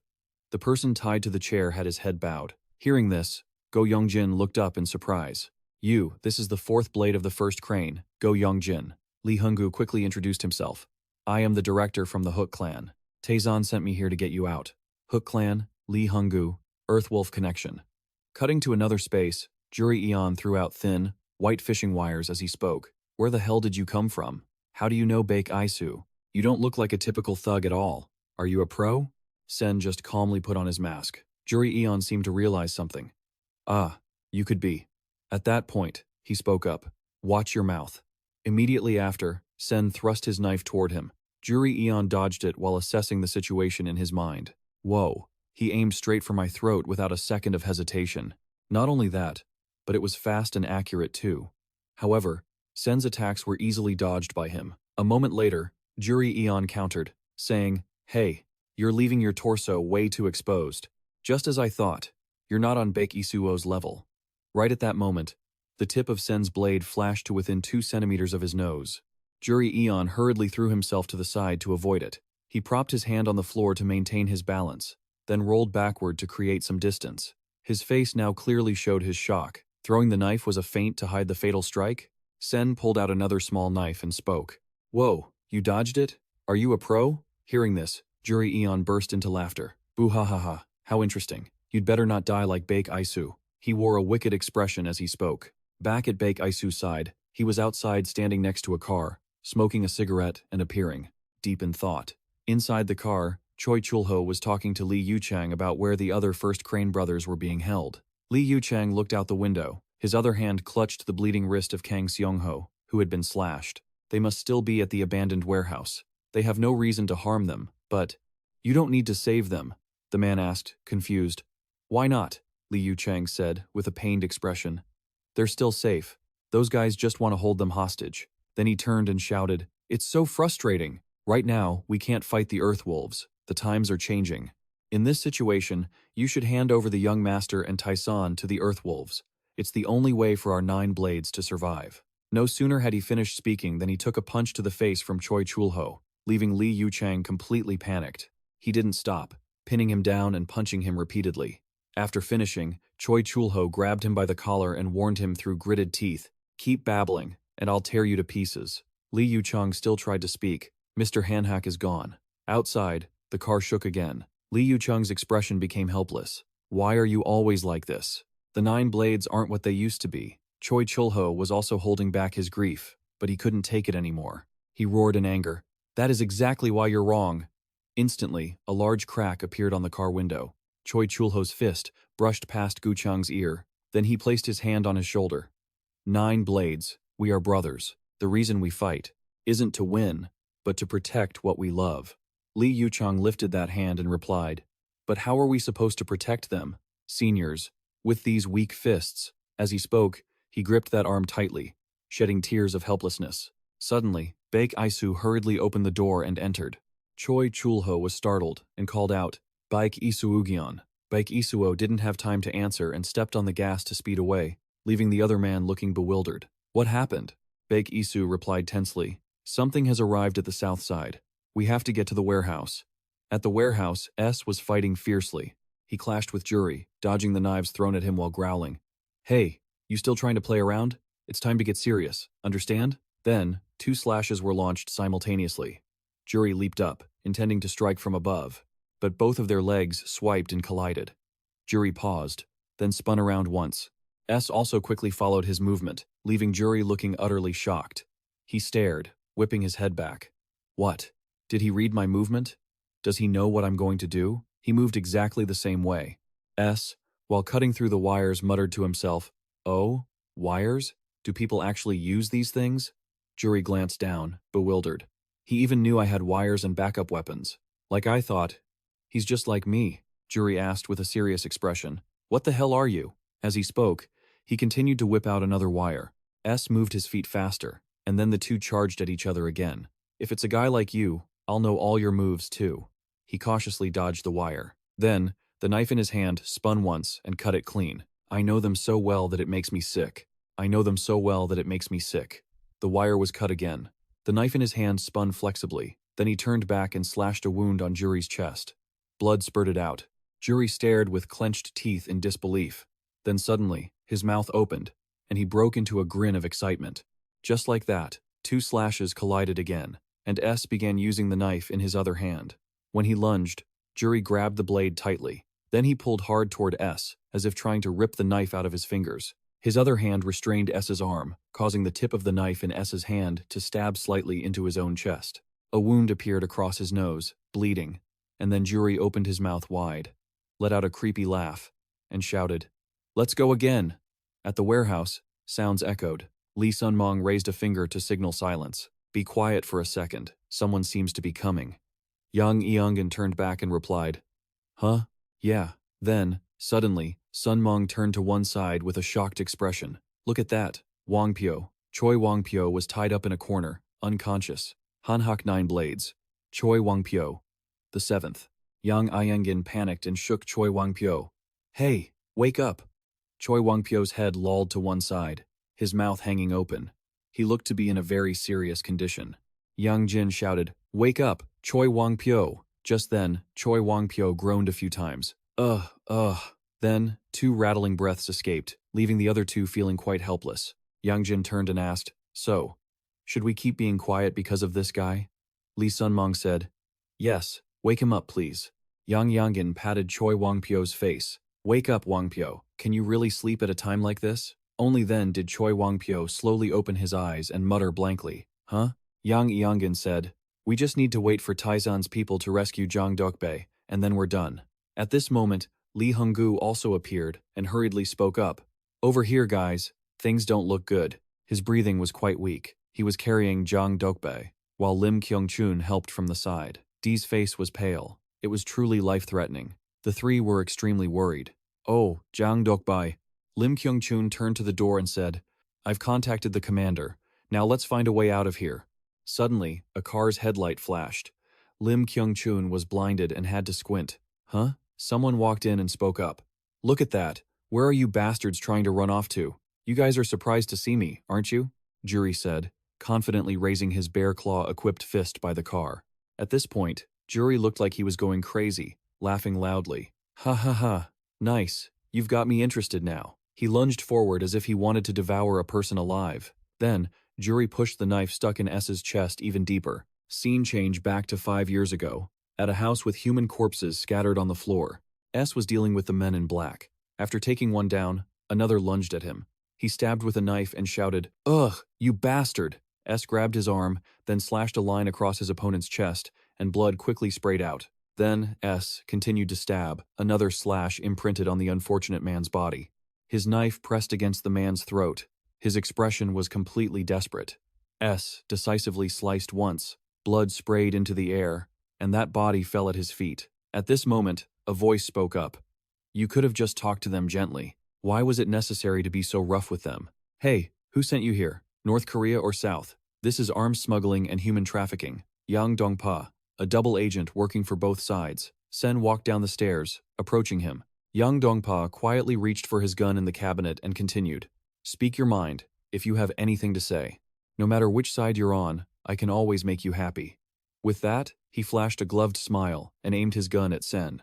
Just then, a thin wire whipped toward his smug face. The wire looped over his shoulder, and with a swift tug, Sen sliced off his arm instantly. The guy, Yang Dongpa, let out a blood-curdling scream. "Ah, my arm, my arm." Sen just looked at him coldly and said, "You double-crossing spy. Consider this a warning. Do your job properly and don't cross the line. Understand?" he said, twirling the knife in his hand. "Now that you've lost an arm, I'm sure you've learned a lesson, right? HID Special Ops, Task Force Ghost, Mission Number 11. A moment later, he walked out of the building, and the other end of the line asked about the situation. "How is he?" Sen replied, "I just took an arm off him. He's still got plenty of kick left." The voice on the other end asked, "So, you didn't kill him?" "That's right, Sen." "Then you were supposed to kill him, weren't you?" It turned out the person on the line was Chief Kang Seongho. He scolded. "Listen, kid. Focus on your mission," Sen argued back. "The mission was to send a warning. It didn't say I had to kill him." "Chief Kang, that might be what's on paper, but when you're in the field, you have to do the job right."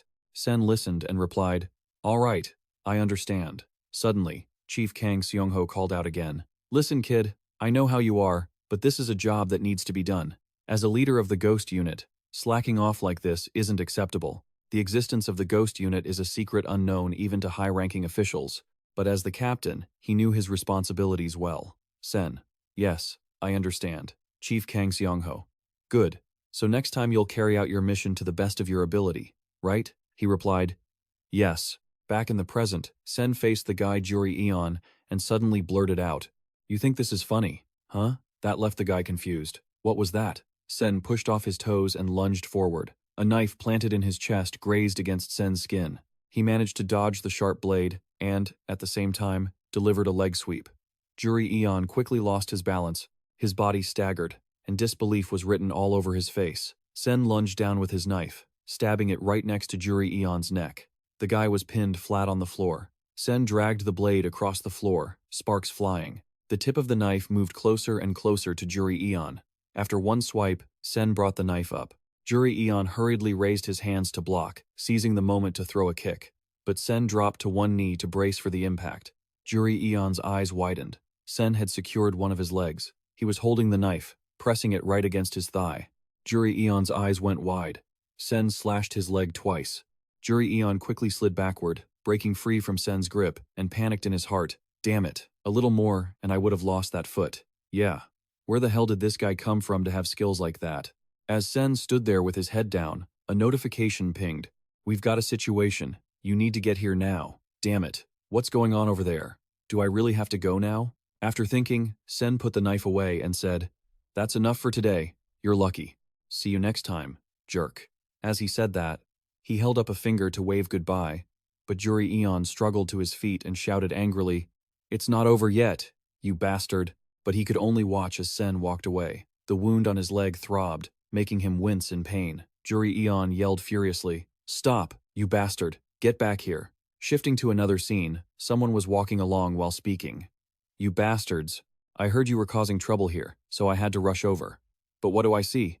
It's Ryu Taehyung." He looked at Kyung-chun with contempt. "Just a brat. And who's that behind him?" Lee Hyung-gu was holding on to him at that moment. Hearing that, his face turned red, and he asked with tears in his eyes, "So, you don't know who I am? You really don't recognize me?" About 5 or 6 cars all turned their high beams toward the group. Ryu Taehyung continued, "Enough playing around. Now that I'm here, don't even think about escaping." Lim Kyung-chun tensed up and grabbed his weapon. But then, someone's footsteps appeared quietly. Then, sounds rang out, drawing the crowd's attention. Thin wires were quietly cast over Ryu Taehyung. He was confused. "Huh?" Sen wrapped a loop around Ryu Taehyung's neck and said, "You talk too much." Ryu Taehyung gritted his teeth and spun around to throw a punch. Sen quickly slid behind him. Instantly, Ryu Taehyung's neck was constricted by the wires. Sen pulled hard from behind and leaned down.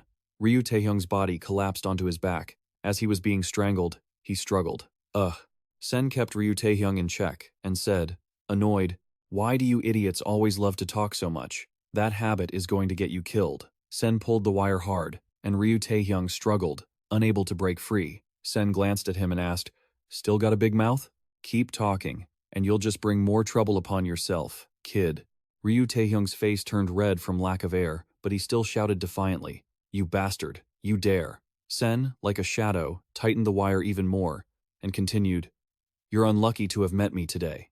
Meeting me today is like a dog getting leashed. Damn it." Ryu Taehyung tried to slam his elbow into Sen's shoulder. Sen let Ryu Taehyung drop from his back and wrapped a few more loops around his neck. "What are you doing, huh?" After saying that, Sen struck the back of his knee, forcing him to kneel. Sen tightened the wire more and more. Still trying to be tough? Ryu Taehyung struggled. Ugh. At this, his underlings panicked. "You bastard," Sen threatened.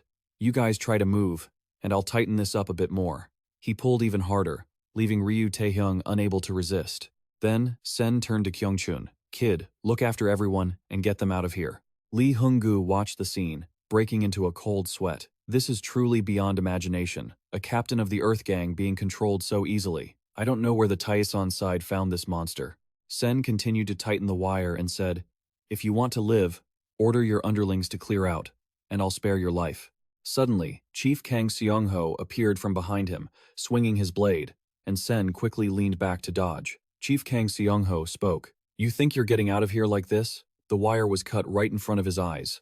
Sen's eyes narrowed, and Chief Kang Seongho spun around behind him. The move was too simple and predictable. He slammed into Sen's spine, sending him to his knees in pain. Manager Kang Seongho flashed a smug smile. "That's the same wound as before, right?" "I could tell just by looking. I'm truly surprised, Senhai. I didn't think you were still alive." "I knew you were still alive. So, the leader of the Taesan gang is that scumbag Baek Dokyung, isn't it?" As he spoke, he viciously stabbed his knife into the back of his hand. He then glanced at Lim Kyung-chun's group and warned, "None of you move. When you have a hostage, you need to know how to use them properly. Don't let him escape just because you're threatening us with such a simple tactic. Maybe I should give you a taste of my skills." After breaking free, Ryu Taehyung clutched his neck, cursing in a fit of rage. Manager Kang Seongho looked down at Senhai again.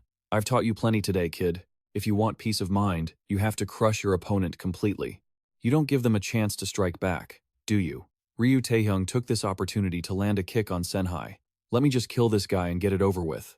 Then, he swung his fist into Senhai's face, sending his body slamming hard against the ground. Ryu Taehyung grabbed Senhai by the collar, raising his fist as he hissed in anger. "You were pretty cocky before, weren't you? What's wrong now, you scumbag? Keep barking if you dare." Manager Kang Seongho clicked his tongue, clearly dissatisfied with the scene. Ryu Taehyung began pummeling Senhai relentlessly, shouting, "Come on, keep barking, you bastard. Is it lunchtime already? Get up and be cocky some more." But just then, Senhai grabbed his arm. Senhai flipped him over and pinned him from behind. He smashed Ryu Taehyung's face into the dirt, making him wince in pain. Senhai tightened his elbow around his neck. His eyes sharpened as he muttered, "You dog. I need to teach you a lesson." With one hand, he took his knife and sliced a wound across Ryu Taehyung's face. A piercing scream echoed through the air. Senhai looked forward and growled, "How was that? Was that performance good enough for you?" Ryu Taehyung clutched his face in agony. "My eyes, you bastard," Senhai continued. "The situation has changed. I'm not holding back anymore." Manager Kang Seongho looked on with a sneer. "Whatever. If that idiot dies, it doesn't matter to me."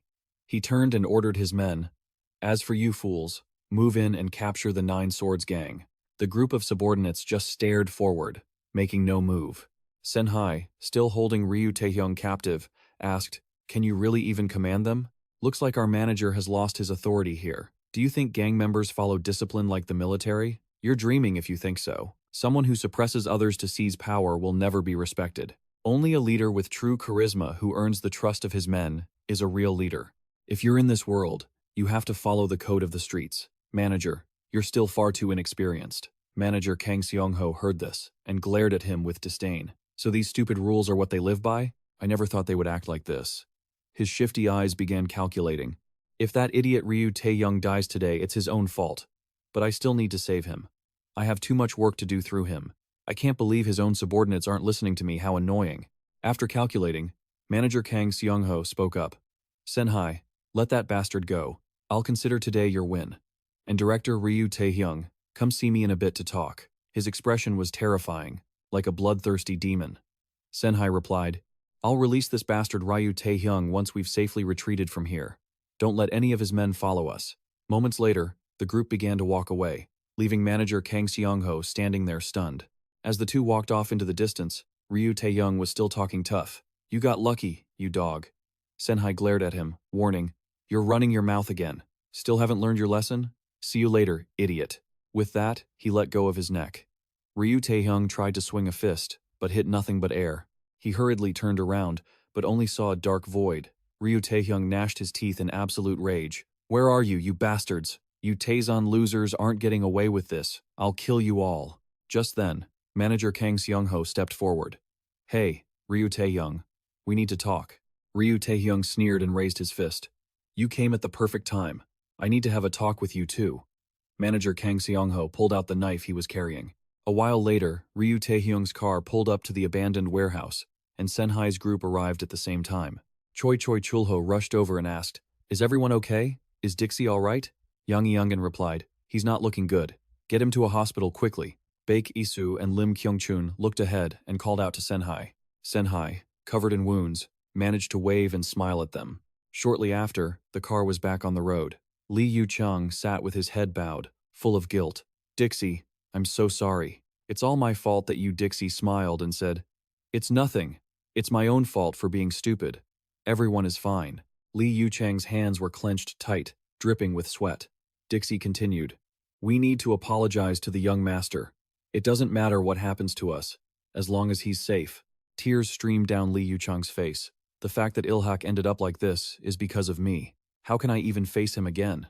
Dixie tilted his head to comfort him. Don't overthink it. You already know you were wrong. If I can, I'll put in a good word for you. His own tears began to fall silently.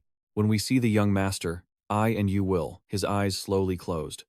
Then, Dixie's head slumped against the window, and he went still. Lee Yu-chung looked at him in shock, then clenched his fists as overwhelming agony welled up inside him. Gazing at Dixie's closed eyes, he choked out, Hick, I'll go with you. Okay? Back at the warehouse, Manager Kang Seongho lit a cigarette and spoke. Director Ryu Tae-young, it looks like you want a beating, don't you? Look at your face. As he spoke, he grabbed Ryu Tae-young's hair. You're really pissing me off. You know that? Ryu Tae-young, defeated, was unable to resist. Back at the Ilhak headquarters, voices of reprimand rang out. You stupid bastard. Why would you do such a thing? Why won't you say anything? How could you betray your brothers and betray Ilhak? Because of you, our brothers' lives were in danger. Do you realize that?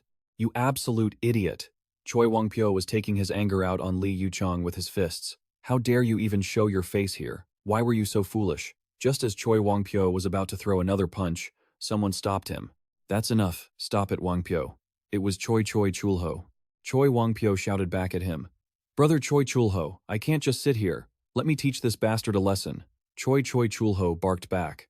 I said that's enough. We only know so much about his situation. The decision on his life or death rests with the young master. Senhai sat to the side, his face dark and silent. Choi Wong-pyo was still seething with resentment.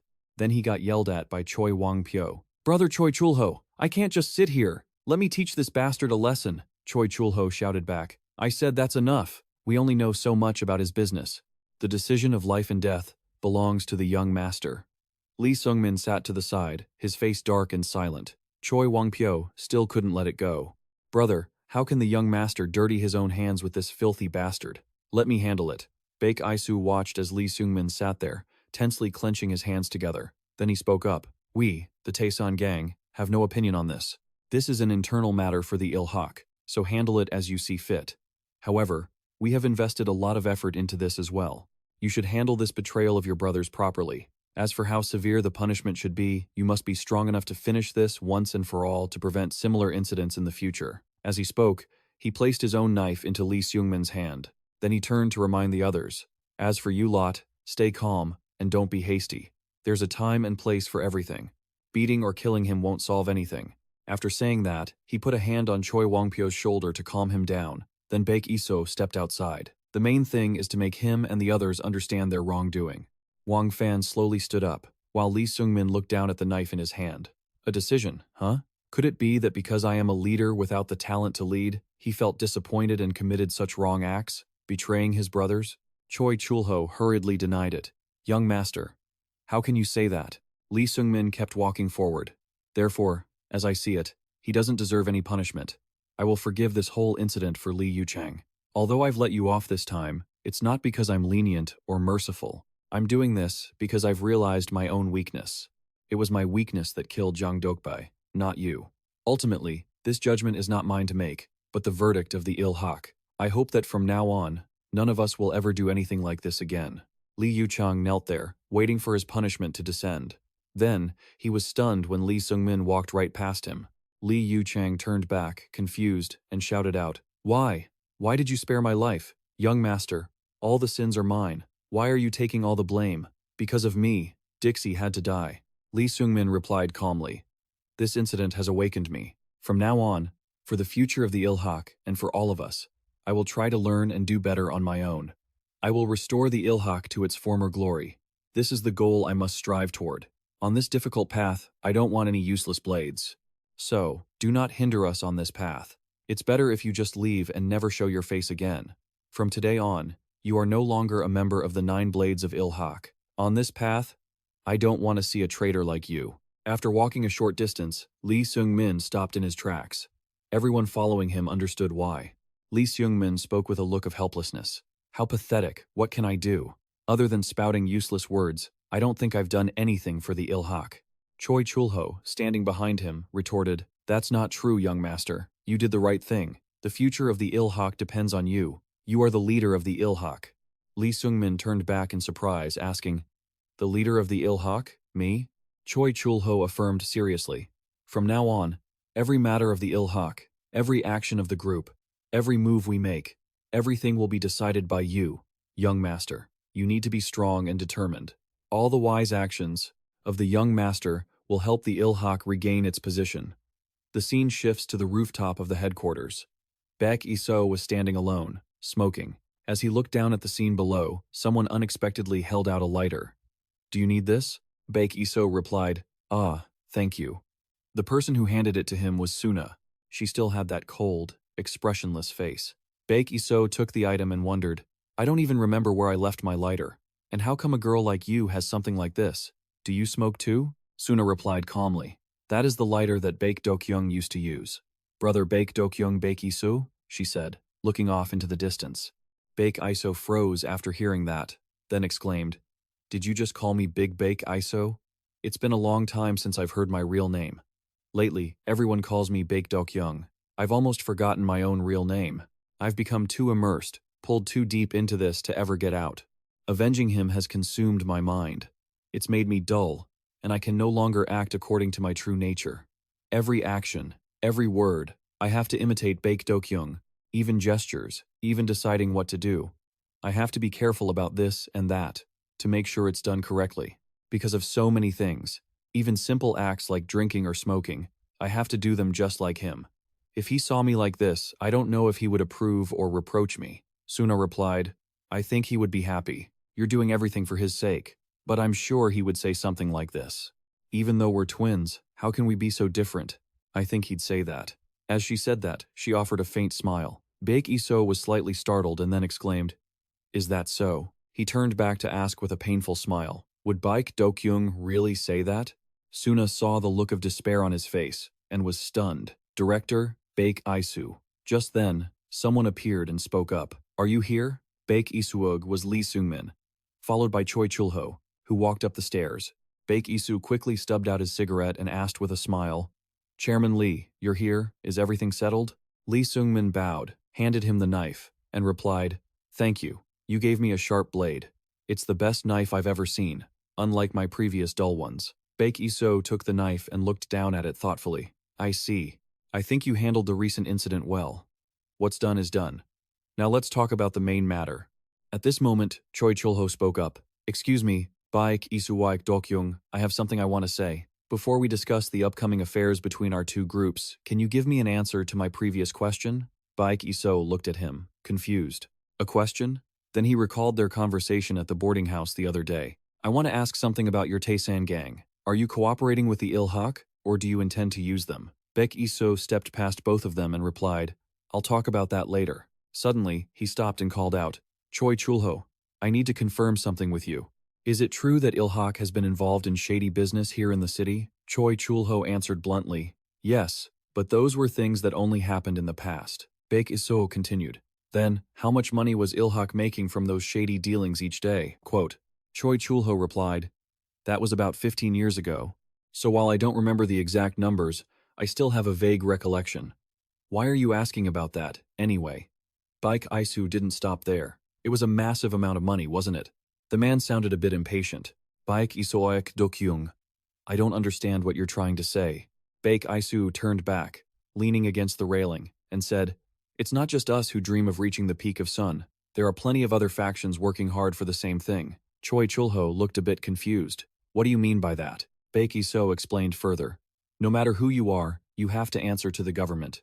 They use their power and the law to keep us all in check. The business operations of these gangs are divided up in a very methodical, organized way. They do everything they can to control the power of these groups. That's why there have been so many bloody purges targeting factions that didn't comply or went against their wishes. All of this was orchestrated by that bastard, Section Chief Kang Seongho. The plan was called Owan Sin. Hearing that, the man seemed to realize something. You mean to tell me the documents the former chairman of Ilhak received from the bureau chief were Baek Isoo affirmed? Exactly what I mean. Keeping this a secret even from those close to you, like Nineblade, couldn't have been easy, right? But Choi Chul-ho countered, Baek Dokyung, I still don't see the point of this meeting. The sun was beginning to rise. Baek Isoo replied coldly, the purpose? It's nothing grand. Territory, money, and factional fighting mean nothing to me. To me, standing at the very peak of Seoul doesn't matter at all. What I need to do is take down that bastard, Section Chief Kang Seongho. I have to shatter his schemes. I can't let him achieve his goal. Simply put, this is a personal vendetta between him and me. As he spoke, he radiated a palpable, murderous intent.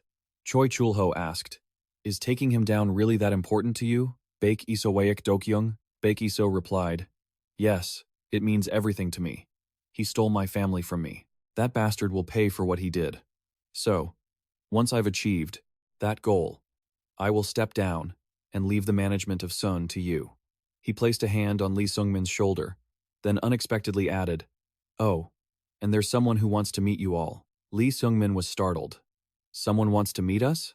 Baek Isoo said, that's right.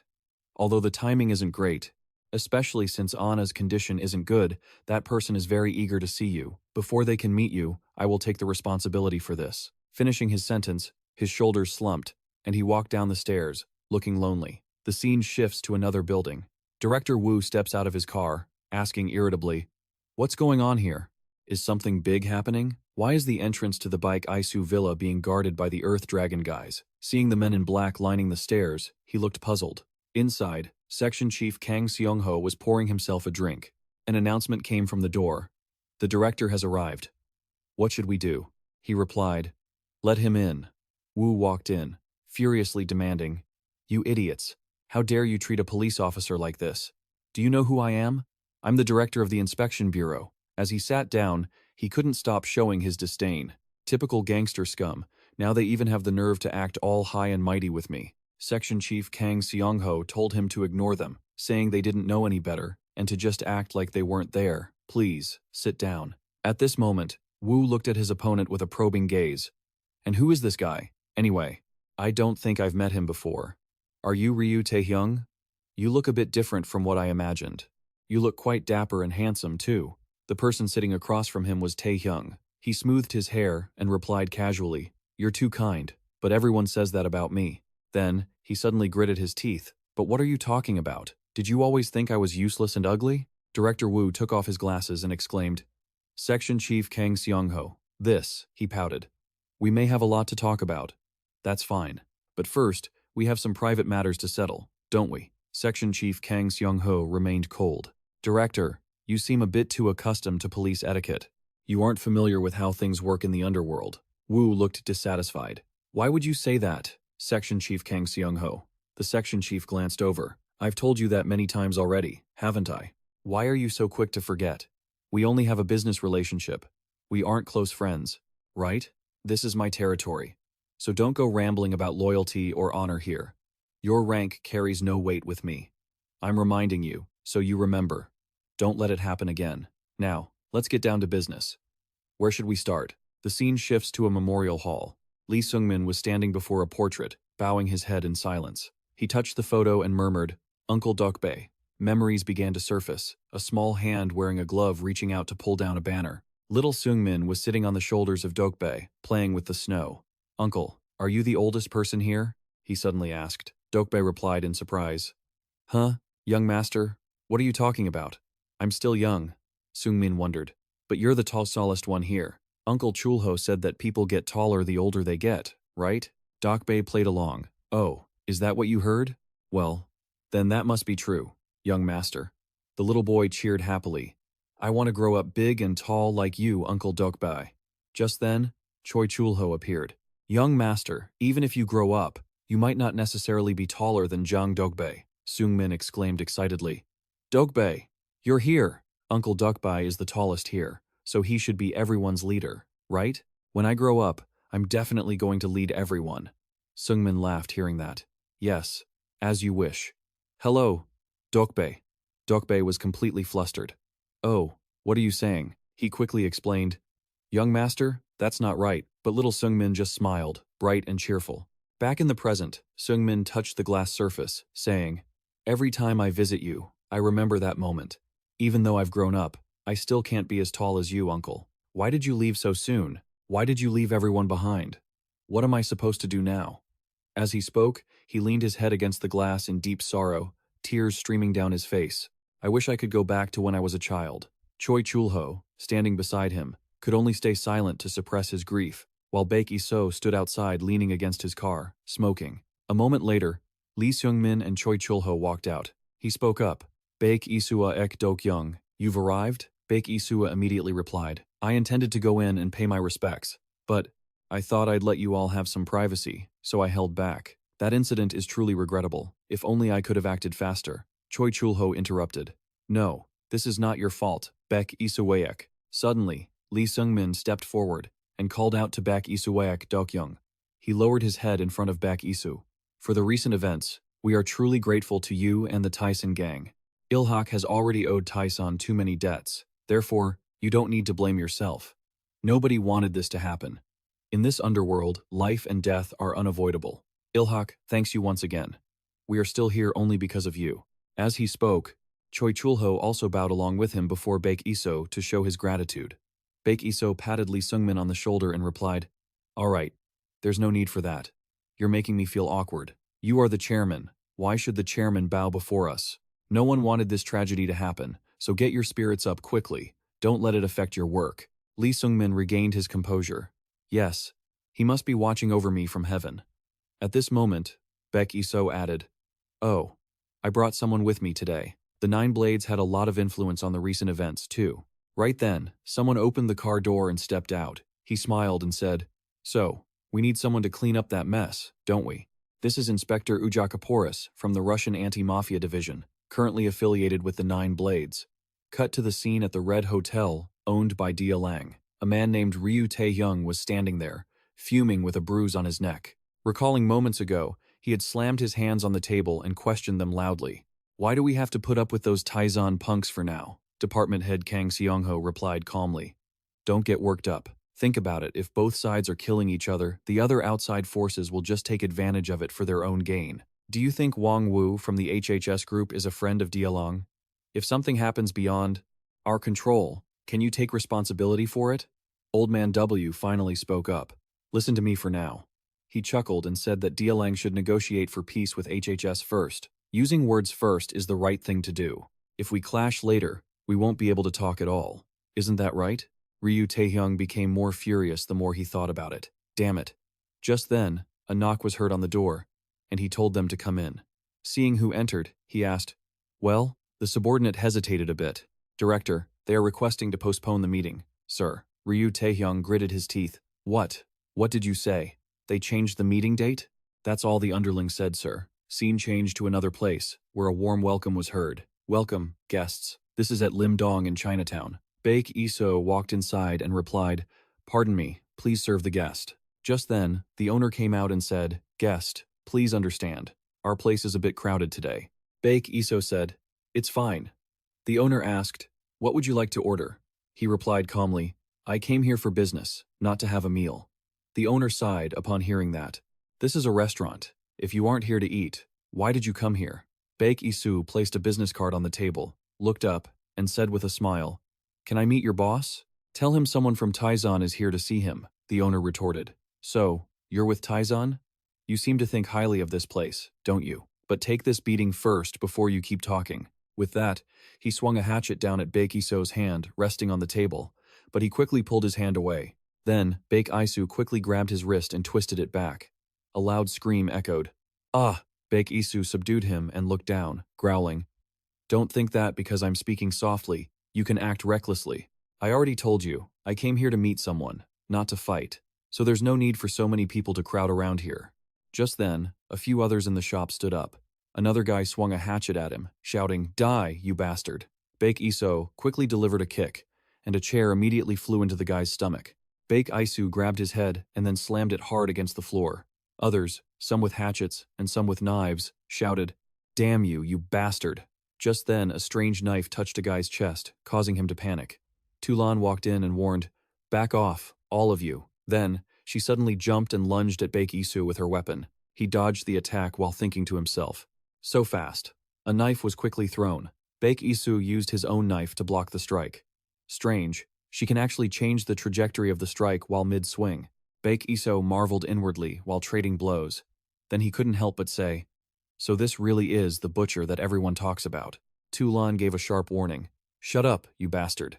If you keep yapping, you're going to die right here." Conflict erupted after the fall of Ilhak, not only involving gangs in Seoul but the southwest area, where most foreigners in Seoul gathered, became the site of a fierce conflict between the Chinese and the Koreans. The appearance of these two gangs made the war even more intense. Amidst this chaos, a flower bloomed brightly in the blood-soaked battlefield. The heavenly hero Baek Isoo was extremely cautious of his opponent's strength, thinking, "Is she really the butcher of the heavenly hero? I can't take her lightly." Tulan smirked. "Come and face me. Show me what you've got."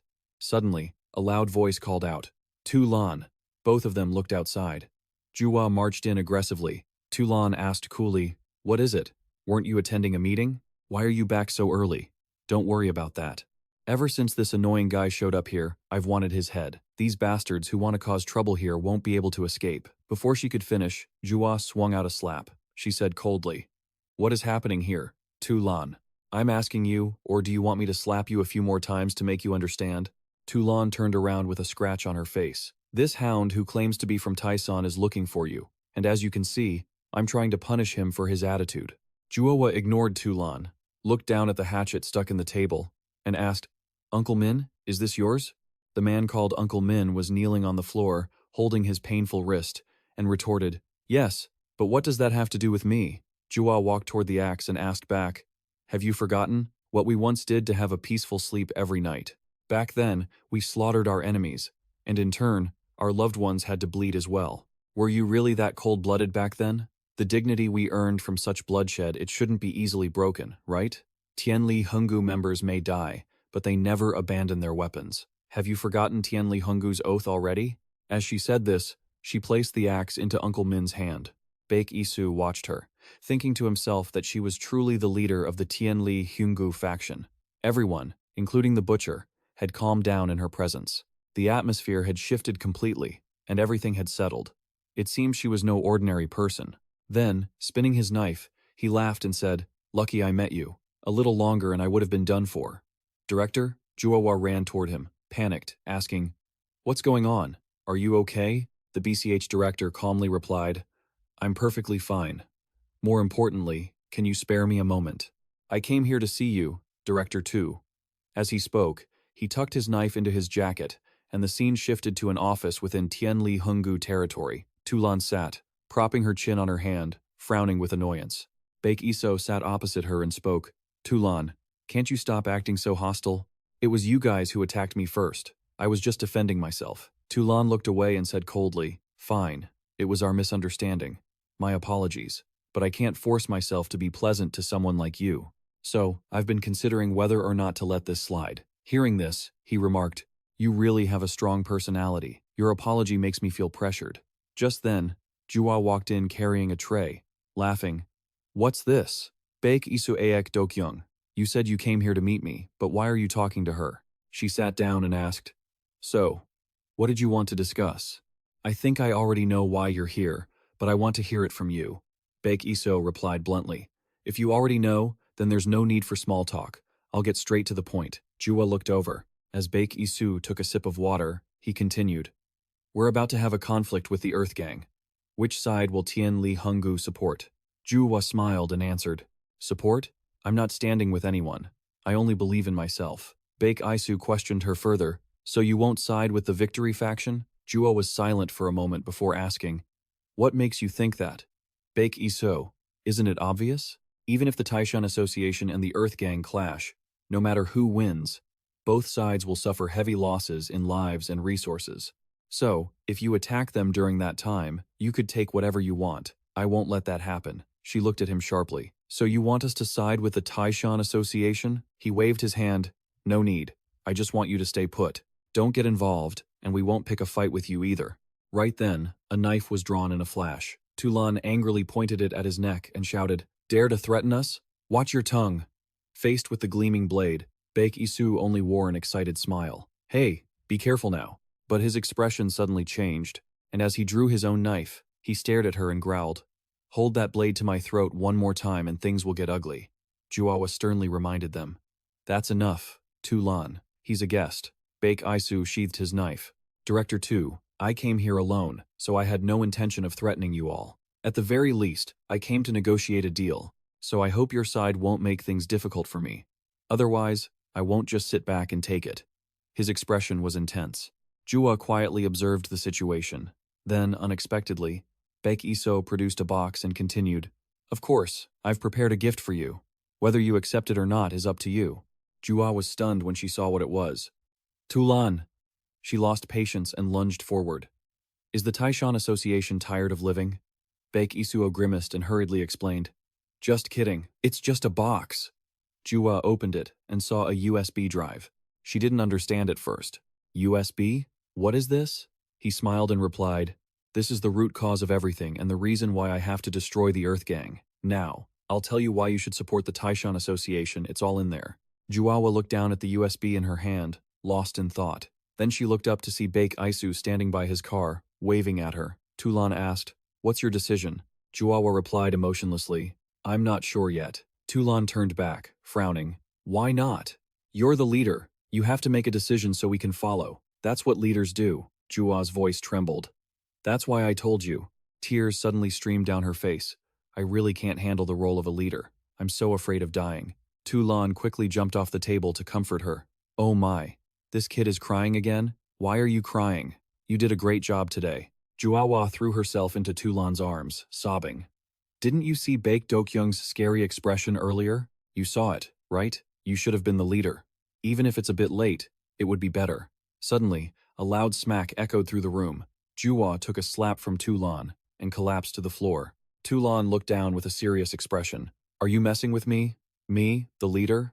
Is this something you should be saying right now? Jua hung her head and countered. You saw it too.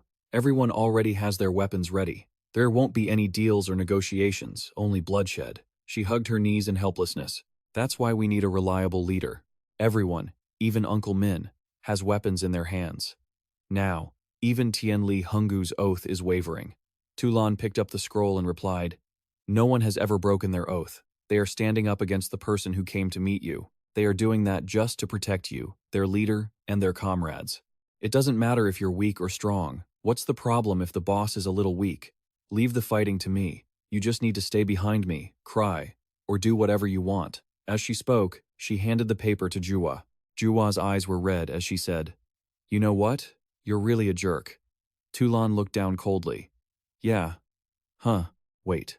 My Korean isn't that good. The scene shifts to the restaurant from earlier, where voices could be heard. Hey, I heard that guy from the Taesan Association came here to stir up trouble. A group of people were drinking and gossiping. Cut the crap, man. The Taesan Association's hounds have eyes everywhere here. I'm not scared, but we should be careful. Lucky I wasn't there that day. Another guy added. Seems like the negotiation went pretty well. Lucky he didn't make any serious mistakes. Suddenly, a large car smashed straight into the restaurant entrance, startling everyone. Everyone jumped, looking outside as glass shards flew through the air. Uncle Min hurriedly asked everyone, What just happened? Are you guys okay? A young guy clung to a table, stumbling as he replied, Yeah, we're okay. What was that? A masked man stepped out of the car, and outside, 3 large vehicles were parked right on the street. Uncle Min stepped forward to challenge them. You all came in such numbers, did you make a reservation? Several masked men flashed their badges and declared, We're from the Taesan Association. Suddenly, a guy in the restaurant charged at them with a hammer, shouting, You bastards from the Taishan faction, you're here to cause trouble, aren't you? Before he could finish, he took a knee to the face, sending blood splattering everywhere. The masked man snatched the hammer from his hand. He raised it, ready to strike. But just then, a fist flew into the side of his face. Someone appeared and landed a punch that sent the masked man flying backward. He tapped his earpiece and asked, How do I use this thing? Jin Yong here. He spoke up. Oh, right. I can hear you now. I've arrived at the Cheonong office. There are quite a few guests here, too. I had no idea they were from Taishan. They seemed to be wearing Taishan badges. Baek Isoo, on the other end, was stunned. Badges? Jin Yong continued. That's right. How come I didn't know you were doing this? Baek Isoo exclaimed, finding it ridiculous. How would you feel if I made one for you? Jin Yong asked as he walked inside, turning down the idea. Forget it. I don't need those badges. I'm going to clean up these fake Taishan members and see what they're actually made of. Jin Yong cracked his knuckles, preparing for a fight. The scene shifts to the Cheonong office, where Tulan sits, clutching a blade with her head bowed.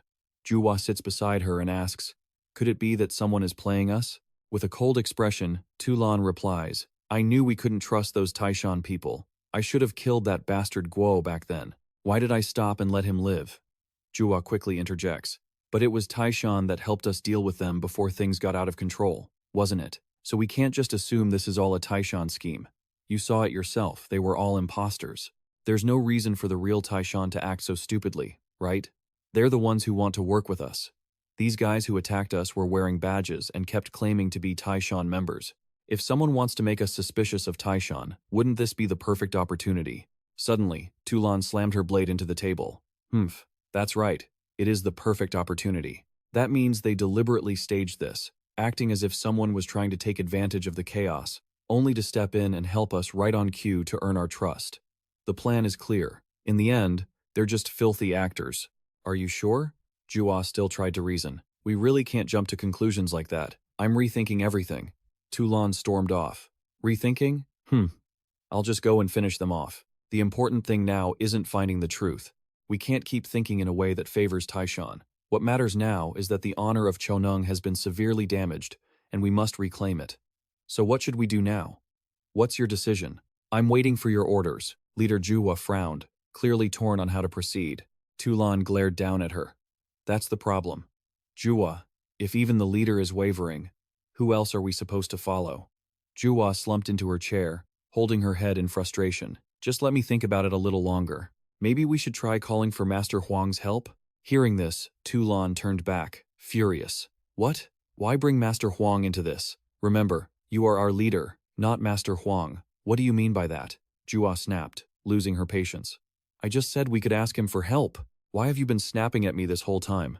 Tulan pulled her blade from the table and marched toward the door.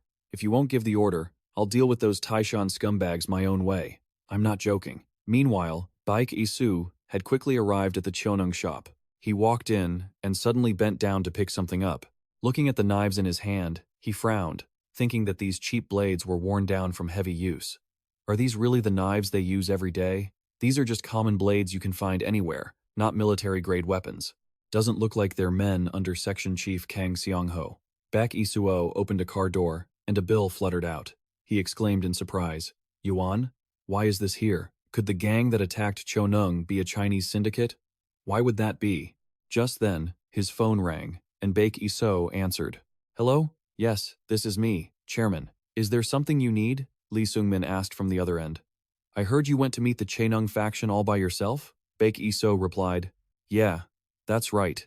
Bringing too many people to meet them right now wouldn't be a good move. But do you know anything about what happened between Cheonong and the Chinese syndicates? Lee Seungmin was shocked. Between Cheonong and a Chinese syndicate? Those Chinese groups have been quiet for a long time. Regardless, let me ask Chun about it. Baek Isoo. Is that so? Are you two on the road now? You can ask me later. Good luck with your business trip. Chairman, I'm looking forward to your results.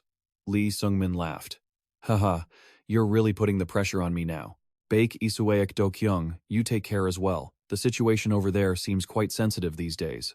Baek Isoo replied, yeah, I know. Just as he was about to light a cigarette, someone appeared and held out a lighter. He told Lee Seung-min, I'll hang up now. I'll contact you later. The man in glasses smiled and said, oh, sorry, I must have startled you. You looked pretty busy, so I just wanted to help you with a light. How rude of me. Baek Isoo looked at the man and asked, sorry, but who are you? The man took off his glasses and replied, my name is Hwang Hao. I work at the currency exchange right nearby. Baek Isoo smoked while sizing him up. And I'm Baek Isoo. I'm with the Taesan Group. He thought to himself. This guy clearly stepped on broken glass, yet he didn't make a sound. Hwang Hao bowed. Oh my, how rude of me. I failed to recognize Taishan's greatness. Please, allow me to greet you properly. Baek Isoo calmly replied, there's no need for that. It makes me feel uncomfortable. Hwang Hao reached out. Haha, is that so? If you don't mind, could I bum a cigarette? Baek Isoo held out his pack. Of course, take as many as you want. Hwang Hao smoked and asked, so, what brings you here? Baek Isoo answered, well, I'm sure you know. A bunch of people have been posing as Taishan members and causing trouble, so I'm investigating. Hwang Hao widened his eyes. Oh, so the troublemakers here are fake Taishan? You mean to say none of this was done by your people? He smiled and said, yes, that's right. I felt so wronged, so I came here immediately. By the way, you use a lot of honorifics when you talk, don't you? Suddenly, he bowed his head and said loudly in a hurry, oh ha, that's not it, manager. My Korean just isn't very fluent yet, so my speech sounds a bit unnatural sometimes. Baek Isoo raised a hand to stop him. Hey, come on, I was just saying. All right, you're making me even more self-conscious now. Then he asked, but Mr. Hwang Hao, why are you here? Hwang Hao replied, huh? Me? Since I work at the currency exchange nearby, I'm quite free. So, my boss sent me here to check it out, and I might as well take care of this place while I'm at it. Baek Isoo observed his surroundings, secretly speculating. Is he someone sent by the purple flower? Is he here to clean up the crime scene? Then he tossed his cigarette away. So that's it. But I still have some things to investigate here. I wonder if you could delay cleaning up the scene for a little while? He wondered to himself what this guy's true intentions really were. I also found foreign currency here earlier. Does this man have any connection to those people from back then? Hwang Hao pointed in one direction. Oh, then why don't you take a look over there first? I'll tidy up the tables and chairs on this side a bit. Saying that, he stepped inside. Baek Isoo replied coldly, sure, that works. If you find anything strange, let me know. His eyes never stopped watching. He couldn't let the guy wipe away all the evidence. He looked inside and saw Hwang Hao crouching down and rummaging through something. At that moment, Baek Isoo sent a message to Chairman Lee Seung-min. Do you know someone named Hwang Hao? Suddenly, Hwang Hao spoke up. Oh, you said if I find anything strange, I should let you know, right? Baek Isoo asked back. Yes, did you find something, Hwang Hao? Not exactly. I was just wondering, did you switch cigarette brands? Baek Isoo turned around in surprise. Huh? Switched cigarettes? Hwang Hao explained. Yeah, well, I work at a currency exchange, so there are a lot of people passing through every day, and I hear endless rumors. People say that Mr. Baek Dokyung, who was an executive in Gumikoyama, Japan, returned to the country 5 years ago. They even say the only cigarette he smokes is the premium red Marlboro. Toulon frowned and said, it's just a cigarette. I change them if I feel like it. He continued, but how is that possible? You don't even seem to know that your Zippo lighter is out of fluid? You really look like someone who just started smoking recently. As he spoke, he shot a sharp glance behind him. Baek Isoo glanced back and replied, ha, how embarrassing. I must have been distracted by a phone call earlier. Hwang Hao was now holding a piece of broken glass. Distracted? Right. Everyone loses focus sometimes. But what was that you just put in your pocket? Can you let me see? Baek Isoo frowned and turned around, and Hwang Hao lunged at him with the piece of glass. Scene cuts to Lee Seung-min's car. He had arrived. Choi Chul-ho opened the door and said, Chairman, please rest a bit. Lee Seung-min smiled and replied, haha, I'm still not used to being called that. Oh, right. Earlier manager Baek Dokyung asked me to ask you about someone's identity. He asked, oh, ask about whom? He repeated, do you know anything about a guy named Hwang Hao, or have you heard of him before? Choi Chul-ho rubbed his chin, deep in thought. Hwang Hao? I feel like I've heard that name a long time ago. Is this guy still in Korea? He used to work at a currency exchange called Y Kang Seongho. Besides that, he's also an informant. Lee Seung-min said with some disappointment. Oh, just an informant? Then it doesn't seem like a big deal. But he immediately countered, no, crossing that guy is definitely not a good thing. Especially for Nathak and Taesan right now, he exclaimed in surprise.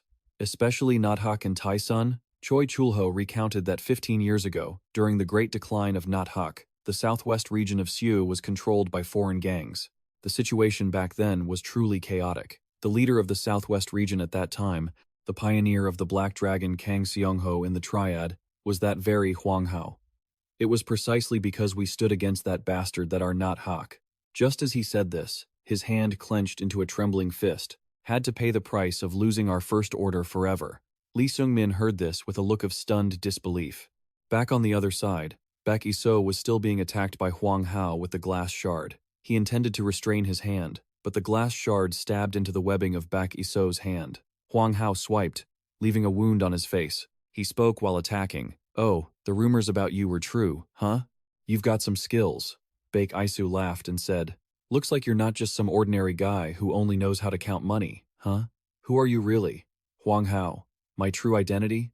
We still have a lot we don't know about each other, so I'll ask you first. After finishing, he lunged to attack Baek Isoo again. Hwang Hao glared and questioned him. You're not the real Baek Dokyung, are you? Baek Isoo dodged and replied, too bad. If I knew, I would have brought a business card for you to take a look. I was in such a rush today I didn't bring any. He thought to himself, he can use everything as a weapon. His techniques are very smooth.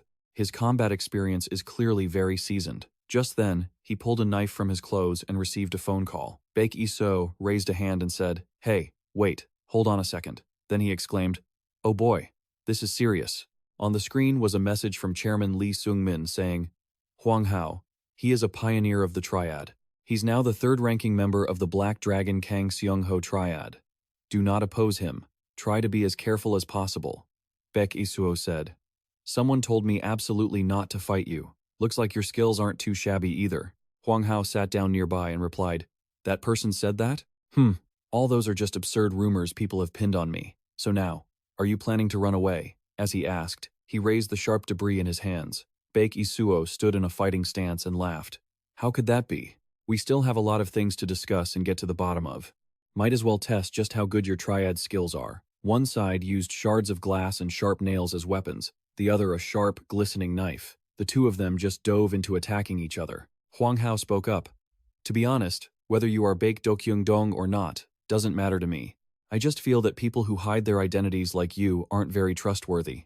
Baek Isoo laughed and replied, I understand that much, so I'm thinking the same thing as you. Hwang Hao, you seem pretty confident, don't you? If you want to run, there's still time. Are you planning to run away like a coward? Baek Isoo held his knife up. Why would you say that? We still have plenty to talk about, don't we? Is that so? Let's see how good you really are. After that exchange, the two lunged at each other. Hwang Hao threw a handful of spikes and debris forward. Baek Isoo coolly slashed the projectiles away, thinking, is he trying to distract me with those? And then use a diversionary tactic to hit my weak spot? Too bad. You're too slow. Hwang Hao's fist collided with Baek Isoo's blade. But the sheer force from that punch sent the knife flying out of Baek Isoo's hand. Hwang Hao then taunted him. Is that how you attack with a knife? The blade flipped in the air a few times before landing in Hwang Hao's hand. He grabbed the knife and thrust it straight at Baek Isoo. Baek Isoo raised both hands to block it, smiling as he asked, how could you do something like that? Just grabbing someone else's knife like it's yours? The blade scraped against Baek Isoo's wristwatch. Baek Isoo swatted his hand away, knocking the knife from Hwang Hao's grip. Baek Isoo caught the knife mid-air and, in one smooth motion, slashed at Hwang Hao's arm, successfully drawing blood. Baek Isoo thought to himself, did he block that slash with his watch? Hwang Hao looked at him with a puzzled expression. Baek Isoo gripped the knife tightly, pointing it straight at his opponent with a cold expression. Hwang Hao calculated silently. It seems I need to change my opinion of you. I'll have to use my full strength. This time, Baek Isoo attacked first. He swung, and Hwang Hao leaned back to dodge. Then their elbows clashed against each other. Baek Isoo spun the knife in his hand, blocking the fist while aiming the blade at Hwang Hao's face. Hwang Hao countered with a knee strike, which Baek Isoo blocked with his free hand. Hwang Hao then pushed off the ground, leaping into the air for a kick. Baek Isoo tilted his body to avoid it. Hwang Hao spoke up. Damn, that's a really annoying fighting style, kid. Even that trick was blocked. Baek Isoo blocked the kick with his arm, then quickly retaliated, sweeping Hwang Hao's leg out from under him and knocking him off balance. His expression turned panicked. Damn it, is he aiming for my legs? Losing his balance, he crashed into the car door. Baek Isoo lunged with the knife, but Hwang Hao grabbed the car door and slammed it shut, blocking Baek Isoo outside. Baek Isoo stopped his thrust. Inside, Hwang Hao spotted an iron pipe. Baek Isoo quickly pulled the door open, but the person inside was gone. Footsteps approached. Baek Isoo turned to see Hwang Hao jumping down with the iron pipe, swinging it down hard. Baek Isoo raised his arms to brace for the impact. Straining under the pressure, Baek Isoo hissed, "Are you the type of guy who just uses whatever he finds?" Hwang Hao retorted, "What? Did you expect me to fight a knife wielder with my bare hands?" The pipe scraped the ground and whipped toward the hand holding the knife. Suddenly, Baek Isoo's knife shattered into pieces. He was stunned.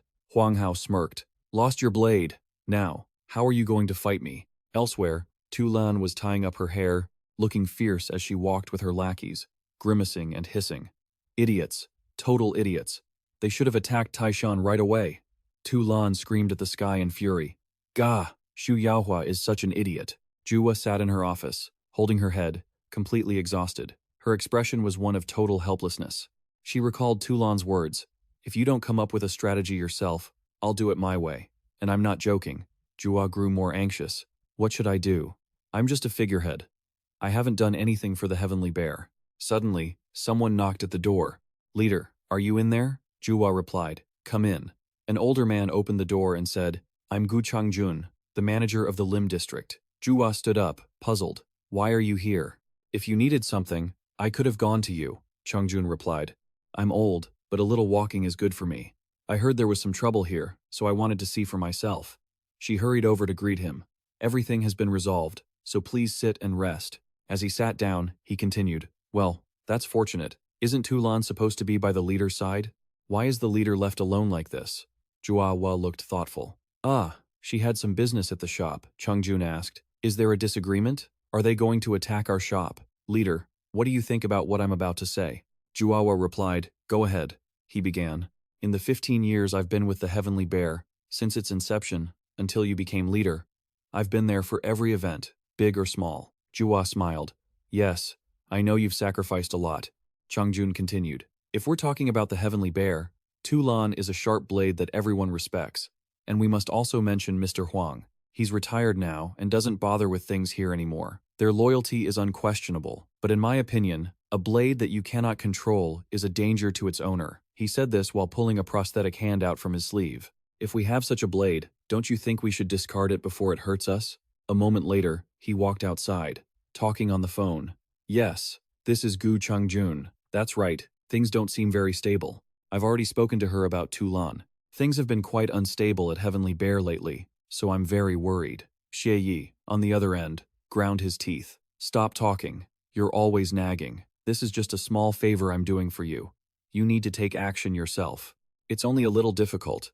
Why are you complaining to me now? Heavenly Bear has been living in safety for too long. If there's an incident, are you afraid it will collapse? What you're doing is helping them. It won't collapse. It will just change to suit the new era. But that bitch Tu Lan is a huge nuisance. She has to be eliminated for things to be stable. Do you understand?" Changjun walked down the stairs and replied, "I understand. Everything is progressing well, but the leader seems hesitant. True, no matter how sharp a blade is, it eventually gets chipped over time. That fool Tu Lan seems to be planning to attack Tai Shan, and now only Xu Yaohua is left alone." With a wave of his hand, the old man signaled a group of thugs to appear, adding, "We can start the plan now. My side is ready, too. Everything today will be blamed on Tai Sun. Tu Lan will lose her life at his hands today." Back at the office, Juwa anxiously made a call, her mind lingering on Gu Changjun's words from earlier. "Leader, the most dangerous thing isn't having a sharp blade. It's being unable to control it. If you don't want to get hurt, isn't it better to just destroy it?" Losing patience, Juwa muttered, "Tu Lan, why aren't you answering?" She walked downstairs, where a group of her subordinates was waiting. One asked, "Director, where are you going? What if we run into Tai Sun's gang?" Juwa marched forward, demanding, "Tu Lan, does anyone know where she went?" They replied, "She said she was going to negotiate with Tai Sun. She seemed pretty angry when she left." Juwa closed her eyes and pulled out her sunglasses. "Humph, she always does whatever she wants." Then, she shouted to the others, "Everyone, get ready. We're heading over to Tai Sun's territory." As she walked, She thought to herself that the recent chaos might not actually be Taesan's doing. She needed to investigate further. If they really wanted to sabotage Thien Lee Hungu, they wouldn't have handed over Oan Shin's files. I need to stop Tulan from doing something stupid. If she attacks Taesan now, it could lead to an all-out war between us. Suddenly, an iron pipe slammed into the ground, drawing everyone's attention. A masked man spoke up. Director Jua, where do you think you're going? Jua and her subordinates turned to face the new group. The man hoisted a pipe onto his shoulder and continued. Don't you know how dangerous it is for a girl to be out this late? It's not safe to be on the streets at this hour. Why don't we escort you home? Jua turned back, asking coldly, Escort me? Do you think you're actually capable of that? The masked man replied confidently, It's fine. Ganging up on the weak and picking on the few, that's our specialty. One of Jua's men yelled angrily, Who the hell are you, creeps? How dare you talk like that? You're asking for death. Before he could finish, a thug smashed a pipe into his head. Jua stared in shock at the scene. The thug sneered, Director, all of this is for the future of Thien Lee Hungu. So, just surrender.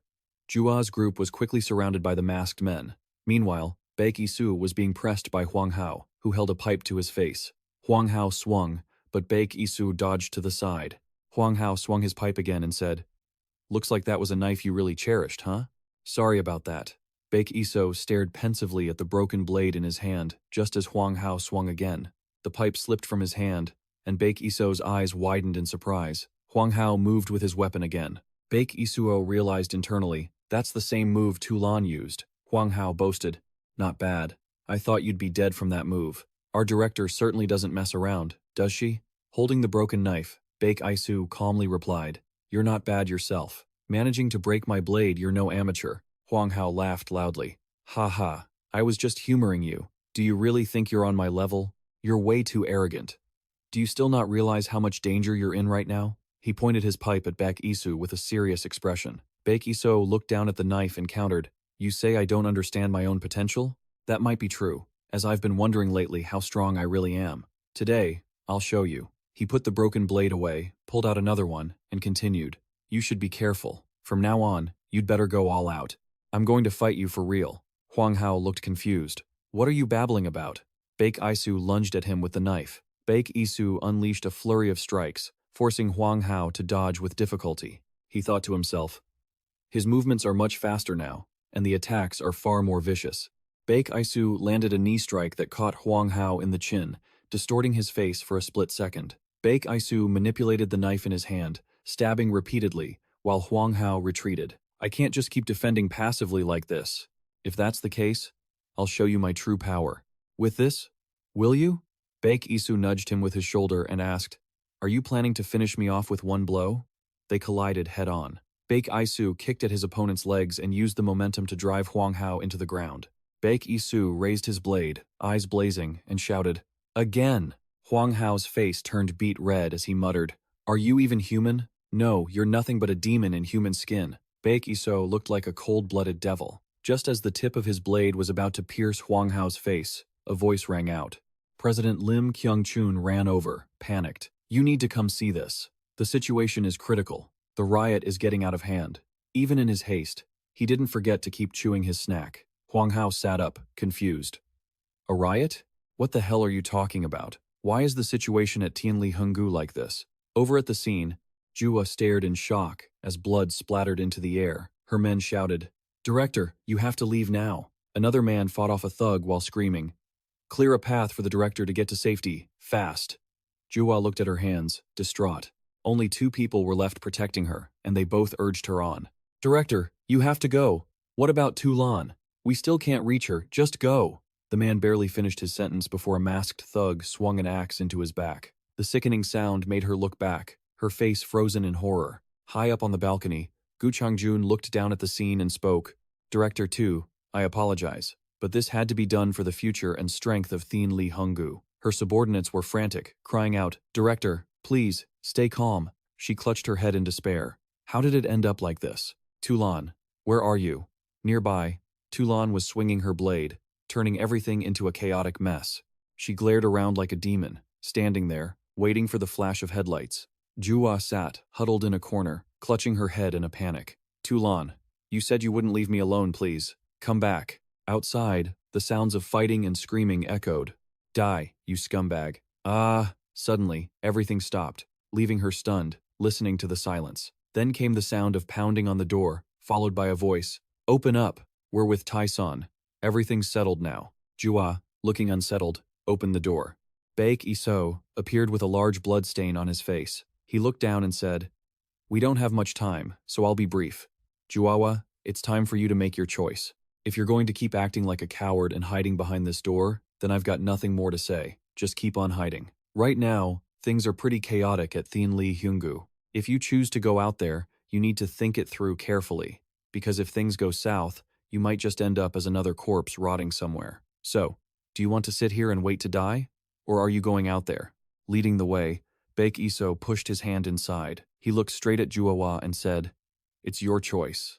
Flashback to 10 years ago. A voice echoed through a building. Why are you calling us together when everything is on the brink of collapse like this? Ilhak can no longer maintain their position. Soon, they're going to divide up the business rights among all the gangs and organizations in Korea. But for small foreign powers like us, there won't be anywhere left to rely on to make a living. A man with an axe slung over his shoulder said, Management of the Western operations will surely be taken over by a Korean gang. That means we're basically being pushed out. This was the leader of the North Korean gang, Kang Seongho, representative of the North Korean faction in the southwest. Old man Gu Chang-gun slammed his hand down in anger. Those bastards, they don't even look at us as human beings. They only see us as dogs eating the scraps they throw away. This was the leader of the Chinese gang, Gu Chang-gun, representing the Korean group in the southwest. That's exactly why I called everyone here to discuss a plan. In this situation, we still have one option. The old man glanced over and asked, What is it? Let's hear it. At that moment, something slammed onto the table. Huang Hao threw his nameplate down and happily declared, We will join forces and force a Korean gang to submit to us. This is the Tam Heap Black Dragon, Kang Seongho. Huang Hao, branch leader of Tam Heap Black Dragon, Kang Seongho. Huang Hao continued. Thienli Hyunggu was once an organization backed by Ilhak, handling all their business. Now that Ilhak has collapsed, Thienli Hyunggu surely has nowhere left to turn. The current head of Thienli Hyunggu is also missing. So, in a way, Thienli Hyunggu is the savior for our current situation. We need to join forces and take over Thienli Hyunggu. Old man Gu Chang-gun heard this and retorted, 3 powers taking over together. So who becomes the leader? If one of the 3 of us takes charge, won't the power balance tilt to one side again? Huang Hao calmly replied, I have already found the daughter of the Thienli Hyunggu leader. She can step up as the leader on our behalf. She's 19 this year, old enough to take on the mantle of leadership. The old man was still dissatisfied. How can that be? Isn't 19 too young? Huang Hao looked toward the door and exclaimed, Oh, she's here. Everyone, go ahead and introduce yourselves. This is the representative and the face of Thienli Hyunggu, Director Juwa. At that moment, Juwa and Tulan opened the door and walked in. Huang Hao pushed a chair toward Juwa and continued, It's a new era, so we should change the company name, too. How about we change it to the Thienli Hyunggu Group? The name speaks to the grandeur of our organization. But old man Gu Chang-gun was still deeply worried. But is it really okay to hand over such a massive organization to a girl like her? Huang Hao reminded him, Don't worry about it. We'll be there to support her. The Thienli Hyunggu Group will grow ever more stable and prosperous in this new era. Juawa sat with her head down in front of the cracked nameplate, with Huang Hao and Tulan standing behind her in support. Back to the present, Baek Isoo reached his hand out toward Juawa. She hesitated to reach out, but then her hand stopped. Juwa pulled her hand back and said, All right, I'll go out there myself. Suddenly, she looked in one direction in shock. Seeing a row of thugs knocked out on the floor, Juwa gasped, No way, all of them. Did the 3 of you take them all down? Lim Kyung-chun handed a piece of bread to S and asked, This bread is good, want some more? S wondered, Why do you always give me the smaller portion? Baek Isoo immediately asked Juwa, Where is Tulan? Why would you let her be alone like this? Juwa seemed to have just remembered. Ah, she quickly grabbed her phone. That's right, I have to contact her immediately. Suddenly, a thug slumped against the wall and chuckled. What a bunch of idiots. Contacting her won't change anything. Today, neither you nor Tulan were supposed to make it out alive, but it looks like the girl is going to have to die alone without you by her side. Hearing this, Juwa glared at him. What did you say? On the other side, Tulan was losing her patience and hissed, Damn it. She called out, Hey. A subordinate turned back and replied, Yes? Tulan asked, How much longer until we reach the Taesan Group's hideout? And why did you cram everyone into one car like this? It's too crowded. Some of you get out. She was sitting in the middle of a group of subordinates, all of whom were shrinking away in fear. If you want to walk or take a taxi there, go ahead and do it yourselves. A subordinate replied, sweating profusely. I'm sorry, ma'am, but all the other cars are full. Toulon grabbed his face and shouted, Then get out and walk. Why are you all cramming into one car? The subordinate said. But ma'am, we're almost there, please. Just a little longer. The subordinate in the front seat spoke up. You seem more short-tempered than usual today, ma'am. Did something happen? She grumbled. Not really. What the hell could have happened? The whole group realized then that something definitely happened. The driver said, If you don't talk about it, your mood will only get worse. The rest of us have to suffer through that anger with you, too. There must definitely be something making you this annoyed. Toulon replied with a sigh. Go ask your leader that. Someone replied. Is it something related to the leader? The leader has so many things to worry about. So sometimes, she can't handle everything perfectly. She muttered. What kind of leader is that timid, with no decisiveness at all? As subordinates, we always follow her orders. We don't even complain if we have to die. She needs to know how to lead. She needs to make decisions for Thien Li Hunggu so that everyone can follow. Yet she can't even say a word. We might as well just act on our own, the driver asked. Toulon, do you always think that we have to live and die by the leader's orders? But that's just not right. Many people have their own lives. We can't just keep going through life and death situations like this. There are too many regrets in this world. We are just ordinary people. We don't have a strong will like you do. We have elderly mothers and young children to take care of. We have to try to live for them. We still want to live. After observing their expressions, Toulon bowed her head and replied, You're all right. Maybe you aren't as strong as I am, and death is truly terrifying for all of you. I've been too focused on myself and forgot about everyone else's thoughts and feelings. I'm just a shallow person who only knows how to kill. But how long have we been driving now to get to the Taesan Group's place? Why does it feel like you've just been driving me in circles? This statement made everyone tense up. The guy in the passenger seat cracked his knuckles and growled, You've said enough. Can you just shut your mouth for a second? Toulon's expression turned sharp as she heard him. The two men beside her quickly pinned her arms down, and the guy in the passenger seat threw a punch. He looked visibly satisfied after landing the hit. Man, that felt good. I've been waiting a long time to punch that bitch in the face. Toulon tilted her head back and scoffed. Heh, if you guys want to hit me, you better hold me tight. If I get out of this, you're all dead. The driver spoke up. Boss, we don't have a choice. We're only doing this for our own survival and our families. Toulon quickly kicked him in the face and shouted, Survival my ass. The car swerved wildly on the road. The bald guy panicked.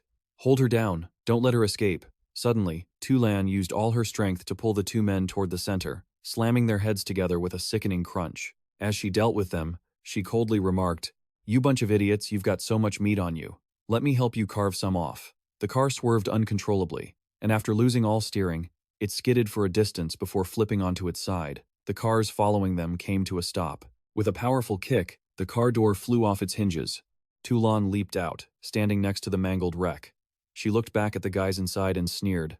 Are you pathetic worms really trying to survive? Toulon turned around with a piercing gaze as the other cars opened their doors. She continued, You pieces of trash, what gives you the right? You sold your souls just to stay alive, didn't you? If anyone thinks they're good enough, come at me. I'll show you the price of betrayal. A group of men rushed toward Toulon. Go, brothers.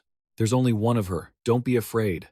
One guy lunged with a knife, but Toulon kicked him, warping his face instantly. Blood sprayed everywhere as he collapsed backward. Another man charged in with an axe. Toulon swung her blade down onto his arm. The blade ground against his wrist bone, and a blood-curdling scream echoed out. In her mind, she hissed, Die, all of you. Another guy rushed at her with a knife. Toulon spun around to face him. She slammed her foot into his shoulder, sending both men crashing into each other before they hit the ground. Toulon swung her blade with brute force, and the man's hand still clutching the knife was severed from his body. A scream erupted. My hand!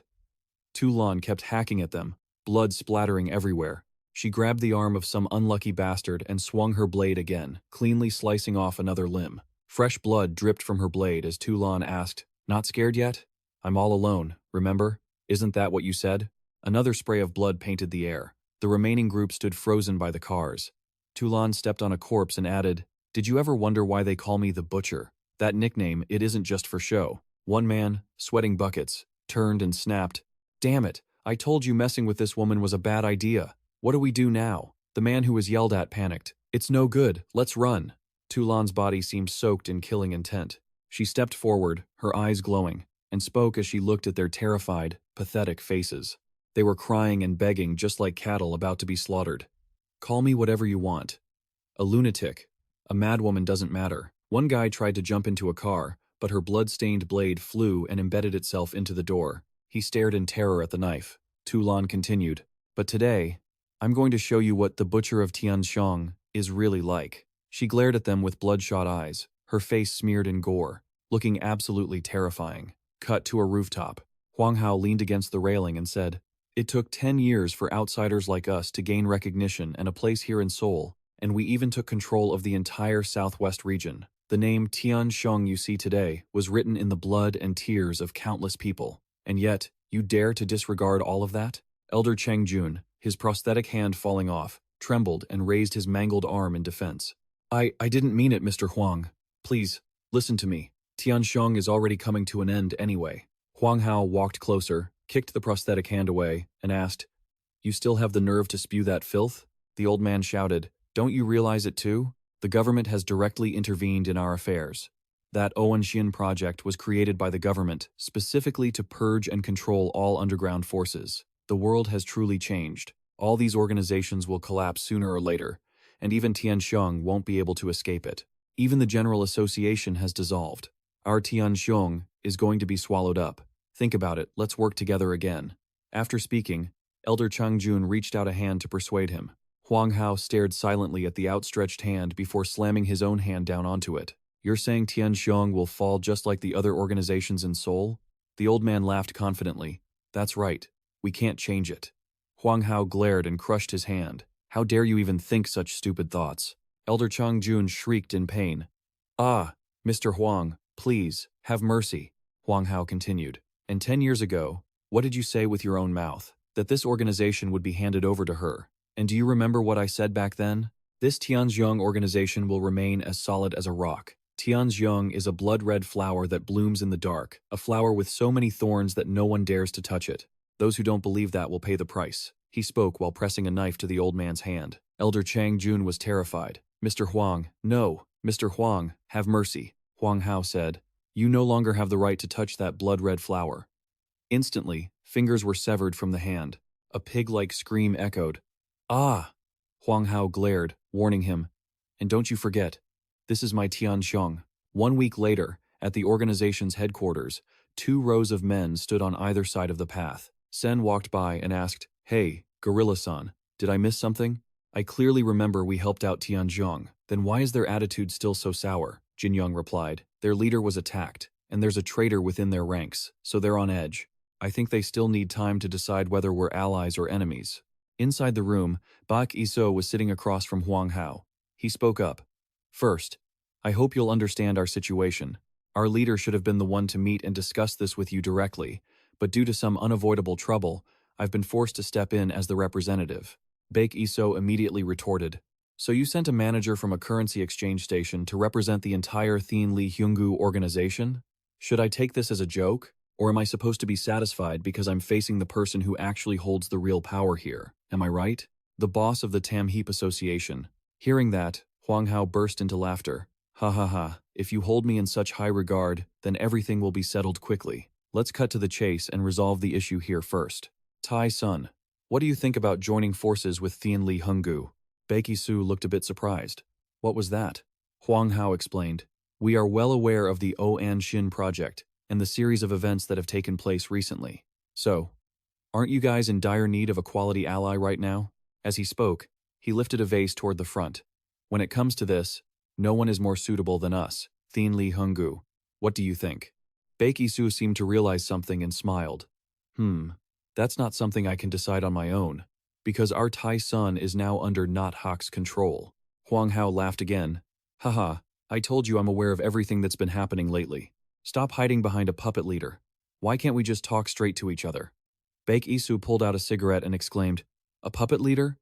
I thought that label was meant for Thienli Hyunggu. It's been an eyesore to me since the beginning. In short, you're trying to drag us under Thienli Hyunggu's command, aren't you?" Huang Hao rolled up his sleeves and smiled. Ha ha, youth is truly naive. Your vision is still too narrow. You need to see the big picture behind Thinli Hungu.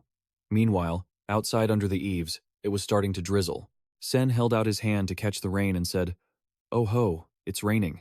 Tulan appeared, looking disheveled and covered in blood. The henchmen were startled and lined up. "Boss, you're here," she asked coldly. "Where is Mr. Huang Hao? Is he inside?" The henchman replied, "Yes, ma'am. He's discussing matters with the chairman of Taesan." Suddenly, someone stepped out to block Tulan. Jin Yong spoke up. "Excuse us, but our boss is in the middle of a meeting. So, unauthorized personnel are forbidden from entering." She frowned and drew her blade. "Damn it, have you run your mouth enough? Get lost before I make you. Don't try to act like you own the place on someone else's turf." Jin Yong remained calm. "Thinli Hungu, we are doing our best to maintain peace with you all right now." Tulan gave a cold laugh. "Peace? Standing on someone else's turf and trying to play boss, is that what you call peace?" Jin Yong, "Then excuse me, but it seems bloodshed is unavoidable today." Then, both sides stood ready to clash. Just then, Sen signaled and said, "Hey, just let her in." While casually cleaning his nails, he added, "What will she do once she's inside? She can't do anything. At most, she'll just scream and shout a few insults. Nothing more." Tulan lost her temper and lunged at Sen. The knife grazed his face. The female doctor slammed her blade into the door behind Sen and glared. "You crippled brat, do you want me to finish off your other arm and put you out of your misery?" Sen calmly lifted his hook knife and asked with a smile, "And what about my other arm?" Tulan spat. "You demonic bastard. Try stabbing me and see whose blade is faster." Sen still replied nonchalantly, "Oh, I'm so scared. I almost stabbed you for real there." Just then, Huang Hao stepped out of the room with Baek Isoo and shouted, "Tulan, what do you think you're doing?" She sheathed her sword and warned Sen, "We're not done, you bastard." Sen turned to everyone, spinning his knife. "Hey, was she just asking me out on a date?" Huang Hao questioned, "Why are you acting like this?" Tulan hesitated. That she looked around, realizing it wasn't the right time to speak. Baek Isoo waved to his group, and they walked out. He calmly said, No need to make a scene. We're leaving. I look forward to working with you later." Left alone, Huang Hao asked, "What's going on?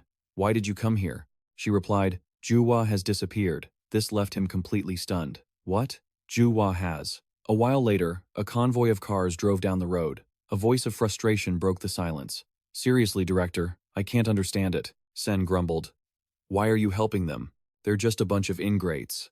Baek Isoo replied, "Calm down. This wasn't entirely a waste of time.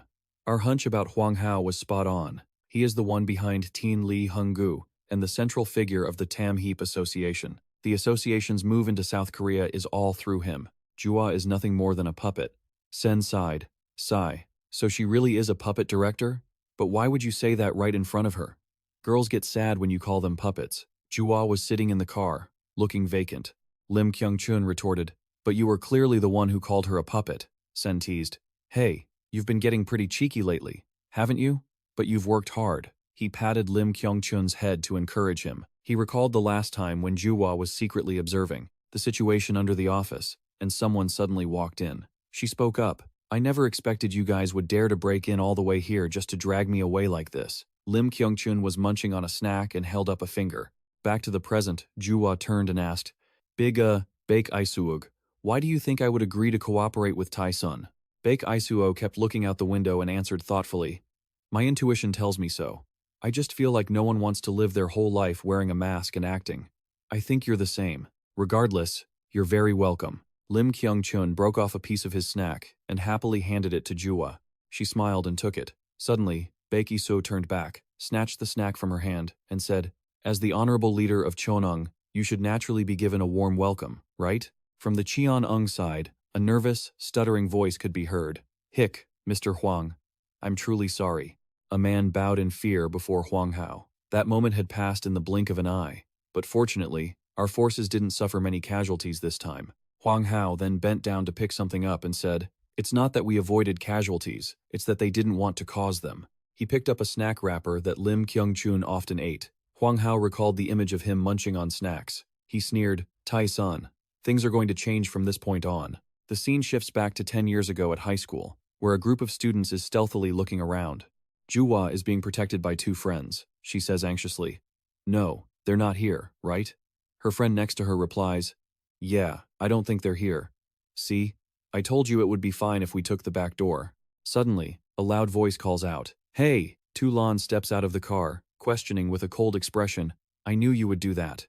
I already told you to use the main entrance, didn't I? Are you messing with me? As she said that, she lunged forward to grab Jua by the collar. Her friend nearby saw this and shouted in protest. Hey, seriously, why do you keep threatening my friend every single day?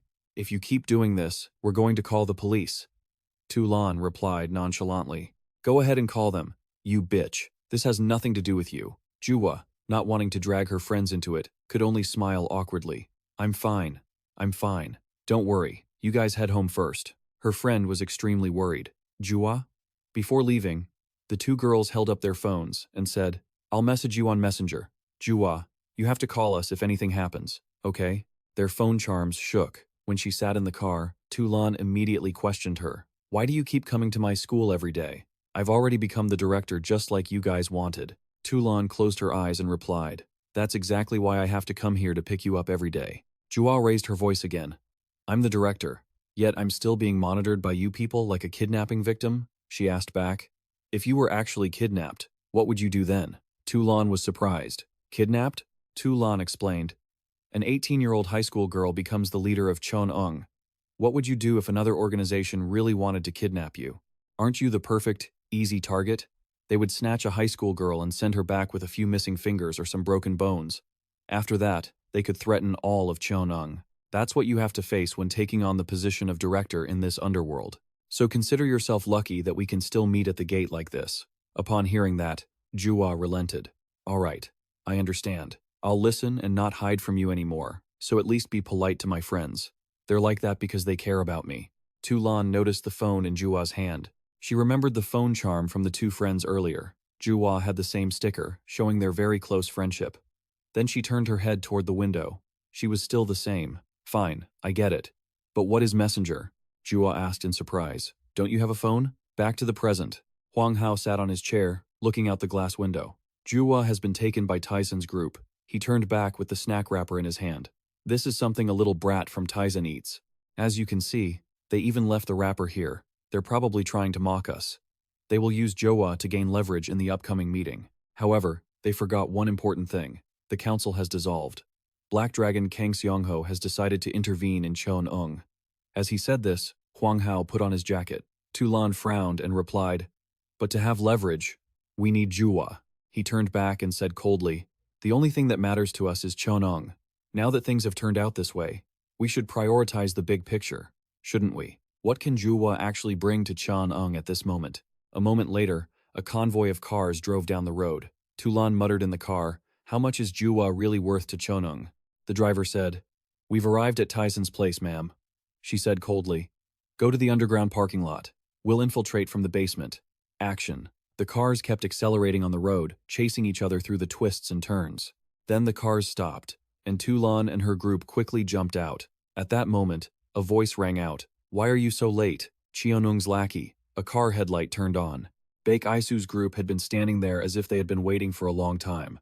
She and her subordinates were blinded and instinctively raised their hands to shield their eyes. Damn it.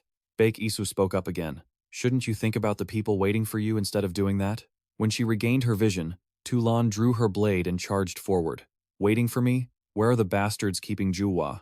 Just then, a pair of black glasses was thrown toward her. Tulan quickly caught the item. These are Juwa's glasses. Baek Isoo approached and said, calm down. Just listen to me first. Do you think this can be solved with violence? Hey, think carefully before you act. Jua is in my hands. You don't know what I'm capable of, do you? If I get angry, I can do a lot of things to her. The more Tulan heard, the more she gritted her teeth in anger. You bastard. Baek Isoo looked behind her and asked, so, can I ask you all to drop those weapons? Immediately, the subordinates dropped their weapons to the floor. Baek Isoo smiled and continued. Tulan, don't you want to put that knife down? From what I see, you're the most dangerous person here. Tulan quickly dropped her blade, and Baek Isoo was satisfied. That's right. Now, can you listen to me? She remembered Huang Hao's words from earlier. The thing that matters to us is Cheon-ung. If the situation becomes like this, we should consider the big picture, right? What can Jua bring to Cheon-ung in the current situation? The scene shifts to Baek Isoo's office, where Jua is looking out the window at the vast landscape outside, her hand still holding tight to the phone with the old sticker from high school. Just then, Baek Isoo opened the door, walked in, and said, "Director Yu, there's a visitor who wants to see you." Tulan walked inside. As soon as she saw Jua, she hurried over and scolded her. "Damn it, you idiot. Why did you get kidnapped? Didn't I always tell you to be careful?" Jua replied, "I wasn't kidnapped." Tulan was confused. "What?" Jua repeated. "I wasn't kidnapped. I came here with them myself." Hearing that, Tulan pointed her finger in disbelief. "What are you saying? You came here with them yourself? Do you know what state Cheon-ung is in because of you right now?" Jua replied in despair, "I'm sorry, but I can't. As the leader of the Cheon-ung, I just can't do it anymore." Tulan grabbed her by the collar and demanded, "What kind of nonsense are you spouting?" Jua hung her head low. "I can't stop the shaking. It's just all so crazy. I can't stop trembling from the fear. Up until now, I've never been this terrified of life, because you were always here, and I always had people I trusted by my side. I believed everyone would do anything to protect me. That's right. I could be the leader everyone needed me to be. I always tried my hardest so I wouldn't let any of you down. But that look in their eyes, it just won't leave my mind. The way the people I trusted looked at me while they were taking the lives of those from the Cheon-ung." As she spoke, she became increasingly agitated. "Now that they don't need me anymore, they're trying to kill me." Tulan hurriedly tried to reassure her. No. I've already taken care of those bastards. They're gone." Tears streamed down Juwa's face as her lips trembled. "I don't know who to trust anymore. Why did you even come looking for me? Are you here to kill me too?" Tulan was stunned as she looked at that vacant expression. And suddenly, she gripped Juwa's throat. "Well, that does make perfect sense, doesn't it? Once the Cheon-ung is dealt with, you're basically useless. The Black Dragon, Kang Seongho, will take over Cheon-ung and rule Seon." Jin Young moved to intervene, but Baek Isoo placed a hand on his shoulder to hold him back. At that moment, Tulan released her grip on Juwa's neck and continued, "But Juwa, you're the real problem here." As she spoke, she pulled Juwa into a hug. "Have you forgotten who I am? I'm the orphan who was raised by the Black Dragon, Kang Seongho, since I was 3. Killing a few people is nothing to me, but I've already decided that you're the boss." "Juwa, I'm not going to go against your wishes," Tulan insisted. "I'll protect you. It doesn't matter who they are, no one is going to lay a finger on you. That is my vow. No one will destroy you or the Cheon-ung. I'm the butcher of the Cheon-ung. You are my leader, Juwa."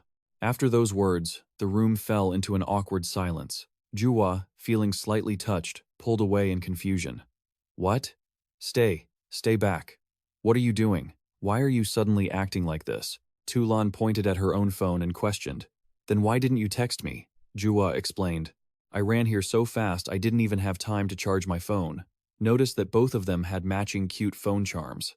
Over on the other side, Hwang Ho was calling someone. After no one answered on the other end, he set the phone on the table and wondered to himself, "Lan, have you really sided with that bitch?" Then Hwang Ho spoke to the person sitting across from him.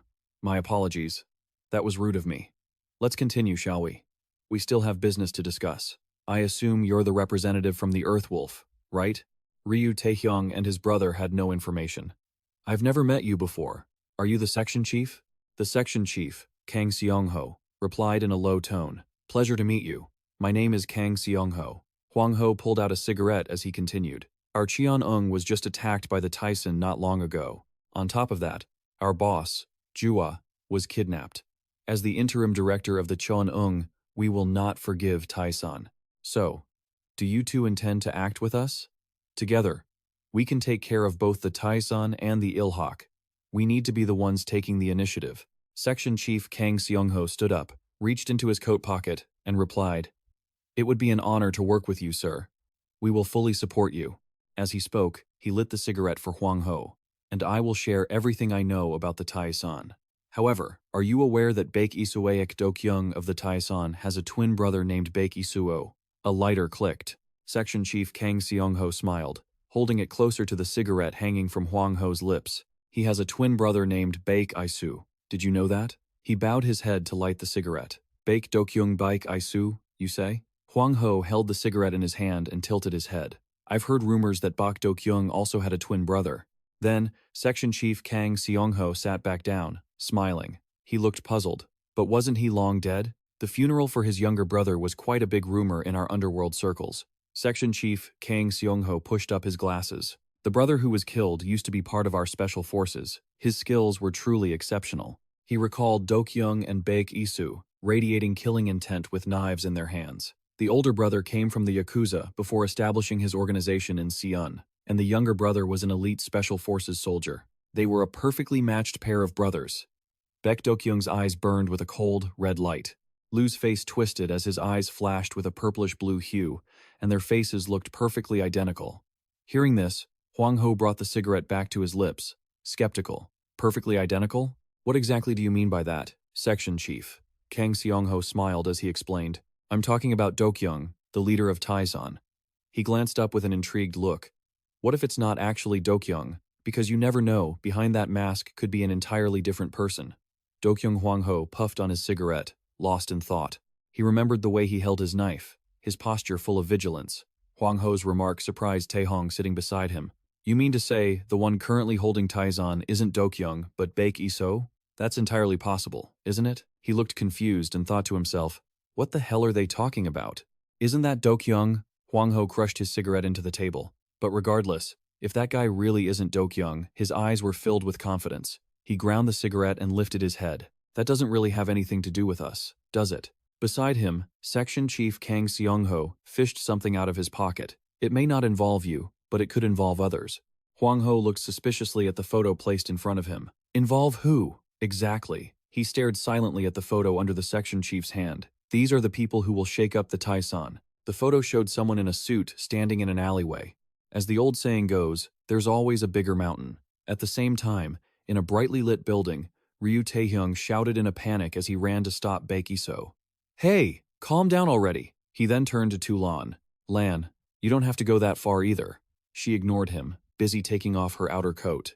Seeing he couldn't stop her, he grabbed Tulan's arm. Listen to me. She looked back, annoyed. Ugh, honestly. Her face was full of anger. He drew the blade at his waist, glare fixed, and stepped toward her. I'll say this one more time, Tulan. If you beat me, then my fate and the fate of Jua will be decided by your group. I will swear my loyalty to you then, she challenged. But if I'm the one who wins, then in return, you and your Taishan lot will wear the chains of my control forever. Hearing this, he calmly relaxed his stance and stepped forward. Jua watched them both in a panic. Tulan, stop this. What if something happens to you? She turned back, adamant, telling her to just stand there and watch the show. Baek Isoo drew his blade as well, smiling as he approached. Director, Z, please, don't worry so much. He tossed his scabbard aside, cracked his knuckles, and said with a smirk, I won't be too rough with her. As for you, feel free to relax. I won't mind. Offended by his arrogance, Tulan scowled and lunged forward. Shut your mouth, you bastard. I'll take your arm as a warning. She swung, but he leaned back and dodged. Her eyes widened in surprise. She readied her blade and lunged again. Baek Isoo dodged her attacks with ease. She pulled her blade back, narrowing her eyes in suspicion. Taishan, is it really true that you could defeat him?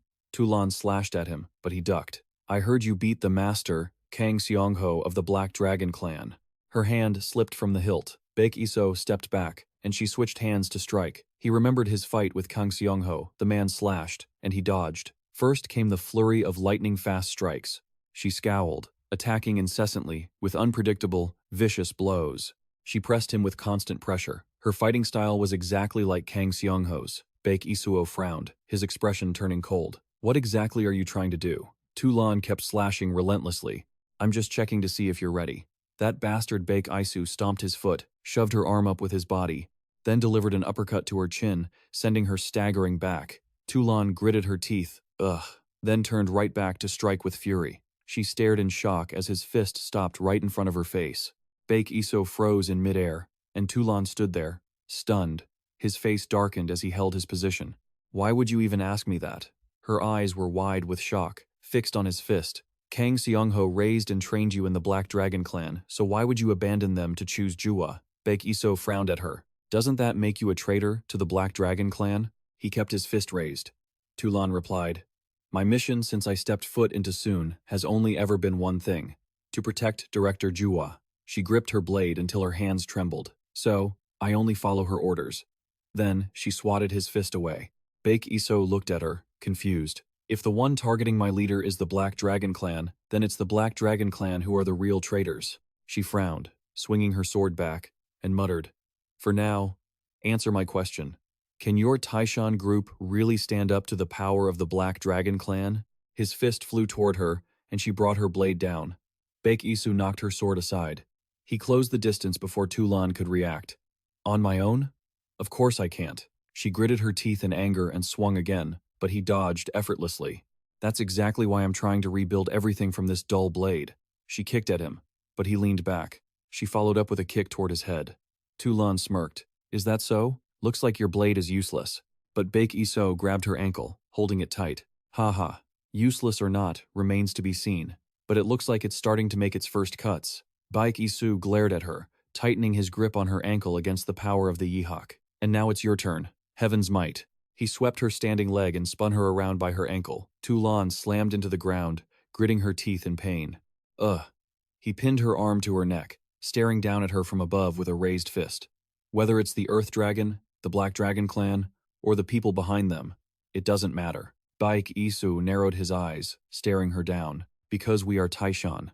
Elsewhere, in the Incheon district, the streets were bustling.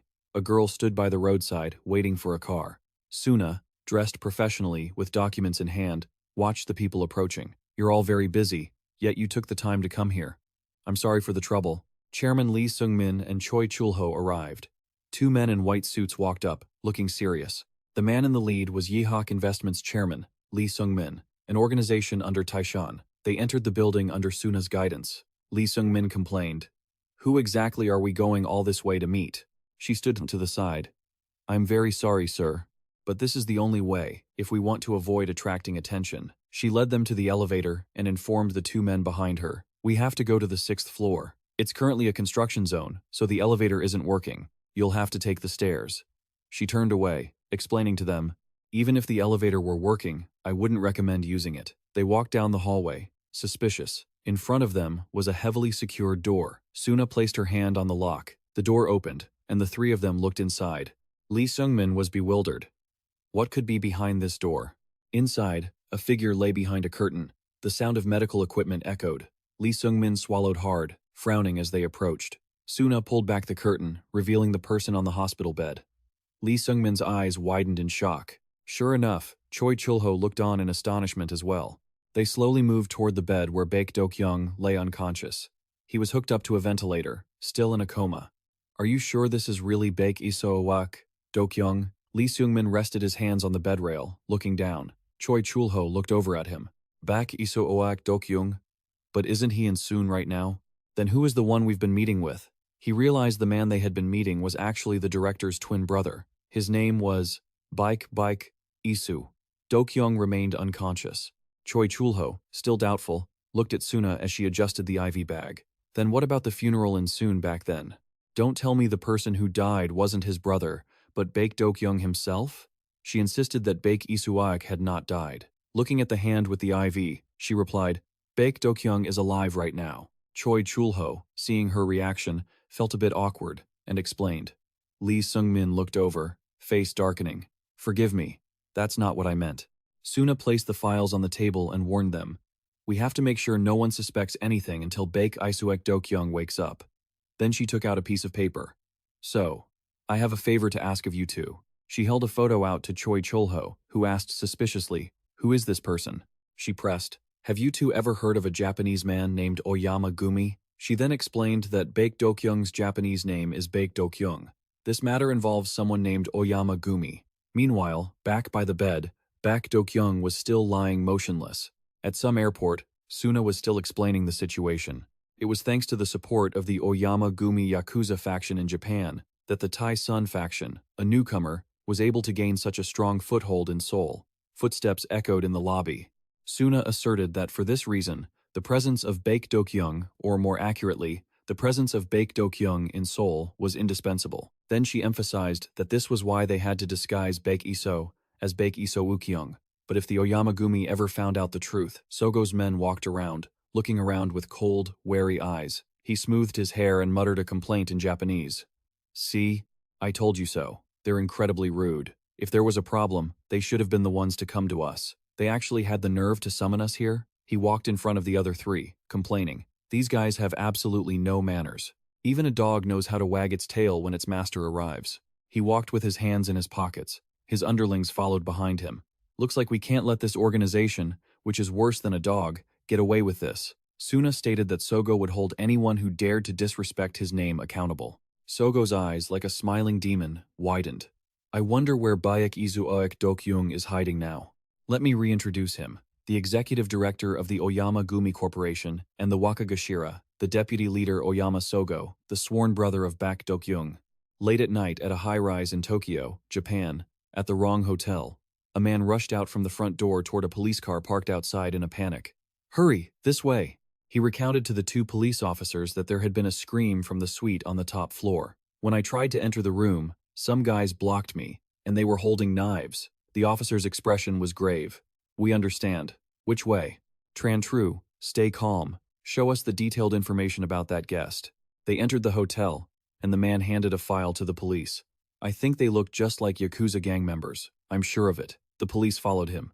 Yakuza? The man's face was grim as he frowned. Yakuza, daring to run wild in the middle of the wrong? Who do those bastards think they are?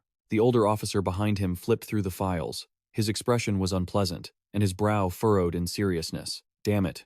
Just give us the information about the guest first. They entered the room, and the two officers scouted the area. Manager, you can head downstairs now. We'll try to talk to them. And you don't just go rushing in like that. The man looked at them, feeling a bit awkward. The young officer raised his gun at the man holding the knife in the room. Stay still and drop the weapon. The man with the messy brown hair saw them and smiled, approaching with his weapon still in hand. Weapon? Do you think it'll talk to us? The person next to him pulled a knife from his shirt. Humph. Looks like it. I think it's calling for us. The young officer kept his gun trained on them, his brow furrowed as he shouted a threat. Did you not hear me? Drop the gun. Behind him, the older officer placed a hand on his shoulder, warning him.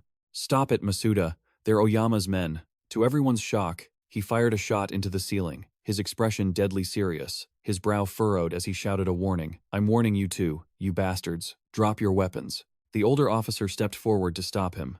Masuda, don't. Do you know what you just did? He looked stunned. Behind them, a man stepped out. His body was drenched in blood, his feet stained with gore, leaving sticky prints on the ground. What's with all the noise? Sogo walked out of the room wearing blood-stained pajamas, his expression chilling as he stared at them.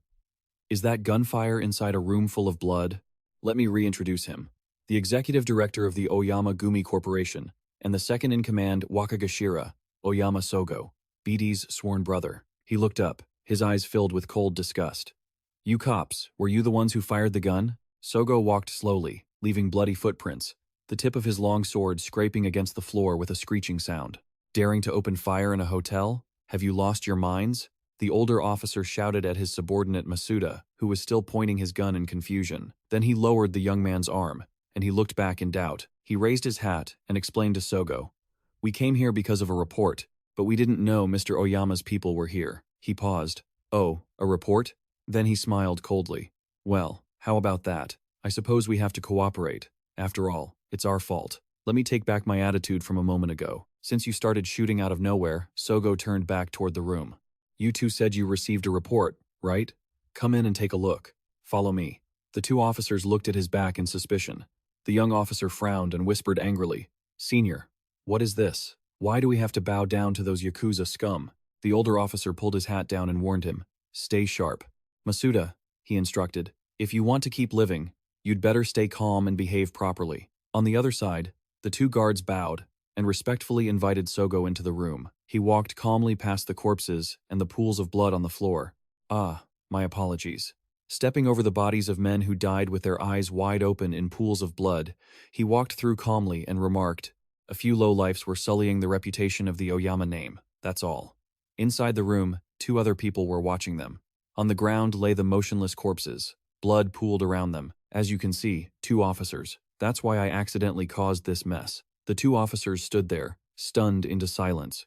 Sogo sat down calmly on a chair, propping his sword against the ground, and questioned them. I already reported this to your superiors, but I forgot that one can still report it to the police while in a hotel. He bowed to the swordsman.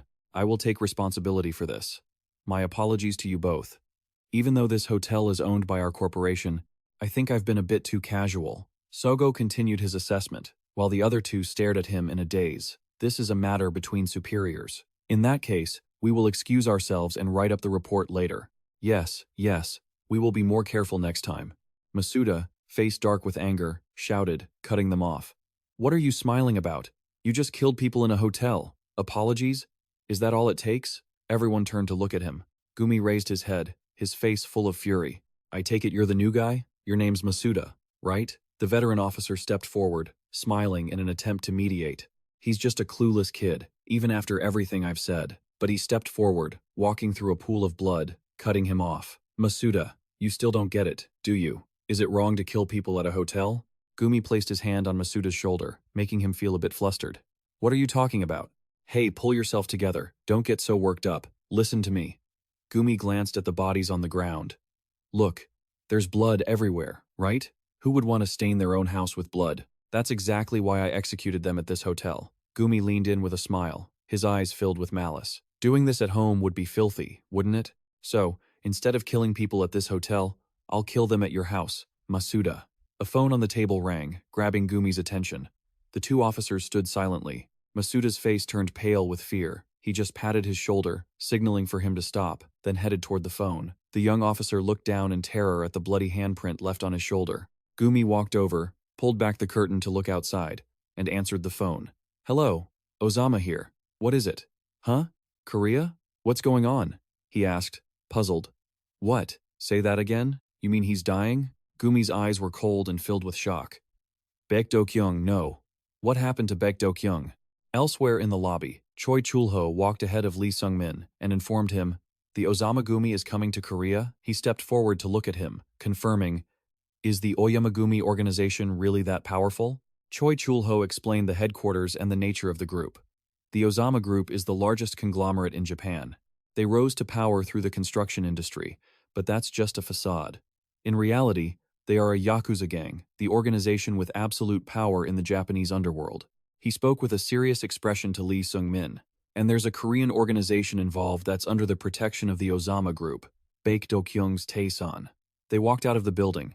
Outside, bodyguards stood on both sides, waiting respectfully. A black car was waiting for them on the street. Choi Chulho explained. The current news is that the director of Taesan is now Baek Isoo, not Baek Dokyung anymore. One of the men at the end of the line opened the car door for them. As someone stepped out, it was clear the Ozama Gumi wouldn't just sit idly by. Sogo's expression was cold as he scanned the area. Taesan, huh? Such a pathetic, tiny organization to be named after a great mountain, not to mention that wet-behind-the-ears brat. On this side, Choi Chulho and Lee Sung-min approached. He bowed 90 degrees, speaking respectfully to Sogo, standing opposite him. It's a pleasure to meet you. Mr. Ozama, I am Lee Sung-min, chairman of the Ilhak branch, currently under Taesan. Since our executive director, Baek Dokyung, is absent, he cannot be here to welcome you. Before he could finish, Sogo and his men brushed past Lee Sung-min with utter contempt. What was that? Can't you even speak properly? His eyes were filled with disdain as he challenged him. What kind of chairman are you? Tell Baek Dokyung to come out here. Choi Chulho frowned, watching their retreating backs with simmering anger. Even if they are the Ozama, I didn't think they'd be this rude. We are a reputable organization in Korea, after all. Beside him, Lee Sung-min slowly raised his head, then gripped the handle of his suitcase. The men noticed and glared back at him. He made a remark that caught Sogo's attention, leaving the man with a fleeting look of surprise. How could a small, incompetent organization like ours even compare to the great power of the Oyama Gumi? Lee Sung-min bowed his head, eyes closed, calmly gripping his suitcase. That is exactly why we are here to escort you, Mr. Ozama. Even if it isn't as grand as you deserve. He let go of the suitcase and bowed deeply again. His men followed suit. So, please be generous and forgive us. We will serve you with all our hearts. Seeing this, Sogo looked at them with amusement. The two men beside him looked annoyed. He mocked. Ha ha ha, a chairman who acts like that? You've got a flexible neck, don't you? Lee Sung-min understood the implication. Glancing up to test the waters, was he saying he was a pushover? If bowing is all it takes, I can do it as much as you want. Immediately after, Sogo stepped forward and placed his hand on his head. Now that's more like it, isn't it? How could you guys ever compare to the powerful Ozama Group like us? You seem like a sensible guy. His hand remained on top of Lee Sung-min's head. He pressed down, and Choi Chulho, standing beside him, glared at them. But you know, Mr. Chairman, that old man standing next to you just stood there like a statue, and then he called me rude. Hearing this, he jumped up, explaining anxiously. No sir, that's a misunderstanding. Sogo turned his cold face toward the men behind him. Where is he? Go handle that old man. A hammer came crashing down toward Choi Chulho's face the moment the order was given. We can't have that dry, old tree standing there so stiffly, can we? But he stepped back, dodging the blow. The man with the axe grinned, excited. He launched a barrage of attacks. Choi Chulho retreated, dodging them, but still ended up with cuts spraying blood. Lee Sung-min looked over, panicked. Mr. Ozama, why? But Sogo had already thrown his arm around his neck to stop him. Hey, where do you think you're going, Chairman Lee? His face was full of amusement as he reminded him. We came to Korea to handle big business and get back right away. I'm not interested in those Korean bastards. He gritted his teeth, looking back. Sogo cut straight to the point, leaving him in a flash of shock as he stared at him. Where is he? Baek Dokyung, where are you? Over there, Choi Chulho backed up and hit the car door. Above him, the man with the axe swung down. Choi Chulho frowned, glancing at the car blocking his path. He swung his hand, knocking the axe away. He frowned, swinging his fist toward the man. Don't you know any manners, you bastard? The man with the axe gritted his teeth. On the other side, he saw Sogo draped casually over Lee Sung-min's shoulders. His fist froze. Seizing the opportunity, the man with the axe grabbed his wrist. He grinned, eyes narrowing maliciously, and raised his axe, intending to sever Choi Chulho's arm. Do you understand the situation now, you old man? Lee Sung-min stared in worry and shouted. Suddenly, a hand grabbed the head of the man with the axe, leaving him stunned. The person pushed his head straight into the car window. Baek Isoo looked at them with cold eyes. What are you playing at? Pinned against the door, the man swung his axe toward him. Clack.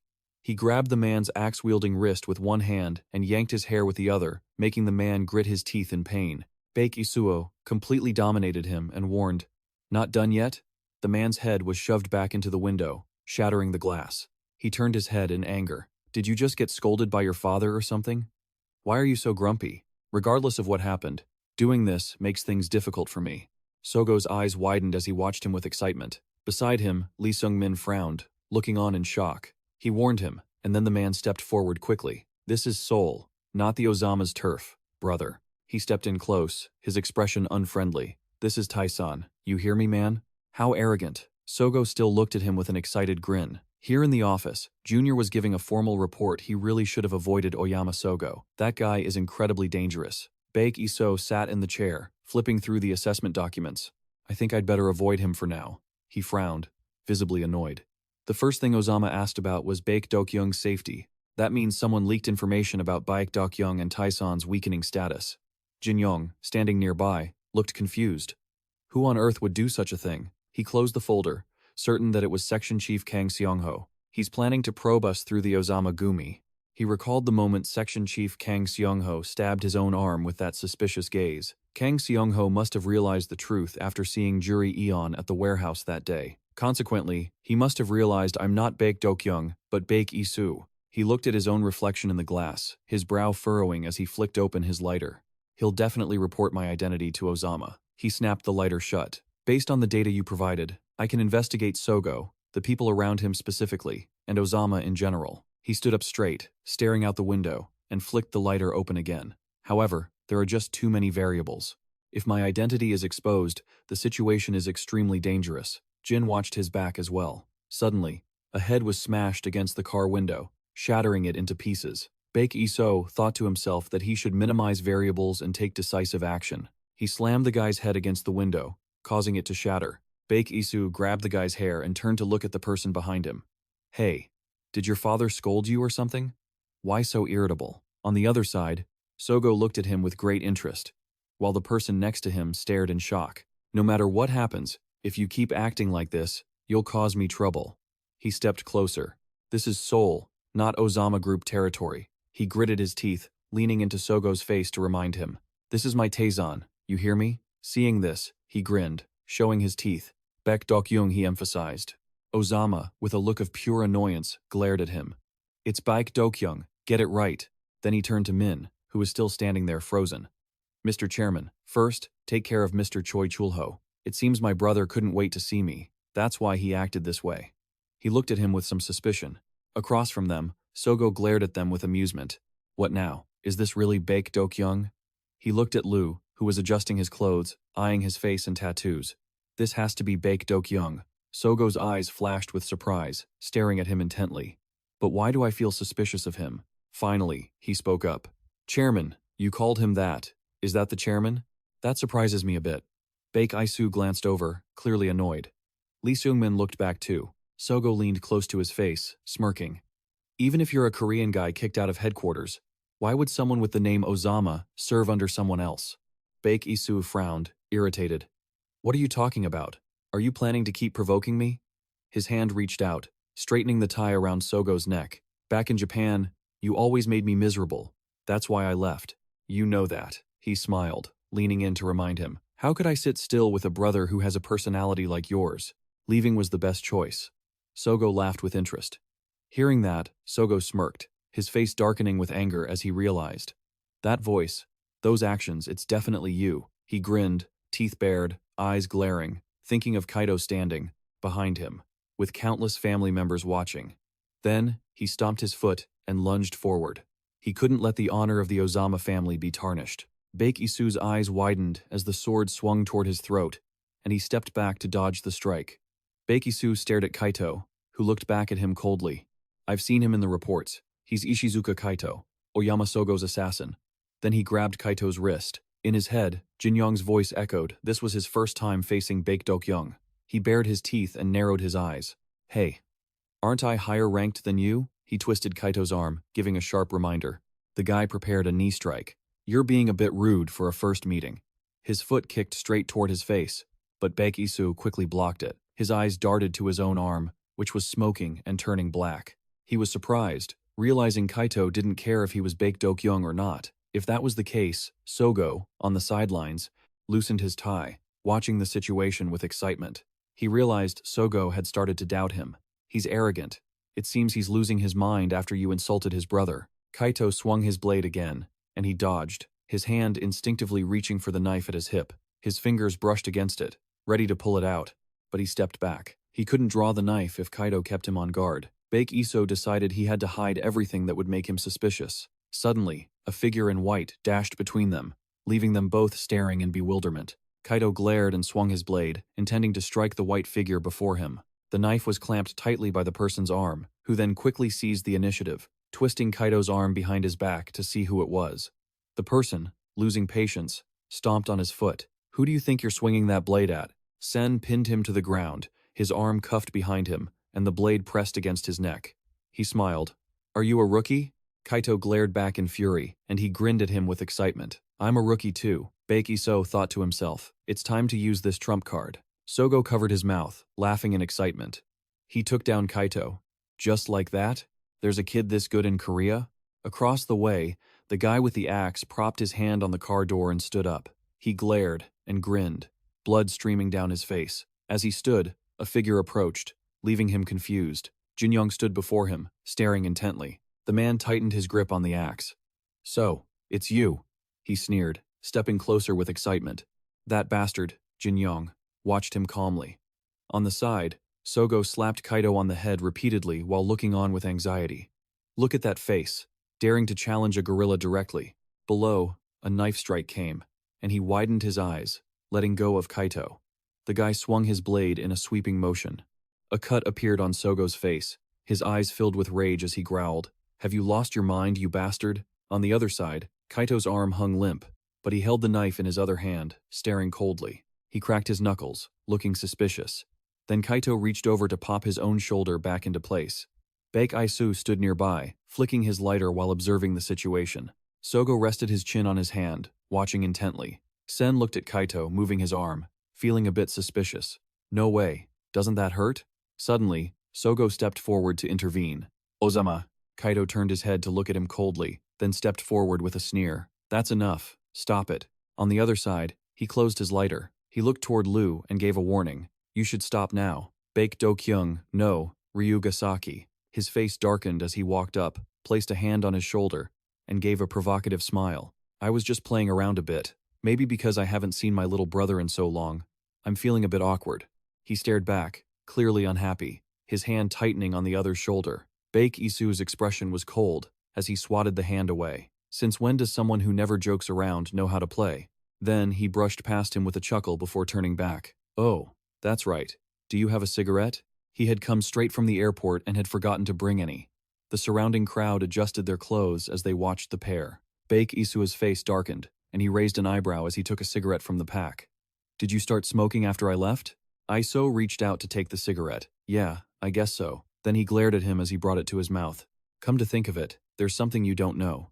Baek Isoo brought the lighter toward the cigarette, but stopped in midair. He looked calmly at the man who was bringing the cigarette to his lips and gave a reminder. "Come on, you have to bring it closer to light it." Seongho mocked him.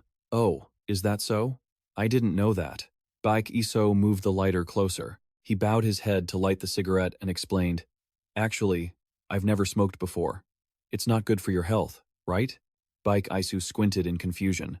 "What are you talking about?" Seongho changed the subject. "So, this lighter belongs to Baek Dokyung?" He then glared, dropped the cigarette, and looked at him as if he had discovered something interesting. "I've been looking for it for a long time. You don't understand what that means, do you?" Seongho explained. "If it were really Baek Dokyung, he would never pull this lighter out in front of me." He darkened and glared back at him. The lighter flame went out. He demanded, "Who the hell are you?" Then, losing his composure, he grabbed his wrist, the one holding the lighter. "I remember every small action of Baek Dokyung, and every single retort of his." The man leaned in close, and he glared back at Seongho. "Because it's so grating. All of those things just annoy me. I know him best because I hate him the most." Then, the man let go of his hand. But as he turned to leave, he looked back and smiled. "Not bad." Lu looked at him with a mix of anger and astonishment. Seongho declared, "I'm complimenting you. Baek Dokyung, are you an imposter?" Behind him, Min looked on, confused. "What's going on?" Suddenly, the man let out an "ah" sound, then laughed good-naturedly and held out his hand.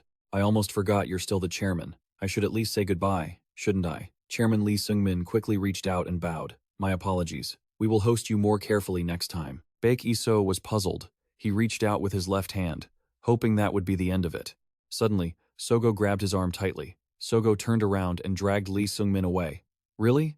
You don't need to wait that long." "Chairman Lee!" A hand was slammed hard against the car. Seongho drew Kaido's short sword and glared, ready to slash at Lee Seung-min's arm.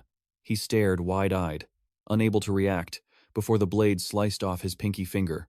Lee Seung-min's eyes turned bloodshot in agony, and a piercing scream echoed through the area. Ah Jin-young and Choi Chul-ho looked on in sheer shock. Lu and Seongho winced. His hand was trembling, the knife still embedded in his pinky. "My apologies." Seongho's eyes looked like those of a madman. He grabbed the short sword, still stuck in Lee Seung-min's hand. "This is enough, Chairman Lee." Then, he reached out and grabbed a handkerchief from his coat pocket. "You all deliberately deceived and dared to look down on the Ozama Gumi with insulting words." Through that recklessness, he pulled the handkerchief down, grabbed the severed finger, and stared at the blackened pinky with a cold, mocking gaze. Paying with just this finger is too cheap. Lee Seung-min clutched his bleeding hand in pain, his face darkening as he stepped forward in a rage. "Ozama, what are you doing?" Behind him, they drew their own ropes, ready to fight. "Captain, teach them a lesson. Kill him." On the other side, the henchman winced, Choi Chul-ho clenching his fists and shouting. He lost his composure and roared. Oyama Seongho then lunged, gritting his teeth, but he shouted to stop him. "What on earth are you doing?" Seung-min turned to look at them and warned, "Chairman, you are here. How dare you act so rudely?" His hand was trembling as he tried to stop the bleeding. "Our guest is leaving soon. We must see them off politely until the very end." Immediately, he calmly bowed to Seongho. "Have a safe trip, Mr. Ozama." Seeing this, the man smirked, looking down with a hint of surprise. "Oh." He then placed a hand on his shoulder. He watched the man's arm warily. "Perhaps I misjudged someone here." The man stepped closer, calmly opened the car door, and looked back. "It seems the owner of this Taishan association is indeed you." He ducked his head to get inside, looked back, and grinned. "Then, I'll see you again soon. I think we'll be meeting quite often from now on." Seung-min remained, respectfully bowed.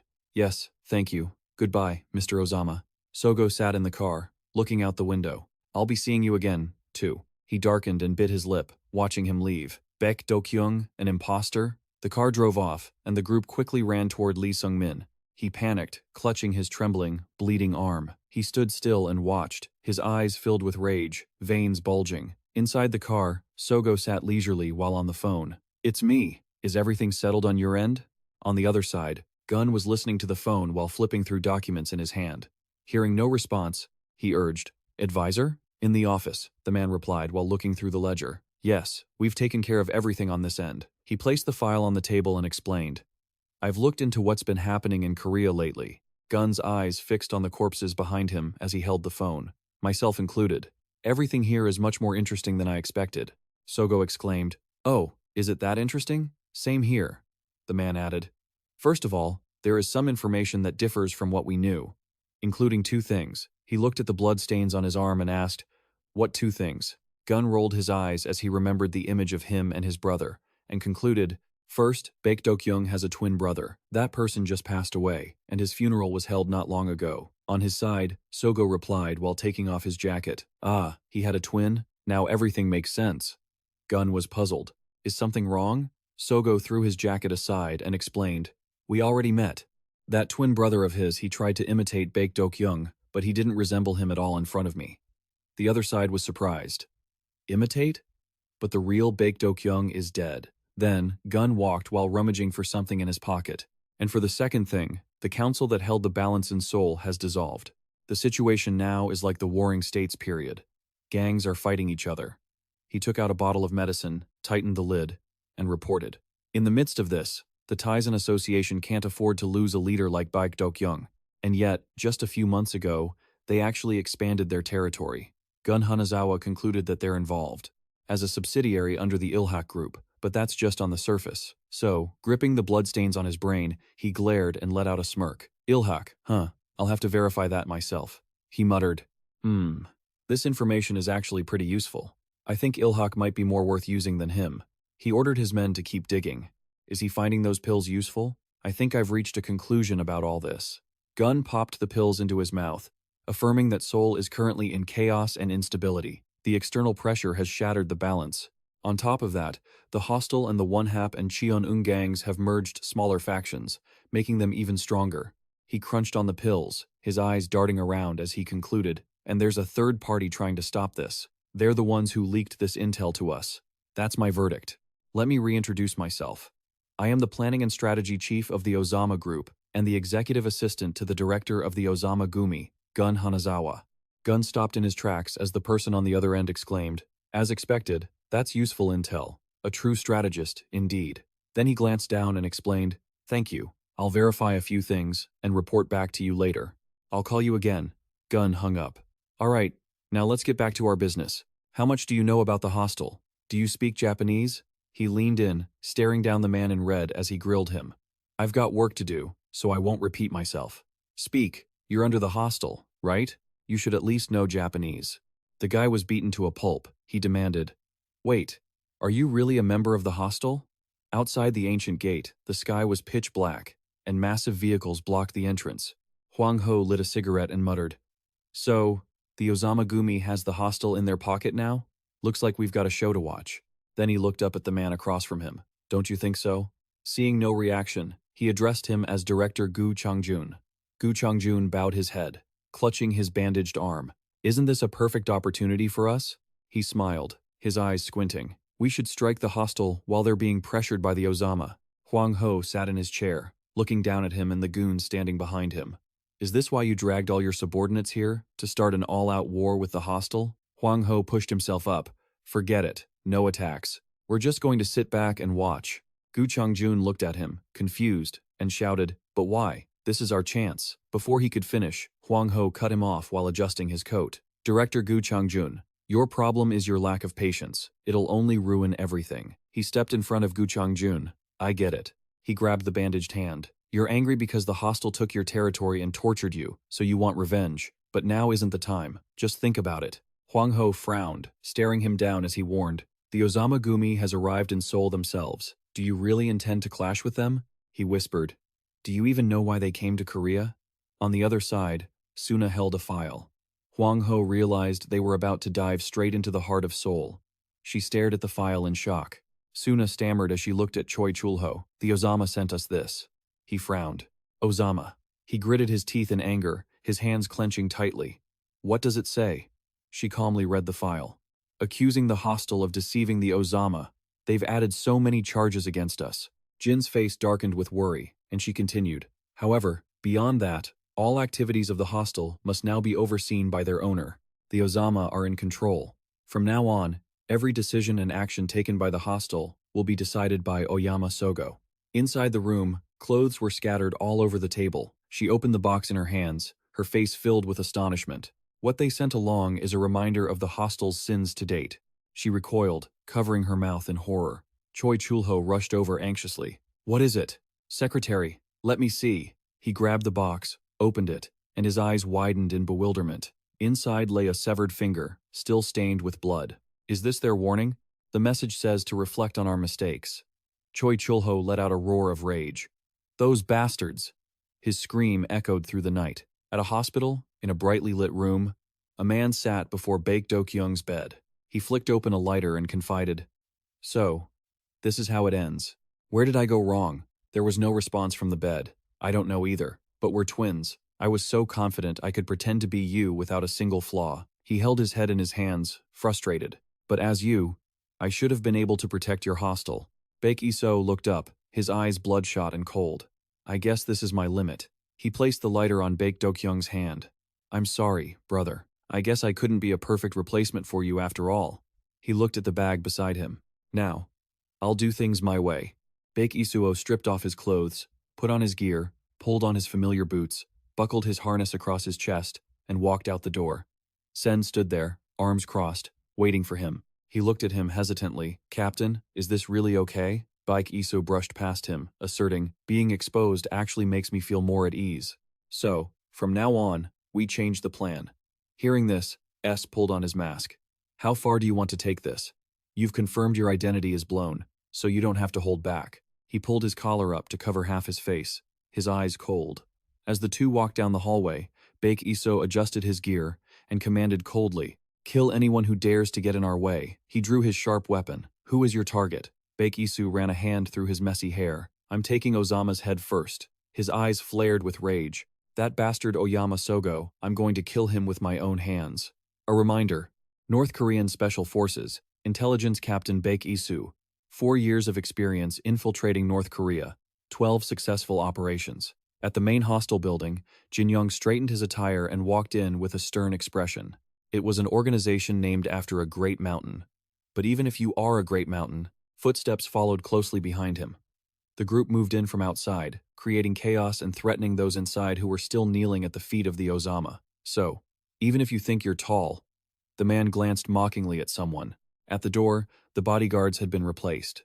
Someone stepped in slowly, and as he stood before the tallest mountain, So walked in casually with his hands in his pockets. Jin Young bowed his head, his brow furrowed. You're just a small mountain, after all. He stood respectfully by the red carpet. So looked down. So, bow your head, and show reverence to a mountain you could never reach. So smirked, his face darkening as he looked down at the tea room. So watched the tea-making tools, his eyes wide with curiosity. Then he smiled at Lee Sung-min. Ah, is your hand all right, Chairman? He lowered his head, looking down at his hands. Yeah, I'm fine.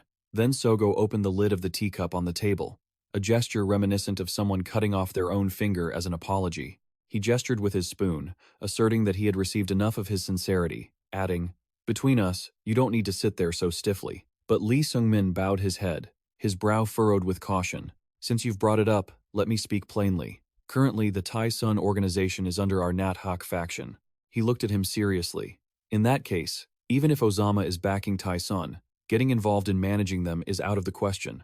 The man closed his eyes and smiled, holding out the spoon. Ah, regarding that, Chairman, you can just keep doing what you're doing. He then flicked the spoon around, his eyes filled with mockery. In fact, I'll make it even more perfect, once Taesan belongs to you. Lee Sung-min cast a wary glance. How could you make such a proposal to me? He set the tea down, stating he had heard enough about the current state of Seoul. It's no different from the Warring States period, where everyone is too busy tearing each other to pieces.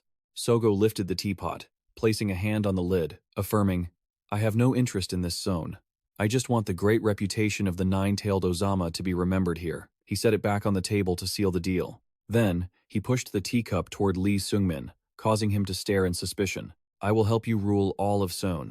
Sogo watched him, his proposal surprising the other man. The nine-tailed Ozama will make you the winner on this battlefield. He looked down at his reflection in the tea, full of confusion. then calmly reached out to lift the cup. Lee Seung-min raised it to his lips, under the expectant gaze of Seoul beside him, but before he could drink, he hesitated. Lee Seung-min placed the cup back on the table. "Victory here, huh? I'm truly touched." He stated this, making the other man stare in surprise. However, things won't be as easy as you think, because the underworld in Seoul is not to be trifled with. Seoul held his face and laughed it off. "Ha ha ha, I get your point. The organizations here aren't average, including the pride of Nathak, right?" Then, through narrowed eyes, he stared at him, warning, "But we are Ozama. You cannot use your own scale to measure us," Seoul explained, while Lee Seung-min watched with suspicion. "Have you heard of the man-eating monsters called Oni from Japanese fairy tales? People always say they are man-eating demons. That Oni is exactly what the Ozama organization represents. Sometimes, there were organizations that started to resist the nine-tailed Ozama. Police officers would stand outside, investigating cases related to this organization. On one such day, there was an ambush targeting our enforcer. The man bowed his head, his body covered in blood, surrounded by debris and carnage. The scene was truly dangerous. His eyes were full of satisfaction, his brow furrowed as he grinned, his messy hair matted with blood. Because the members of the opposing organization had ambushed him, the man knelt on the ground. Around the corridor were corpses, all 9 of them had been torn to pieces. Seoul paused for a moment, but something truly interesting was happening elsewhere. He looked up with suspicion. "What the hell?" Nobuhiro swallowed hard. The man screamed in agony. "Why you?" Seoul muttered on the other side, looking at the severed fingers that couldn't be recovered. On this side, someone's index finger had been cut off, blood gushing out profusely. He grabbed his mouth, trembling as he questioned, "This no. I've seen enough bastards in Dia Lang and Tai Sun." He looked at the man holding the axe, standing among the crowd, crazily swallowing the finger. He backed away in fear. At this point, the man was no longer human. He walked toward Lee Hungu, axe in hand. "Let me live, please." The shadow of the man with the axe fell over him. He gritted his teeth, looking up in terror. "Please." The man grinned, preparing to swing the axe down. Suddenly, the door behind them burst open, and everyone turned their eyes toward the figure outside. He spoke up. "Lee Hungu, are you in there?"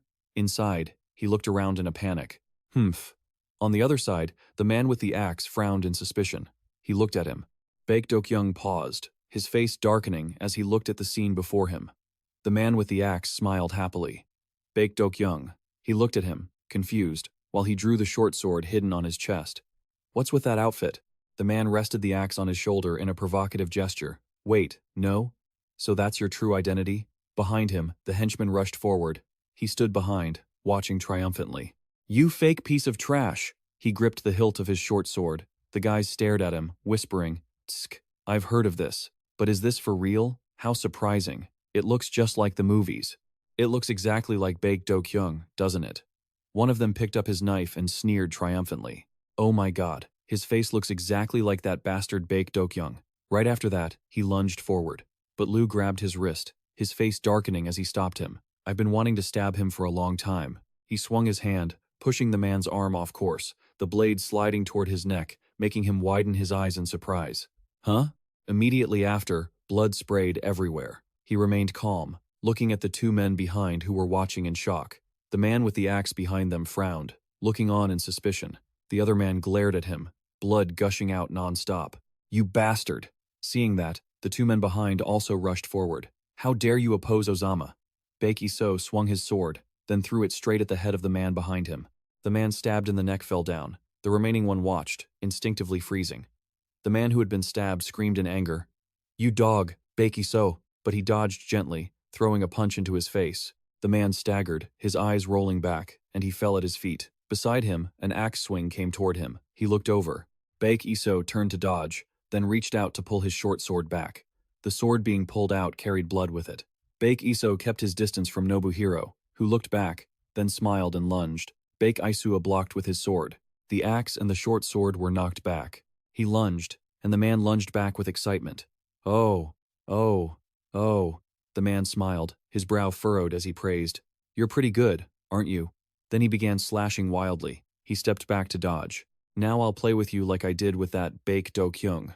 Baek Isoo blocked and dodged the slashes, reminding him, "Onizawa Nobuhiro, I've seen you in the file." He backed into the wall behind him. The axe swung down, but he watched it calmly, knowing he was the type to use brute force to solve things. Nobuhiro lost his patience and yelled, "What are you saying, you fake bastard?" Baek Isoo glared at him, then reached out to knock his axe-wielding arm upward, driving his knife straight into the man's stomach. He gritted his teeth in pain, looking at him, then continued to swing the axe repeatedly. He crouched to dodge the axe blows. Baek Isoo swung his fist directly into Nobuhiro's face, his body expertly dodging the slashes. The man spat blood continuously, looking on in confusion. Baek Isoo turned his knife, preparing to slash, and the man noticed. Next, he swept a kick behind him. Nobuhiro collapsed to the ground, blood spraying everywhere, his two axes clattering to the floor. He looked back at him in shock. Baek Isoo reached up to grab his jacket collar. "You've got strength, but your precision is garbage." He glared at him, letting go of his collar. Lee Hyung-gu was struggling to stand up nearby, looking on in confusion. "Baek Dokyung, no. He's totally different. Who is this guy?" Baek Isoo walked over to him, crouched down, and asked, "Lee Hyung-gu, you okay?" Yes, I'm fine. But who are you?" Hearing that, he understood and reached out a hand. "Right, how would you even recognize me like this? Just consider me your new boss from now on." He stood up. "Can you stand up?" He looked at Baek Isoo with suspicion. Yeah." Then, looking behind him, he let out a panicked scream. Lee Hyung-gu was charging toward them like a madman. "Hey, watch your back." He grabbed him by the waist and pulled him away, leaving Lee Hyung-gu stunned while he remained calm. "Gotcha now, you piece of trash." He gripped his waist tightly, then quickly tried to flip Baek Isoo over to slam him into the ground. "I'm gonna smash you into the dirt, you fake bastard." But suddenly, the guy froze, grinding his teeth. Baek Isoo pivoted and landed safely against the wall. Lee Hyung-gu curled up in a panic. Baek Isoo kicked off the wall, launching himself to land a direct blow to the guy's leg. The guy staggered, his face contorted in agony as he grit his teeth. Baek Isoo landed gracefully, while the guy collapsed, his face twisted in pain. Baek Isoo followed up with another kick, sending the guy flying backward, crashing onto the ground. Both of them kept their guard up, watching him. Beside them, Lee Hyung-gu watched the scene, knitting his brows in utter confusion. What is going on? What am I even looking at? He stared at him, while Baek Isoo calmly adjusted his gloves. This is a completely different level. The guy crawled up from the ground, clutching his wound, playing cheap tricks. "You fake piece of garbage." Lee Hyung-gu panicked. "Ah, he's getting up again." The guy was delirious, hair disheveled, his eyes filled with seething rage. "Come on then, keep fighting." Baek Isoo looked down at him from above with icy calm. The guy charged at him like a madman. "Damn you." But he just calmly punched him in the face. Lee Hyung-gu turned away, gritting his teeth in frustration. "Damn it, you absolute trash." The guy turned back and swung another punch with desperate intensity, but he dodged every single one. He just needs one clean hit. Baek Isoo ducked the punch, his eyes locked on the guy's gut. The guy was still muttering to himself. Just one hit. Then, he delivered a crushing blow that forced the guy to stop in his tracks. Blood sprayed from his mouth, his body limp. The guy grit his teeth in determination. One hit. He swung again, but he just watched him calmly. Then, he took the punch. The guy's eyes lit up with excitement and satisfaction. That's more like it. But he locked his hand onto his wrist. Baek Isoo held the arm firm, his expression darkening with mockery. "Is that really all you've got?" His eyes were cold as he stared him down, his grip tightening. Lee Hyung-gu's arm was twisted backward in agony. The guy clutched his shoulder and dropped to his knees. He stood before him, coldly listening to his screams. He grit his teeth, spitting out in rage, "You son of a bitch." Then, he kicked him in the chin, sending him sprawling backward. Lee Hyung-gu stared at him in utter bewilderment. On the other side, Lee Hyung-gu lay on the ground, dying. "What the hell? Come on, come back at me." Baek Isoo looked down at him, stepping on him, and the guy gritted his teeth, unable to resist. "You can't do anything." He stared at him intently, then plunged a short blade into the guy's palm, blood gushing out. "Wake up." The guy shrieked in pain. He looked down at him coldly. "I've got plenty of questions for you." He recalled the face of Sogo, filled with arrogance, and the way he'd laugh while holding that cigarette. Oyama Sogo figured out I wasn't Baek Dokyung when he saw the lighter. He told me I didn't even know what it meant. The hand holding the knife pushed deeper as a threat. What did he mean by that? Lee Hyung-gu screamed in agony. The guy glared at him. "That's basically the symbol of the Ozama Gumi gang. It's not something low-life Korean trash like you should be messing around with. Get it?" Hearing this, he pulled the short blade out of his palm, the symbol of the Ozama Gumi. "So that's it." Then, he held the blade up, announcing, "Right, I'll be taking this from you. Immediately, he struck down, severing a finger. Lee Hung-gu watched in horror. He lay on the ground, clutching his mangled hand and screaming. Arg! He stood up, grabbed the finger, and glared at him. You have to pay the price, don't you? Isn't this supposed to be like an apology? He sheathed his weapon on his coat, face darkening as he asserted. Then I'll collect it from every single one of you bastards. Lee Hung-gu lay on the floor, trembling as he tried to push himself up. You piece of... SHT. I'll definitely. The guy turned around and madly lunged with his bleeding, severed hand. Tear you apart. But he didn't hesitate to land a punch that slammed the guy straight into the floor. Lee Hung-gu lay sprawled out, covered in blood. Beside him, Lee Hung-gu was still reeling until Baek Isoo called out. Lee Hyung-gu. He adjusted his cuffs while walking away. Let's beat it. Let's move. He looked at him, dazed, and shouted. Yes, sir. He headed for the door. He followed, still suspicious. Beat it? Is he a soldier or something? He pulled out his phone to call someone, his heart filled with doubt.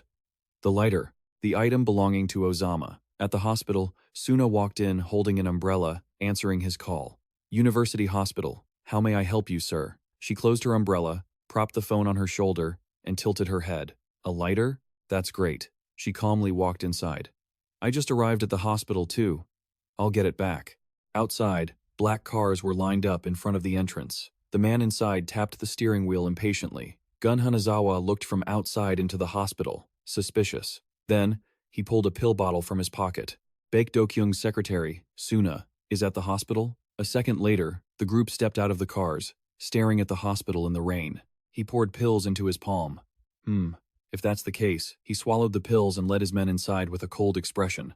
I'd better go check it out myself. Inside, Suna walked up the stairs, unaware. She was on the phone with him as she walked. The meaning of the lighter? Meanwhile, Lu was escaping while updating her on the situation. Behind him, Lee Hung-gu was still watching in confusion. Yes, I heard it's the symbol of the Ozama Gumi, and because of that, they realized I wasn't Baek Dokyung. She walked toward a door. I'm not sure. I haven't been able to confirm it yet. She stood in the hallway with her umbrella. I don't know anything other than the fact that it's something Baek Isoo Dokyung always kept with him. Then, she scanned her fingerprint to open the patient room door. I guess there's another Ozama Gumi emblem on it. She looked inside, knowing only Baek Isoo Dokyung could understand its meaning. The scene before her left, her wide-eyed in shock. The phone dropped from her hand to the floor. He shouted in suspicion. Secretary, what's going on? Inside, Baek Dokyung was clutching a lighter in his hand. Sitting on the bed and looking out the window, Suna stood frozen, dropping her coat to the floor as she looked behind her. Then, hearing the noise, Baek Dokyung turned his head. Suna covered her mouth in amazement, while he watched her calmly. I was wondering who had come. So it was you, Suna. His eyes were hazy, a mocking smile on his lips. Why? Feels like it's been a long time since we last met, right?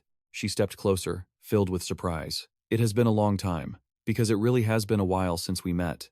Baek Dokyung still kept his back to her. Down below, Gun's men were roaming around the hospital. He glanced toward the elevator. There was a notice posted above it. Construction notice for the 6th floor. The 6th floor is currently undergoing window replacement for safety reasons. Entry is strictly prohibited for all patients and visitors. We ask for everyone's understanding.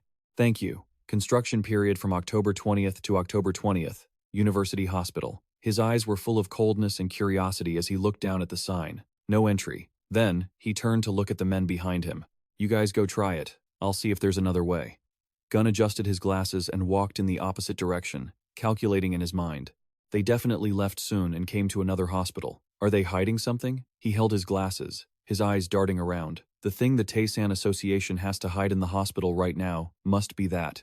Inside the patient's room, Baek Dokyung lay on the bed, staring at the ceiling and saying, So the main association has collapsed. His hand trembled. While I was gone, did that guy come from Japan to take over the Taesan Group? Upon receiving the information, he lost his composure and shakily sat up from the bed. I can't just lie here. But Suna anxiously stopped him. Don't overexert yourself. I've already called the doctor. Just stay put.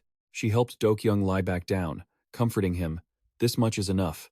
Then she calmly advised, For now, this is enough for you, so please leave the rest to us. Outside, a group of men opened the door and entered from the stairwell. As they walked into the hallway, a man stood guard. They mocked him. Oh, look who's here. They sneered. Seeing you here, it seems like there really is something going on. They looked at the captain of the Taesan Association guards, Jin Yong, who was glaring at them with a dark expression. He placed his hands on his hips and said, "You cannot go any further." The men, unafraid of death, stepped forward, acting insolent. "What? Still don't get the situation? Someone like you dares to block us from the Ozama Group?"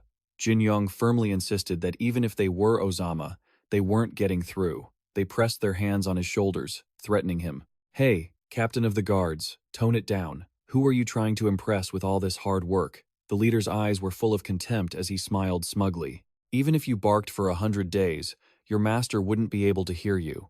But before he could say anything else, Jin Yong grabbed his face and shoved him backward. "You think so?" The man was stunned.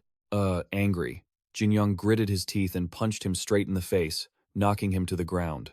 The two men behind him looked on in shock. They drew their weapons and shouted, "You bastard! You dare lay a hand on the Ozama?" But Jin Yong had already lunged, one punch knocking the knife out of a man's hand and sending him flying back. The other one looked panicked, hand hesitating as he raised his knife. As the man approached with the knife, Jin Yong turned toward him. "You're going to regret this, aren't you?"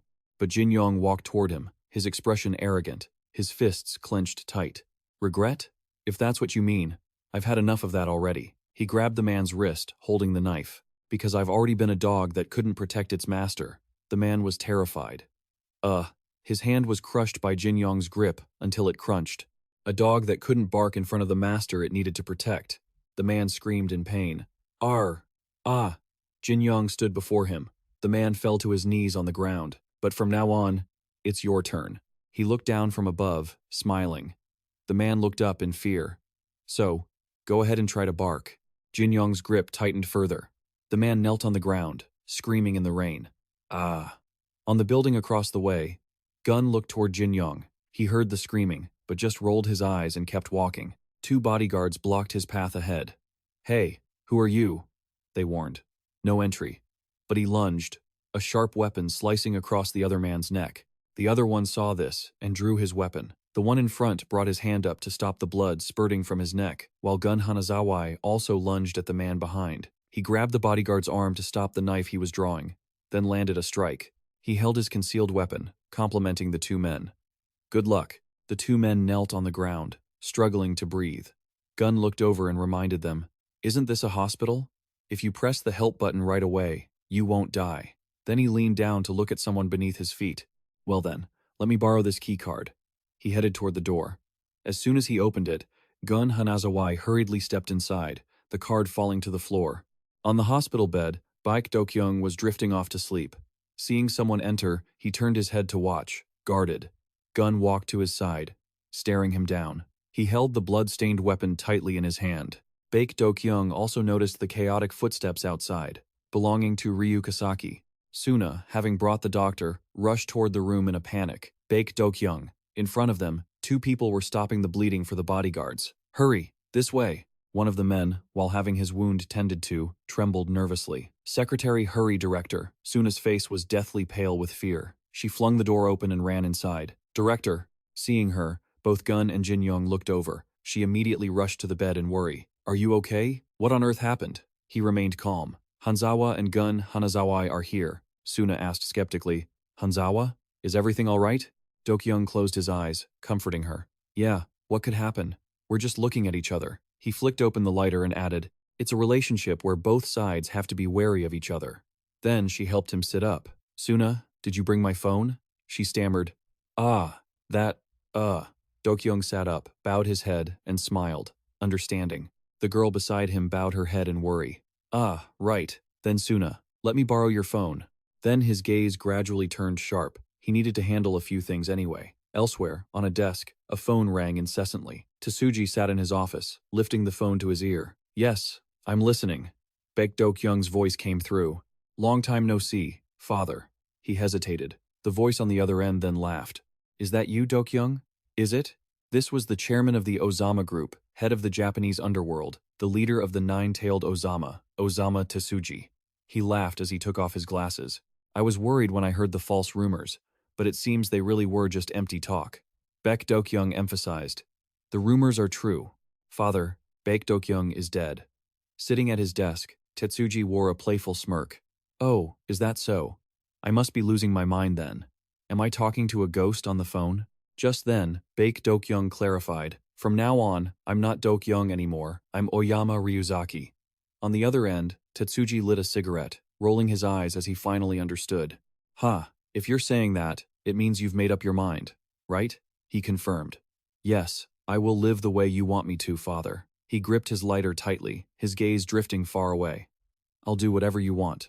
Tetsuji stood up, bracing his hands against the desk. "Why the change of heart now? Didn't you run away to Seoul because you didn't want this?" Dokyung retorted. "That's why I'm doing it now." "What? Are you sulking, father?" As he walked toward the door, his bodyguards opened it for him. "Yeah, you brat. It's been a long time since I felt this good." He joked back. "So you are sulking." The old man walked out into the hallway. "Dokyung, my intentions haven't changed. You are still my heir."